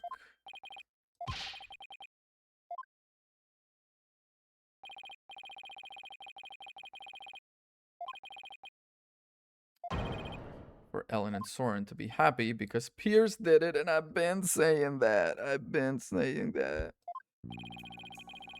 The question here should be, hang on one segundo.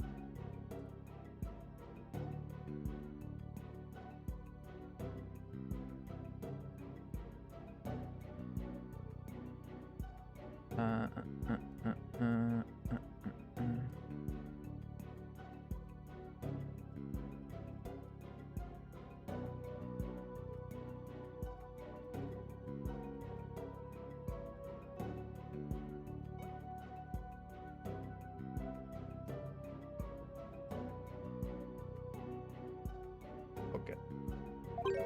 Why was the incriminating page torn out in the first place? Yeah, it's the same as removing it from Mr. Sprocket's memory. He wouldn't have been able to trick the police if it came under suspicion. He would have to remember he had done it.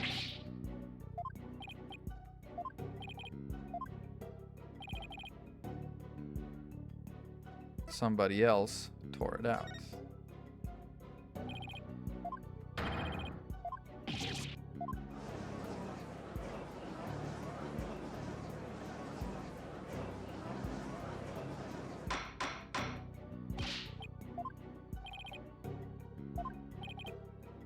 Yeah, after both the car accident and the murder of Dumas Bloomsbury, there was a cover-up. No, you didn't. You couldn't find it, you passed out, we had it, we gave it to... Yep. Pierce. My man Pierce. Take that! The one who tampered with a notebook in order to manipulate Mr. Sprocket's memory. Pierce Nickety.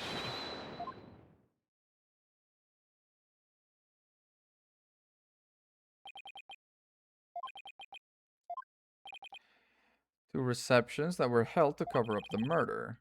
Mr. Nickety directed the guests to do it, but he said it was Sprocket that did it. Which have been rewritten. When did he start rewriting my memories? Who wrote this, and this, and this, and this? Oh god, kid. Oh boy. He blew a gasket. He blew a gasket for real. Oh, he's gone. He's gone. He's gone. That's it, he's gone. He's coming back down. Oh. That was pretty elegant. How you feeling, kid? Ellen. Another passing out. They both on the double to the infirmary. Little sickly hand and sickly hand.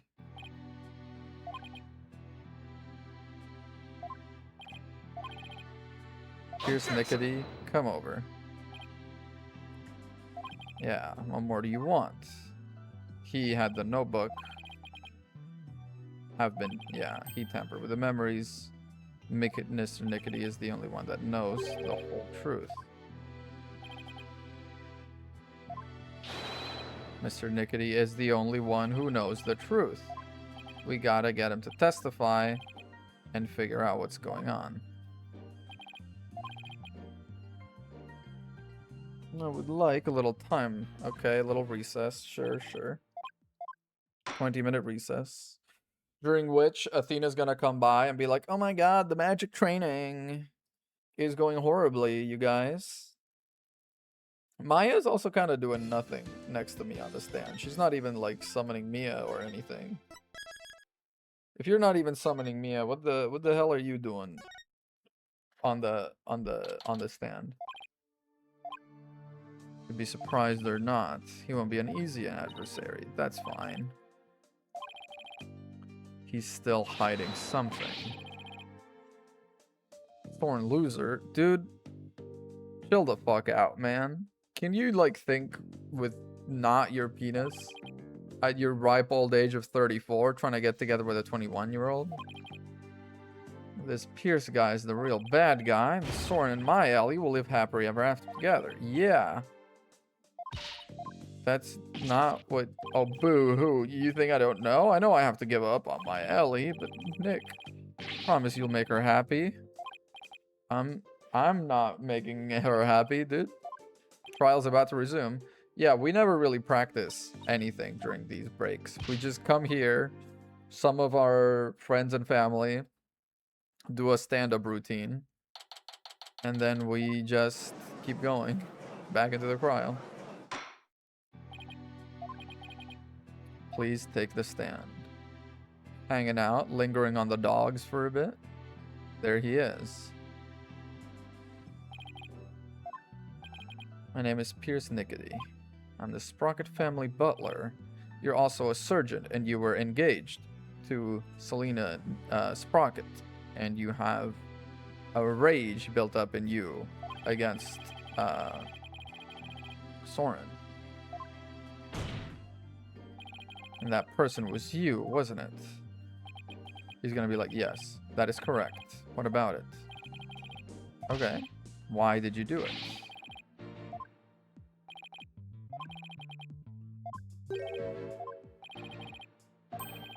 My testimony will go against Master Soren's wishes. Is it gonna be like...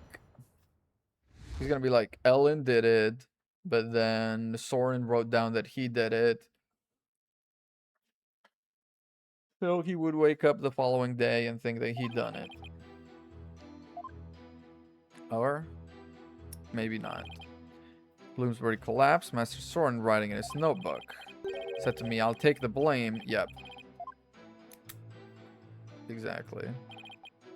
I went against his order. I tore the page out of his notebook and hid the body. You're saying Ellen did it, but yeah.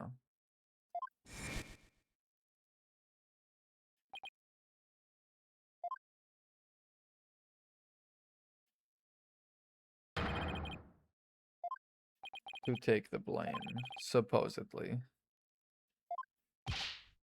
Mr. Sprocket was the culprit after all. Yeah. Bloomsbury tried to attack Master Soren, who was already seriously wounded. Miss Ellen hit Bloomsbury from behind, but she said she was passing out, and I don't think she lied to me, because the Magatama would have propped. Master Soren tried to take all the blame onto himself because he loved her. Yeah, whatever. Yeah, whatever. We're gonna cross-examine, we're gonna press, we're gonna squeeze all the lemonade juice out of this guy. Well, I bet he still has something to hide. Oh, Hundo percento. Cross egg examination. Hold it! You went to the Vista deck with Mr. Sprocket. I found this out afterward. Master Soren went to the Vista deck alone. He did go out of the escape hatch at the reception hall.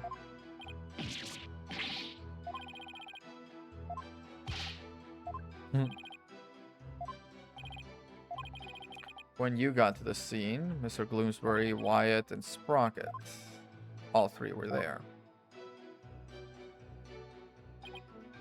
Ellen and Gloomsbury collapsed, Master Soren writing in his notebook. Hold it!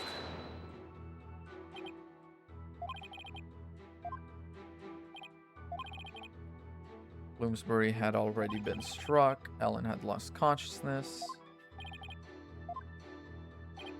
Bleeding from the stab wound he'd received. Barely conscious, writing something in a notebook.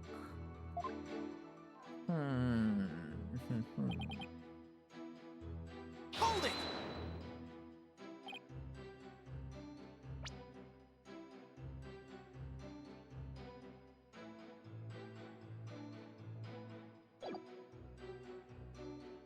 The way he said that, wondering, it's got me.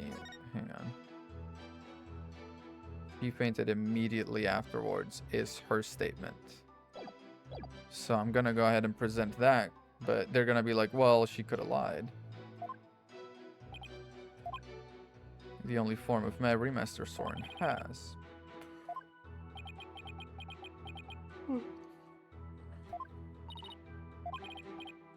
Everything in that notebook is true.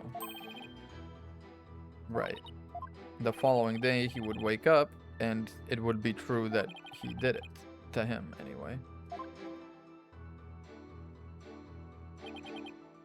Tore the page out of his notebook and hit the body.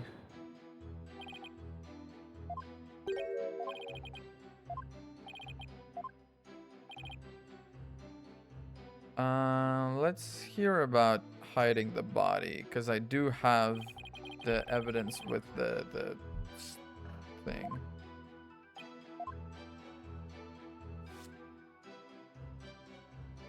He's wiping it, which means he's being evasive. Master Soren passed out. That's when I hit the body. Took the lift down to the hold, where I hit Bloomsbury's still warm body and the spare peggable lantern.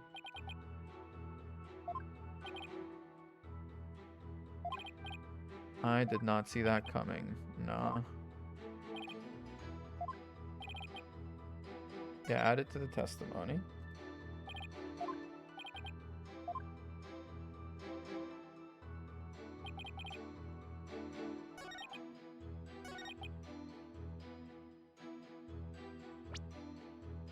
Present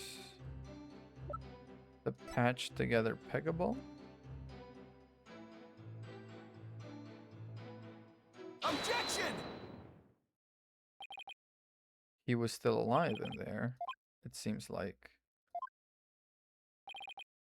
Said the body was still warm when you hit it. Was he still alive when you went to put him in the lantern?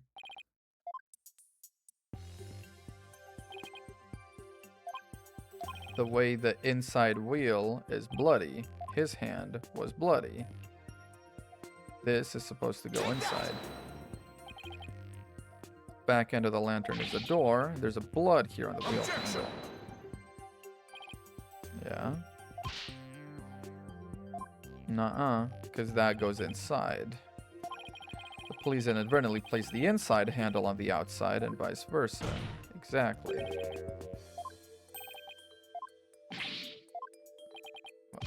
That's ridiculous. Nuh-uh. They are normally bronze on the outside.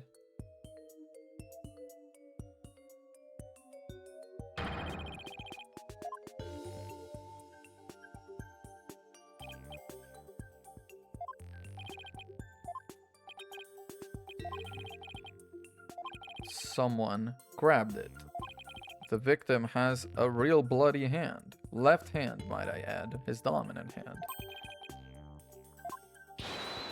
Victim was still alive when he was inside the lantern. When I checked more carefully, he might have survived.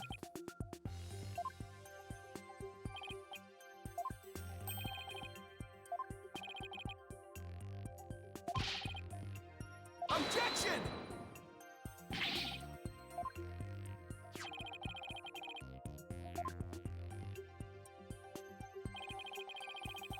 The blows were caused by the same weapon.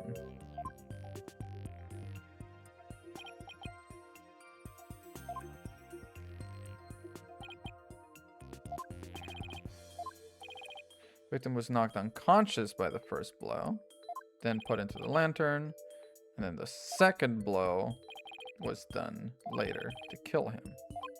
Victim regained consciousness and tried to get out of the lantern. He received the second blow that finished him off.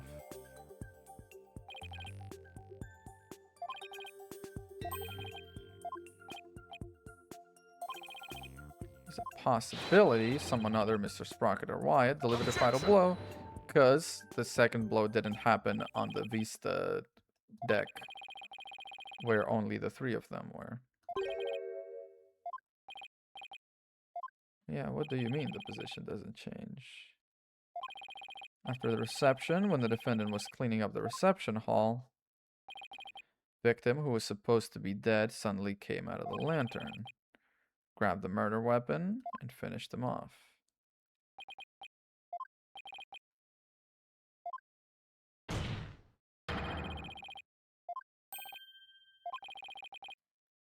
Objection!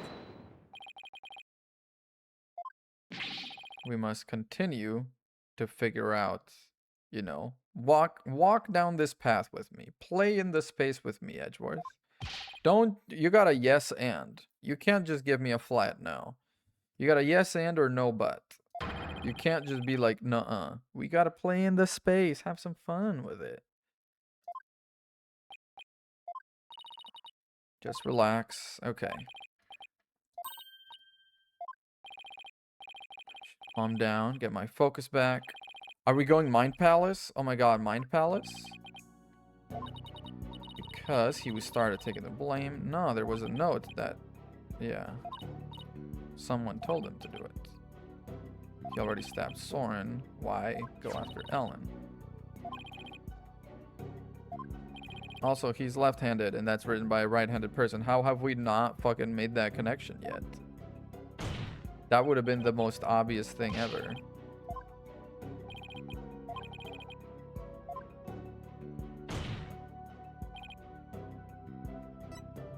Take that!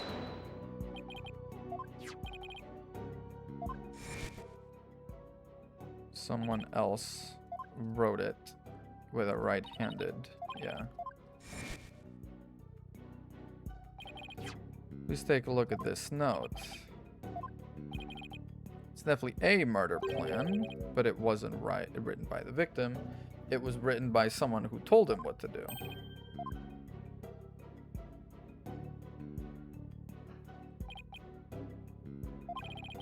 Prove that note wasn't written by the victim. Yeah, I can. This is written by a right hand. He was left-handed. Take that! I was wondering, yeah. Mr. Gloomberry's prints were found on this candelabra from his left hand. He was left-handed indeed. This was written. Had this been written by a lefty, the writing would be smudged from the far left. That is true. Whoever wrote this note was definitely right-handed. Somebody other than the victim.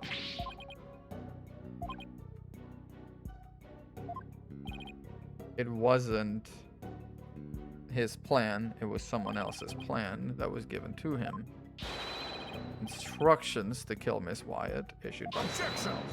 Sleep kind of sounding good. I know. We're almost there, though, to be fair.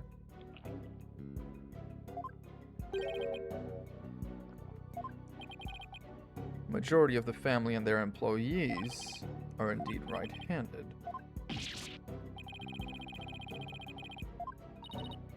haven't figured out who wrote it. Well, we only really have 3 characters in the Sprocket family in our database.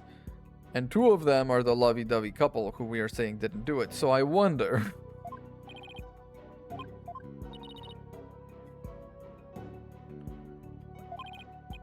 Not too likely.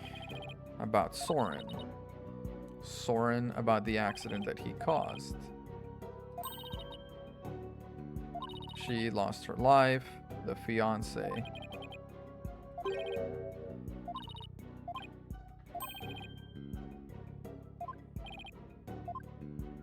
Selena's fiance. Who, if you haven't put 2 and 2 fucking together, is on the stand? Wait. I'm gonna be so fucking upset if we go into the Mind Palace and the big reveal is there's gonna be like kung kung kung kung, and it's gonna like Pierce Nickety is Selena's fiance. If that's the fucking Mind Palace reveal, I'm gonna be so mad.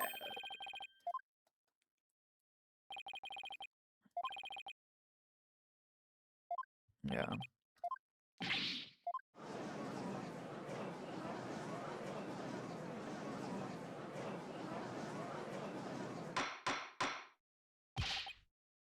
Order, I say. Yeah, quite believable. Miss Selena Sprocket's fiance would bear a grudge against Mr. Sprocket for the role.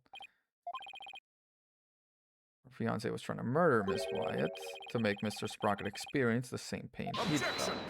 Exactly.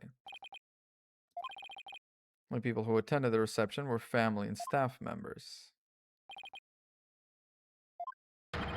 Among those who attended.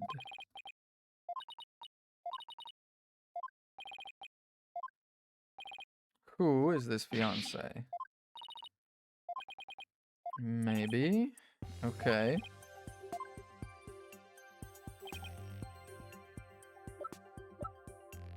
Oh, I guess it's not the Mind Palace reveal then. Take that! The photo with the watch. I mean, we've seen it somewhere before. Might taking out your pocket watch real quick. I believe we've all seen it right here in this very courtroom. There he is.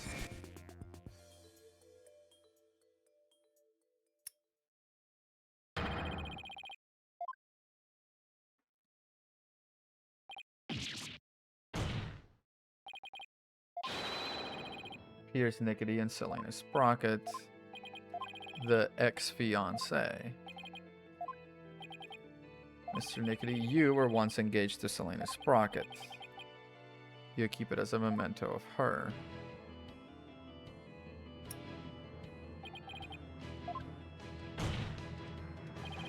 You gotta talk. You plan to rob Mr. Sprocket of his loved one to make him feel the same pain as you. Isn't that right? Mr. Sprocket managed to fight back and knock Mr. Bloomsbury unconscious. You thought he was dead, hid the body in the lantern, then he came back, and you definitely couldn't risk him telling anything.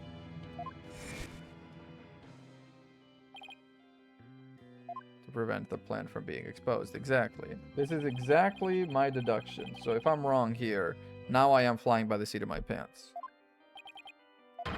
You wish to officially accuse this witness of the murder.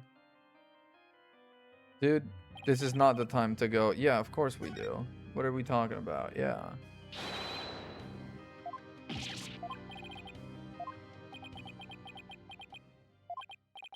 Man, this lawyer just yaps on and on and on. As you guess, this watch is a memento of Selena. It stopped working at the time of the accident, though.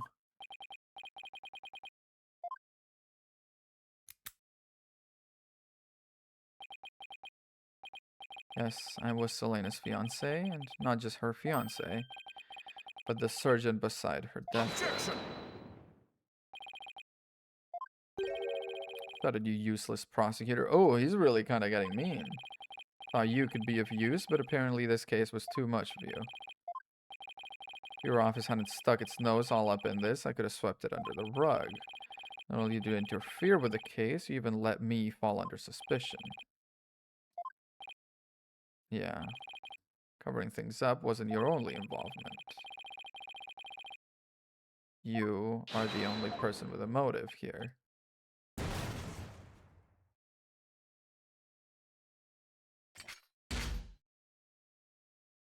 He's looking real mean right now.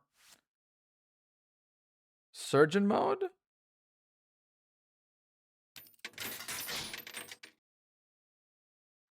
Damn. Malignant tumors. There are malignant tumors in this courtroom. Lesions oozing with false charges. Who's handing him this shit? The tumors are one idiotic lawyer and one useless prosecutor. After the truth is revealed, I'll have the both of you incised from the legal world. Incised? Also, didn't you mean excised? Incised just means cut. Excised means removed. This fucking idiot-ass surgeon. With the power of the Sprocket family, it'd be a cinch.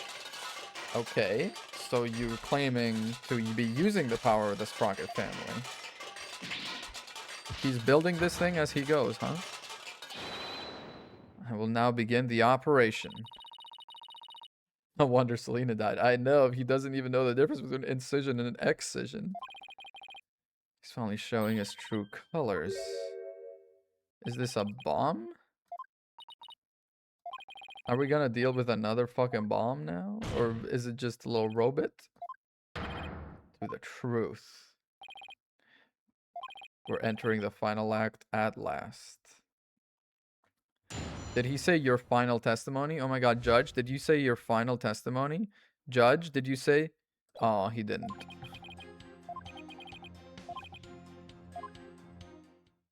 Dude, you kind of gotta say something.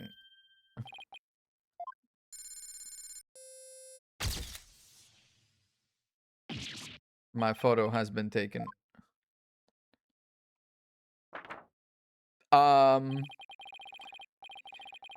You want me to voluntarily testify, hoping I will make a slip of the tongue. Dude, this is Phoenix's skull? Does he actually have fucking spikes of bone? I'm sorry. Phoenix? What the fuck is going on with your skull? Not a very impressive plan or brain, I might add.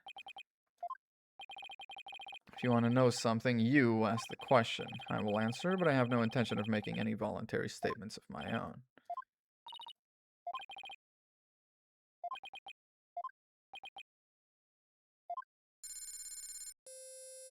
Edgeworth photo? Are we gonna get a judge x-ray? The cravat. No one asked you to speak. Just keep quiet over there and play with your frills. Is the cravat made of lead or something? Or I guess any kind of metal would show up on an x-ray, kind of bright like that. This is crazy, dude. What the hell is the cravat made of that the rest of the suit doesn't show up, but the cravat does? This is a rather unconventional situation, but proceed. Okay, let's ask questions then.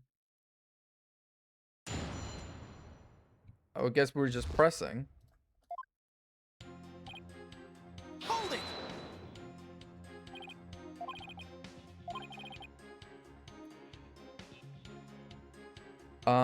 You know what? I feel like actions on the day of the crime is gonna be the one where we trip them up.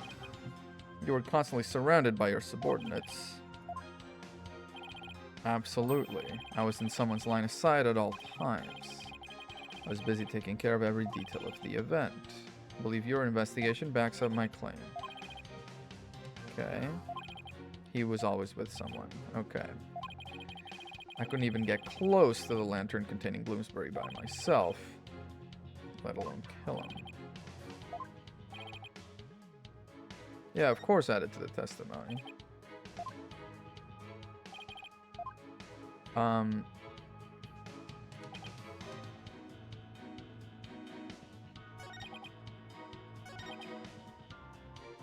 I press again and just ask the other questions? Reason, and then just replace every statement with something? Isn't it true that when Mr. Bloomsbury regained consciousness inside, You murdered him in order to silence him. He was an excellent employee and very loyal to me. Was my right-hand man. I'd suffer the most from losing him. You didn't answer. You answered me with a question. I want you to answer. Did you kill him, yes or no? Under oath. But I am innocent, I tell you. Don't try to force your conjectures onto me. Yeah, of course I did.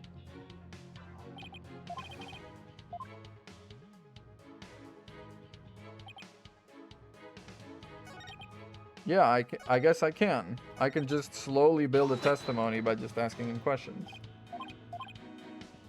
Grudge against Soren. You've been nursing a grudge against Mr. Sprocket over the loss of your fiancé, isn't that right? Well, you've touched that now, so these gloves are not sterile anymore, by the way.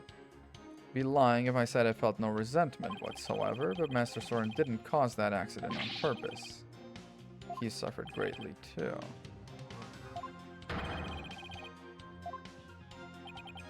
Don't insult me. Supporting Master Soren and Sprocket Aviation with my life's work. It's my penance for not being able to save Selena. This is how I honor her.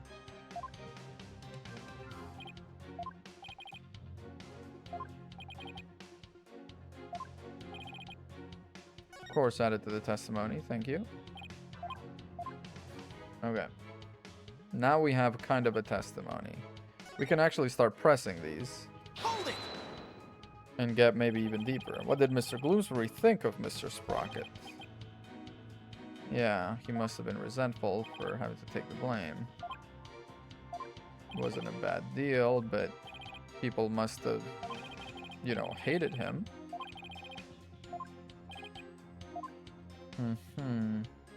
Okay, second statement. Let's press it. Hold it!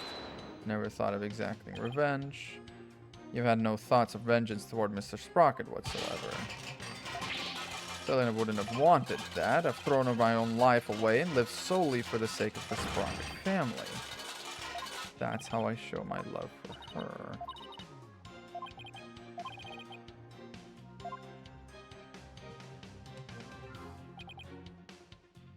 I didn't have an opportunity to murder Gloomsbury. Yeah. I was stationed behind the sweetheart table to attend the couple.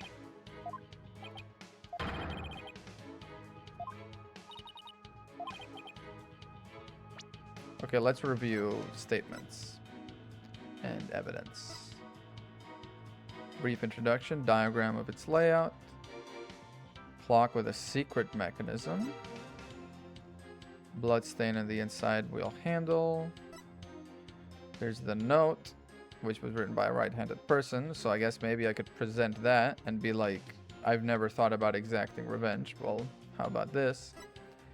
One side, one of the lanterns in the reception hall.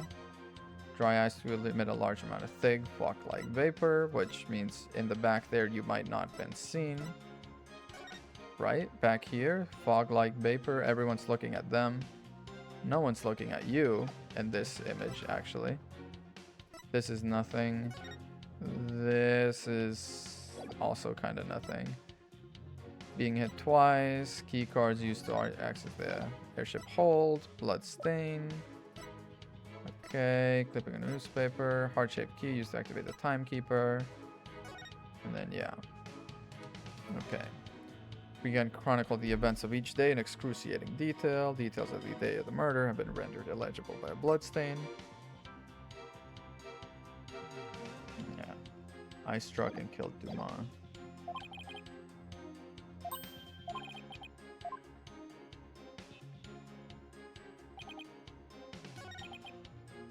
Okay, what if I present the note here? Objection! That's not it. Okay. So then, I had no opportunity to do it. Present that image where he's in the back by himself. Yeah. I had no opportunity. There is here, thick fog-like vapor. Everyone's looking at the happy couple.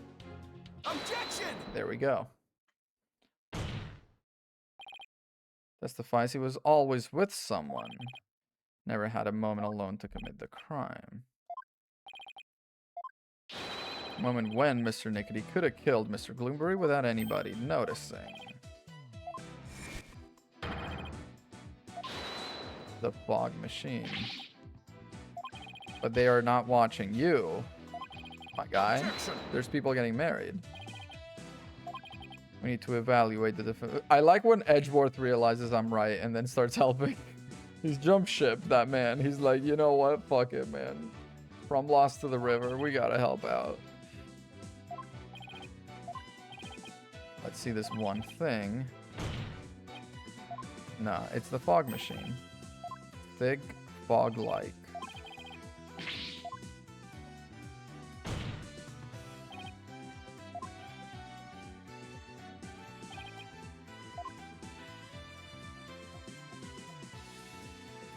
Take that! The one thing that made the moment of the murder possible is this thick mood fog that engulfed the entire reception hall.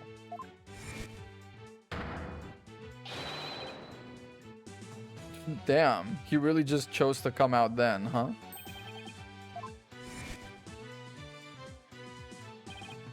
Standing right next to the lantern, Mr. Gloomberry was in. Objection! But that would have necessitated Bloomsbury exiting at that same time, which is a big coincidence.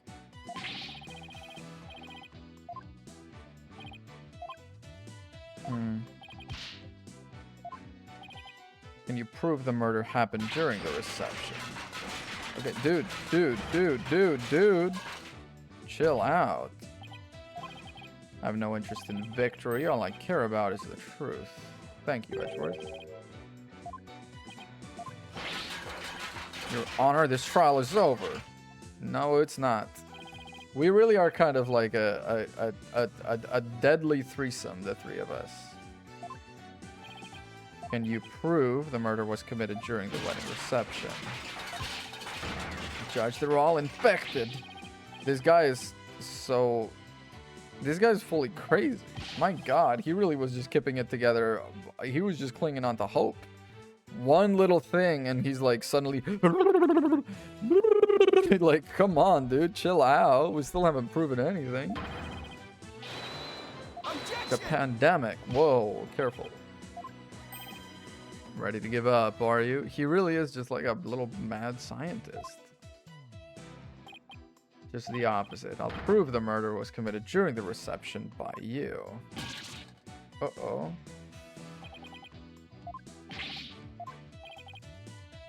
Are we going Mind Palace now?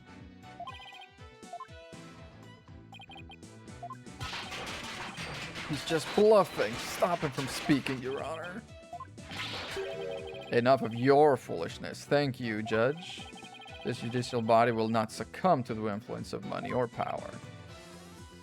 Was he trying to bribe him? With the power, yeah, with the power to the Sprocket family, So did you love Selena, or were you just trying to get to the family? I guess both things could be true, but you're definitely just trying to manipulate the family now. You can do this. Find the definitive evidence. Yeah, Mind Palace moment. Alright. How can I prove the murder took place during the wedding reception? He had to have used the murder weapon, because both blows were delivered with the same weapon.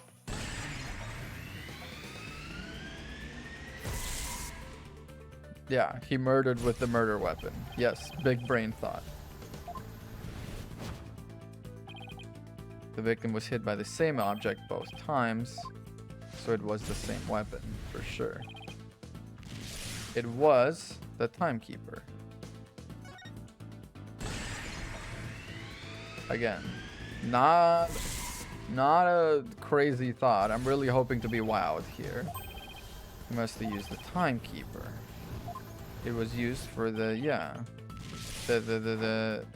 first startup, the first taste of love. No, that's later in the wedding suite. This is the first startup of love.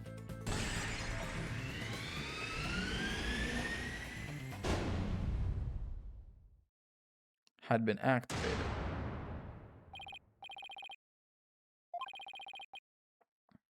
Finding trace evidence of the murder. What? How does activating it show anything? It doesn't open, does it? Or like, what are we talking about?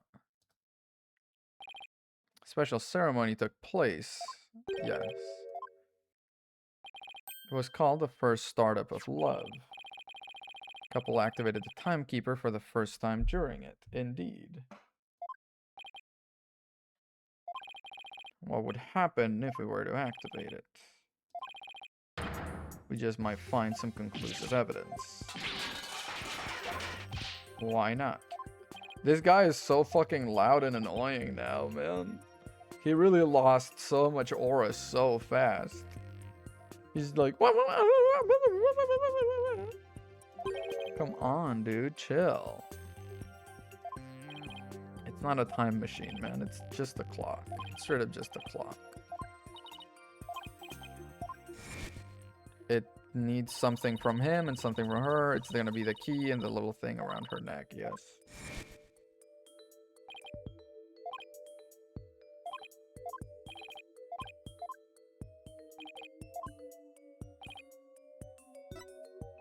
Take that!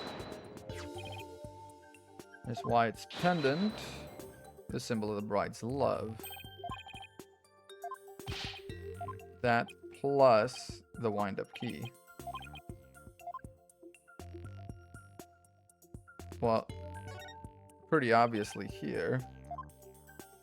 Right? Yeah, thank you. Place to insert the key. The other side? Under? To insert the key. At the very tippy tip? No, not the very tippy tip.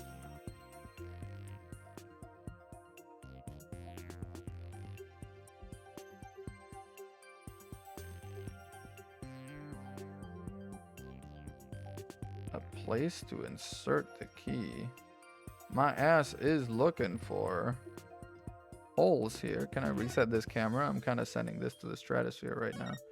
Just on top of it? Oh, it is straight up. Okay, that's kind of what I figured, but...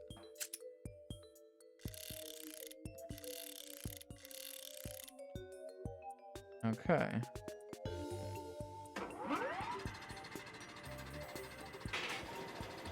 There it is.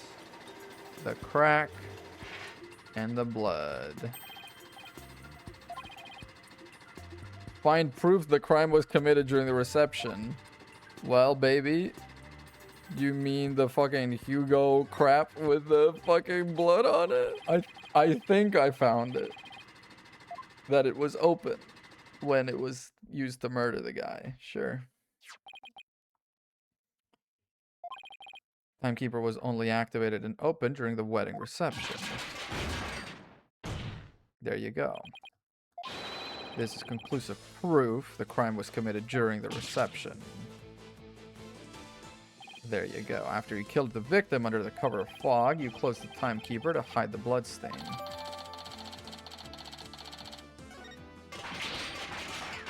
Ellen killed Bloomsbury. It wasn't me, I tell you. Dude, chill out. Dude, know when you're done. How could the defendant, who was in the middle of pledging her love... Yeah, she was in the middle of the room, literally all eyes on her. It was the family. Yes, all the family members conspired together to kill him. Hey, dude.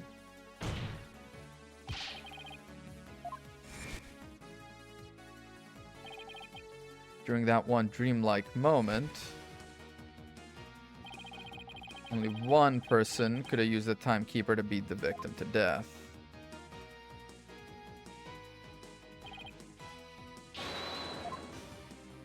So it really was just a coincidence, huh?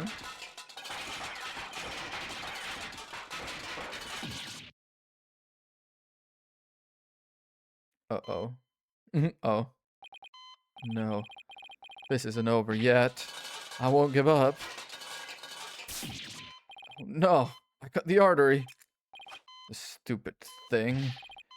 Must stop the bleeding now. Give me forceps. Forceps, I said. Where is everyone? I'll manage this alone. I'll do it all by myself. I can fix anything, repair anything. You have to get better. You have to live. I would have been able to save her if only I hadn't listened to her. Oh.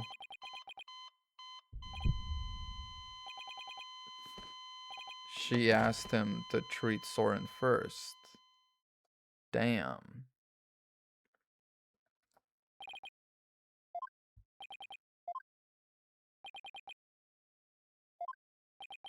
Also, what the hell kind of hospital is it where they can only do one emergency surgery at a time? For like the richest family on the country or whatever. What? Like, you can't open 2 ORs? It was all a revenge scheme against Soren Sprocket. Sure was. Do you have any idea how hard it is to lose someone you love right in front of you? Selena's condition was clearly more critical than Soren's, but in spite of that, she said, take care of Soren. Yeah, please help Soren. Exactly. Miss Sprocket's last words. I was able to grant her wish, but at the price of her life.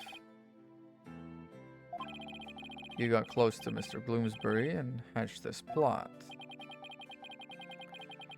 He had a grudge because he had been forced to take the blame. He immediately took the bait. I didn't expect Soren to strike Bloomsbury out of the Vista deck, and I never imagined he'd make his way there along the outside wall. For the time being, I hid his body in the lantern and tried to think of my next move. Mr. Bloomsbury came to during the second wedding reception. Pinned the blame of Bloomsbury's murder on Ellen.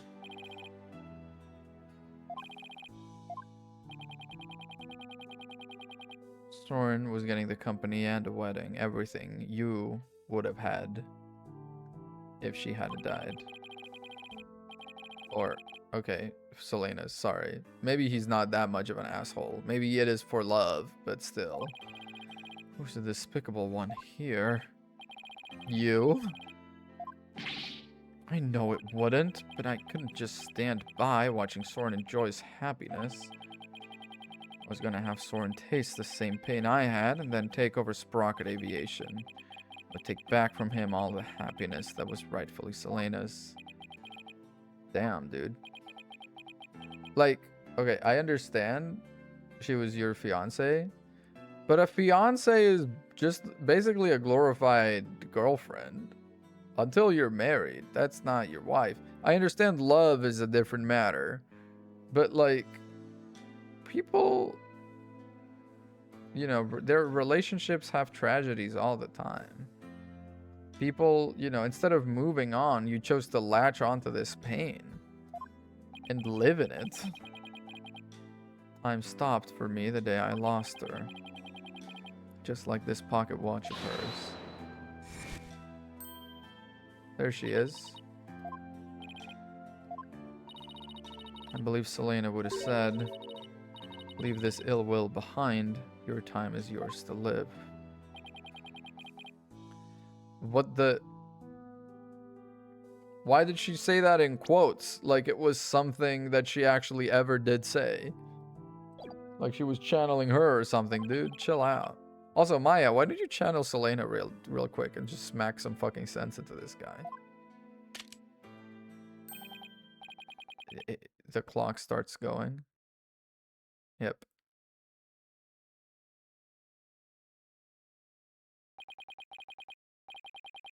What I did was wrong. You see now? Now, motherfucker?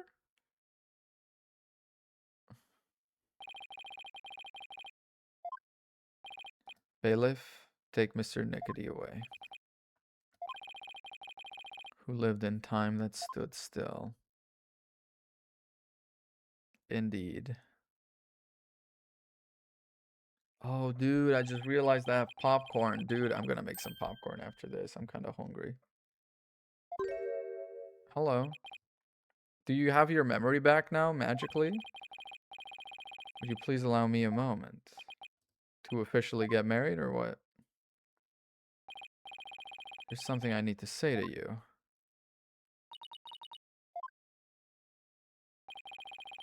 Put you through something truly horrible. This whole thing happened all because of me. I would understand if you wanted to call off our marriage. She's like, never.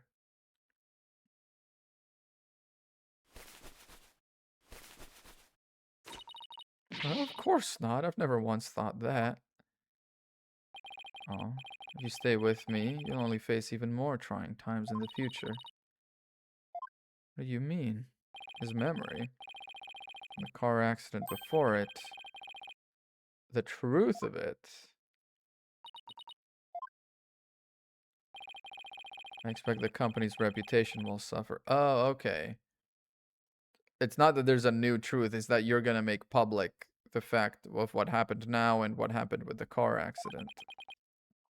I feel I can only really start over once I get everything out in the open. Maybe that's also the process to healing and getting your memory to start going again. Might not have the right to ask you this, but, will you marry me? Send it in a little airplane.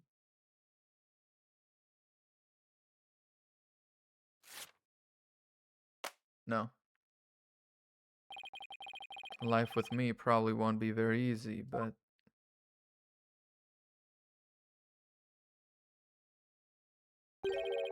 Will you marry me? That's so sweet. That's actually so sweet. Yes, of course. Look at her. I think, you know, she looks better with the freckles and the little sort of her wild hair.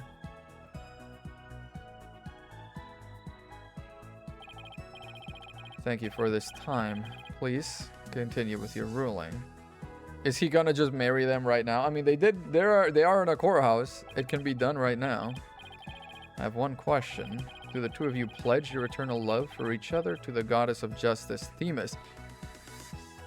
We're getting fucking Pantheon lore right now? Right now, we're getting Pantheon lore in this world on the last case? I do, Your Honor. I do. Does the prosecution or defense have any objections? Nuh-uh. Well done, Your Honor. No objections here. Defense has no objections either, Your Honor. I declare you married. Ah, that's not right. This court finds the defendant, Ellen Sprocket,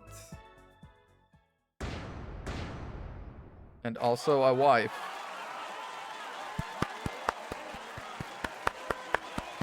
He married them and exonerated her in one go. The judge is kind of a baller, honestly. The judge is kind of a baller. This court is adjourned.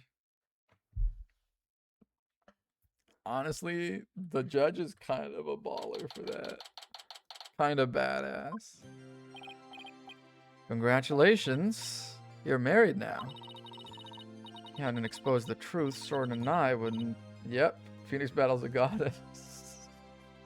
Maybe. It's kind of crazy because, like, the goddess of justice was name dropped with the whole, like, investigations too. It was so fucking non-stop with that lady. I forget her name.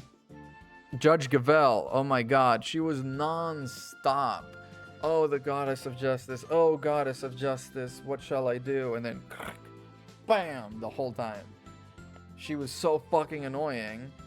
But I thought, oh, okay, maybe that's just something that she believes in. Or it's like a mind... No, dude, the goddess of justice, Themis. It's a big thing, apparently. It's the main religion, it seems like. Which is crazy. Now you can finally start your new life together, right? Oh, thank you. Aw. Real wedding ceremony in the near future. I want you to witness our fresh start. Yeah, of course. We're gonna be there. It'll finally be happily ever after, right? No matter what obstacles come your way, I'm sure you'll be able to handle them. There's another thing I'm sure of, too. This person will always be watching over the two of you. Selena. Take that! We promise to live life to the fullest for Selena's sake, too. We better be on our way. Aw. Dude, he kind of built, huh? The old threshold carrier. Way to show off. Alright. Hold on tight. Alright, is he gonna take off? Aww. Wait, that's kind of sweet. There they go. Wedding by yourself. Oh, hello, Athena. What's up? Welcome back.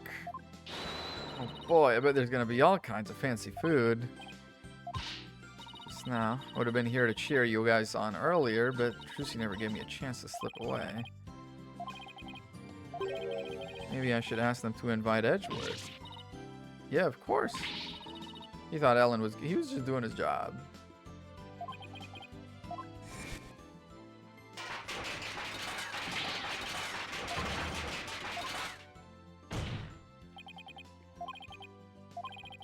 All I care about is the truth. Exactly. He's a good egg.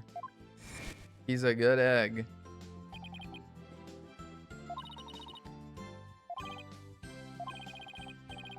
I doubt he'd ever tell, even if asked. Yeah. You ever try to catch the bouquet? No. I never have either. Fighting over a bouquet that's been tossed by the bride. Talk about a fierce competition. Not sure it's really supposed to be all that competitive.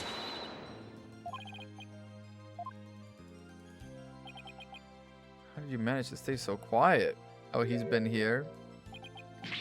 He's like it was a sweet love story. Wishing the lady you fell in love with every happiness is what a real man does. Darn it all. If only I was 10 years younger, things would have gone differently. If you were 10 years younger, it would actually be kind of okay. September 30th. That's like a week after the trial. The third wedding ceremony and reception. On the Flying Chapel. And Maya is also invited. Oh, also Maya. Only Maya. Oh, and Athena's also there. And Edgeworth and Emma and Larry. Larry? We hope it's happily ever after for them this time around. But it's gonna be a rowdy party. Are we getting an animation? It's the end of the freaking saga. When you are. Oh my god, was that Emma in the background? Here we go. Huh? Oh, hey! Look who's next! Huh?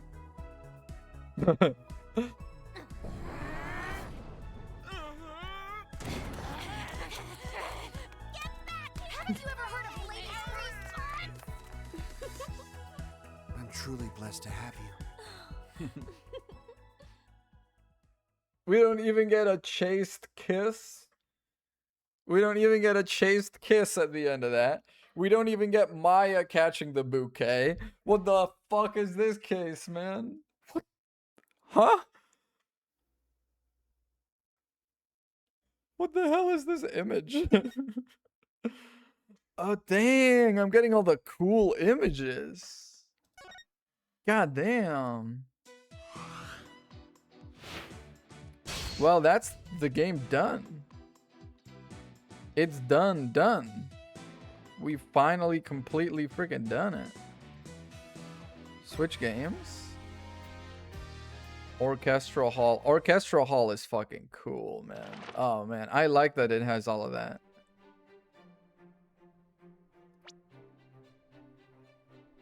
You can make a playlist? Oh, dude.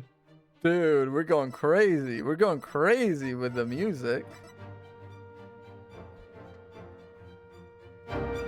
Well, this is probably a good way to send the game off.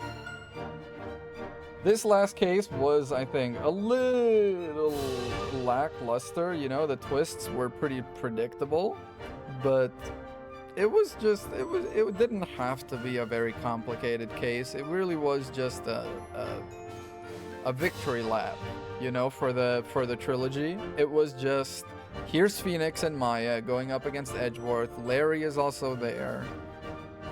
It's all about love and new beginnings and endings and etc. It works. What can I say? It's not ideal, but it works.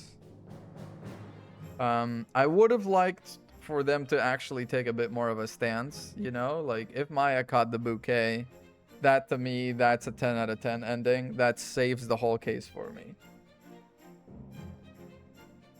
That to me is like, ooh. But all in all, this trilogy was pretty decent. I will say the original trilogy is real hard to beat. But this trilogy was pretty good too. Definitely suffered a lot more from what I'm going to be calling, and I'm sure I'm the first one to say this, Case 4 syndrome. Where the Case 4s were always fucking annoying and bad as hell. Case 4s were always so bad. The astronauts, the fucking, what was the other one? What if Edgeworth? If Edgeworth caught it, that would be pretty funny. I think Larry catching it is the worst of the possible options. If Emma catches it, you're like, ooh, is it Edgeworth? Is it Sadmati? What the hell is going on here? If Athena catches it, it's like, okay, Athena. Athena, I think, is the second worst to catch it. But Larry catching it means fucking nothing. Edgeworth catches it, it's like, that's kind of funny. Maya catches it, it's like, ooh. The, you know, the fanfic writers are eating good if Maya catches that bouquet. Anyway, let us shoot off to someone whom's be streaming. Yeah, okay, let's go out to False Rin, as is tradition. Thank you very much for watching. I've been Gallium GG. I'll see you tomorrow with the first case in Chronicles, so stick around for that. I'm excited to start that. I hear Chronicles cases are long, but it's fine. We're gonna be fine. Don't even worry about it. Anyway, I'm gonna go make some popcorn and watch some stuff and fall asleep. Thank you very much for watching. Bye-bye.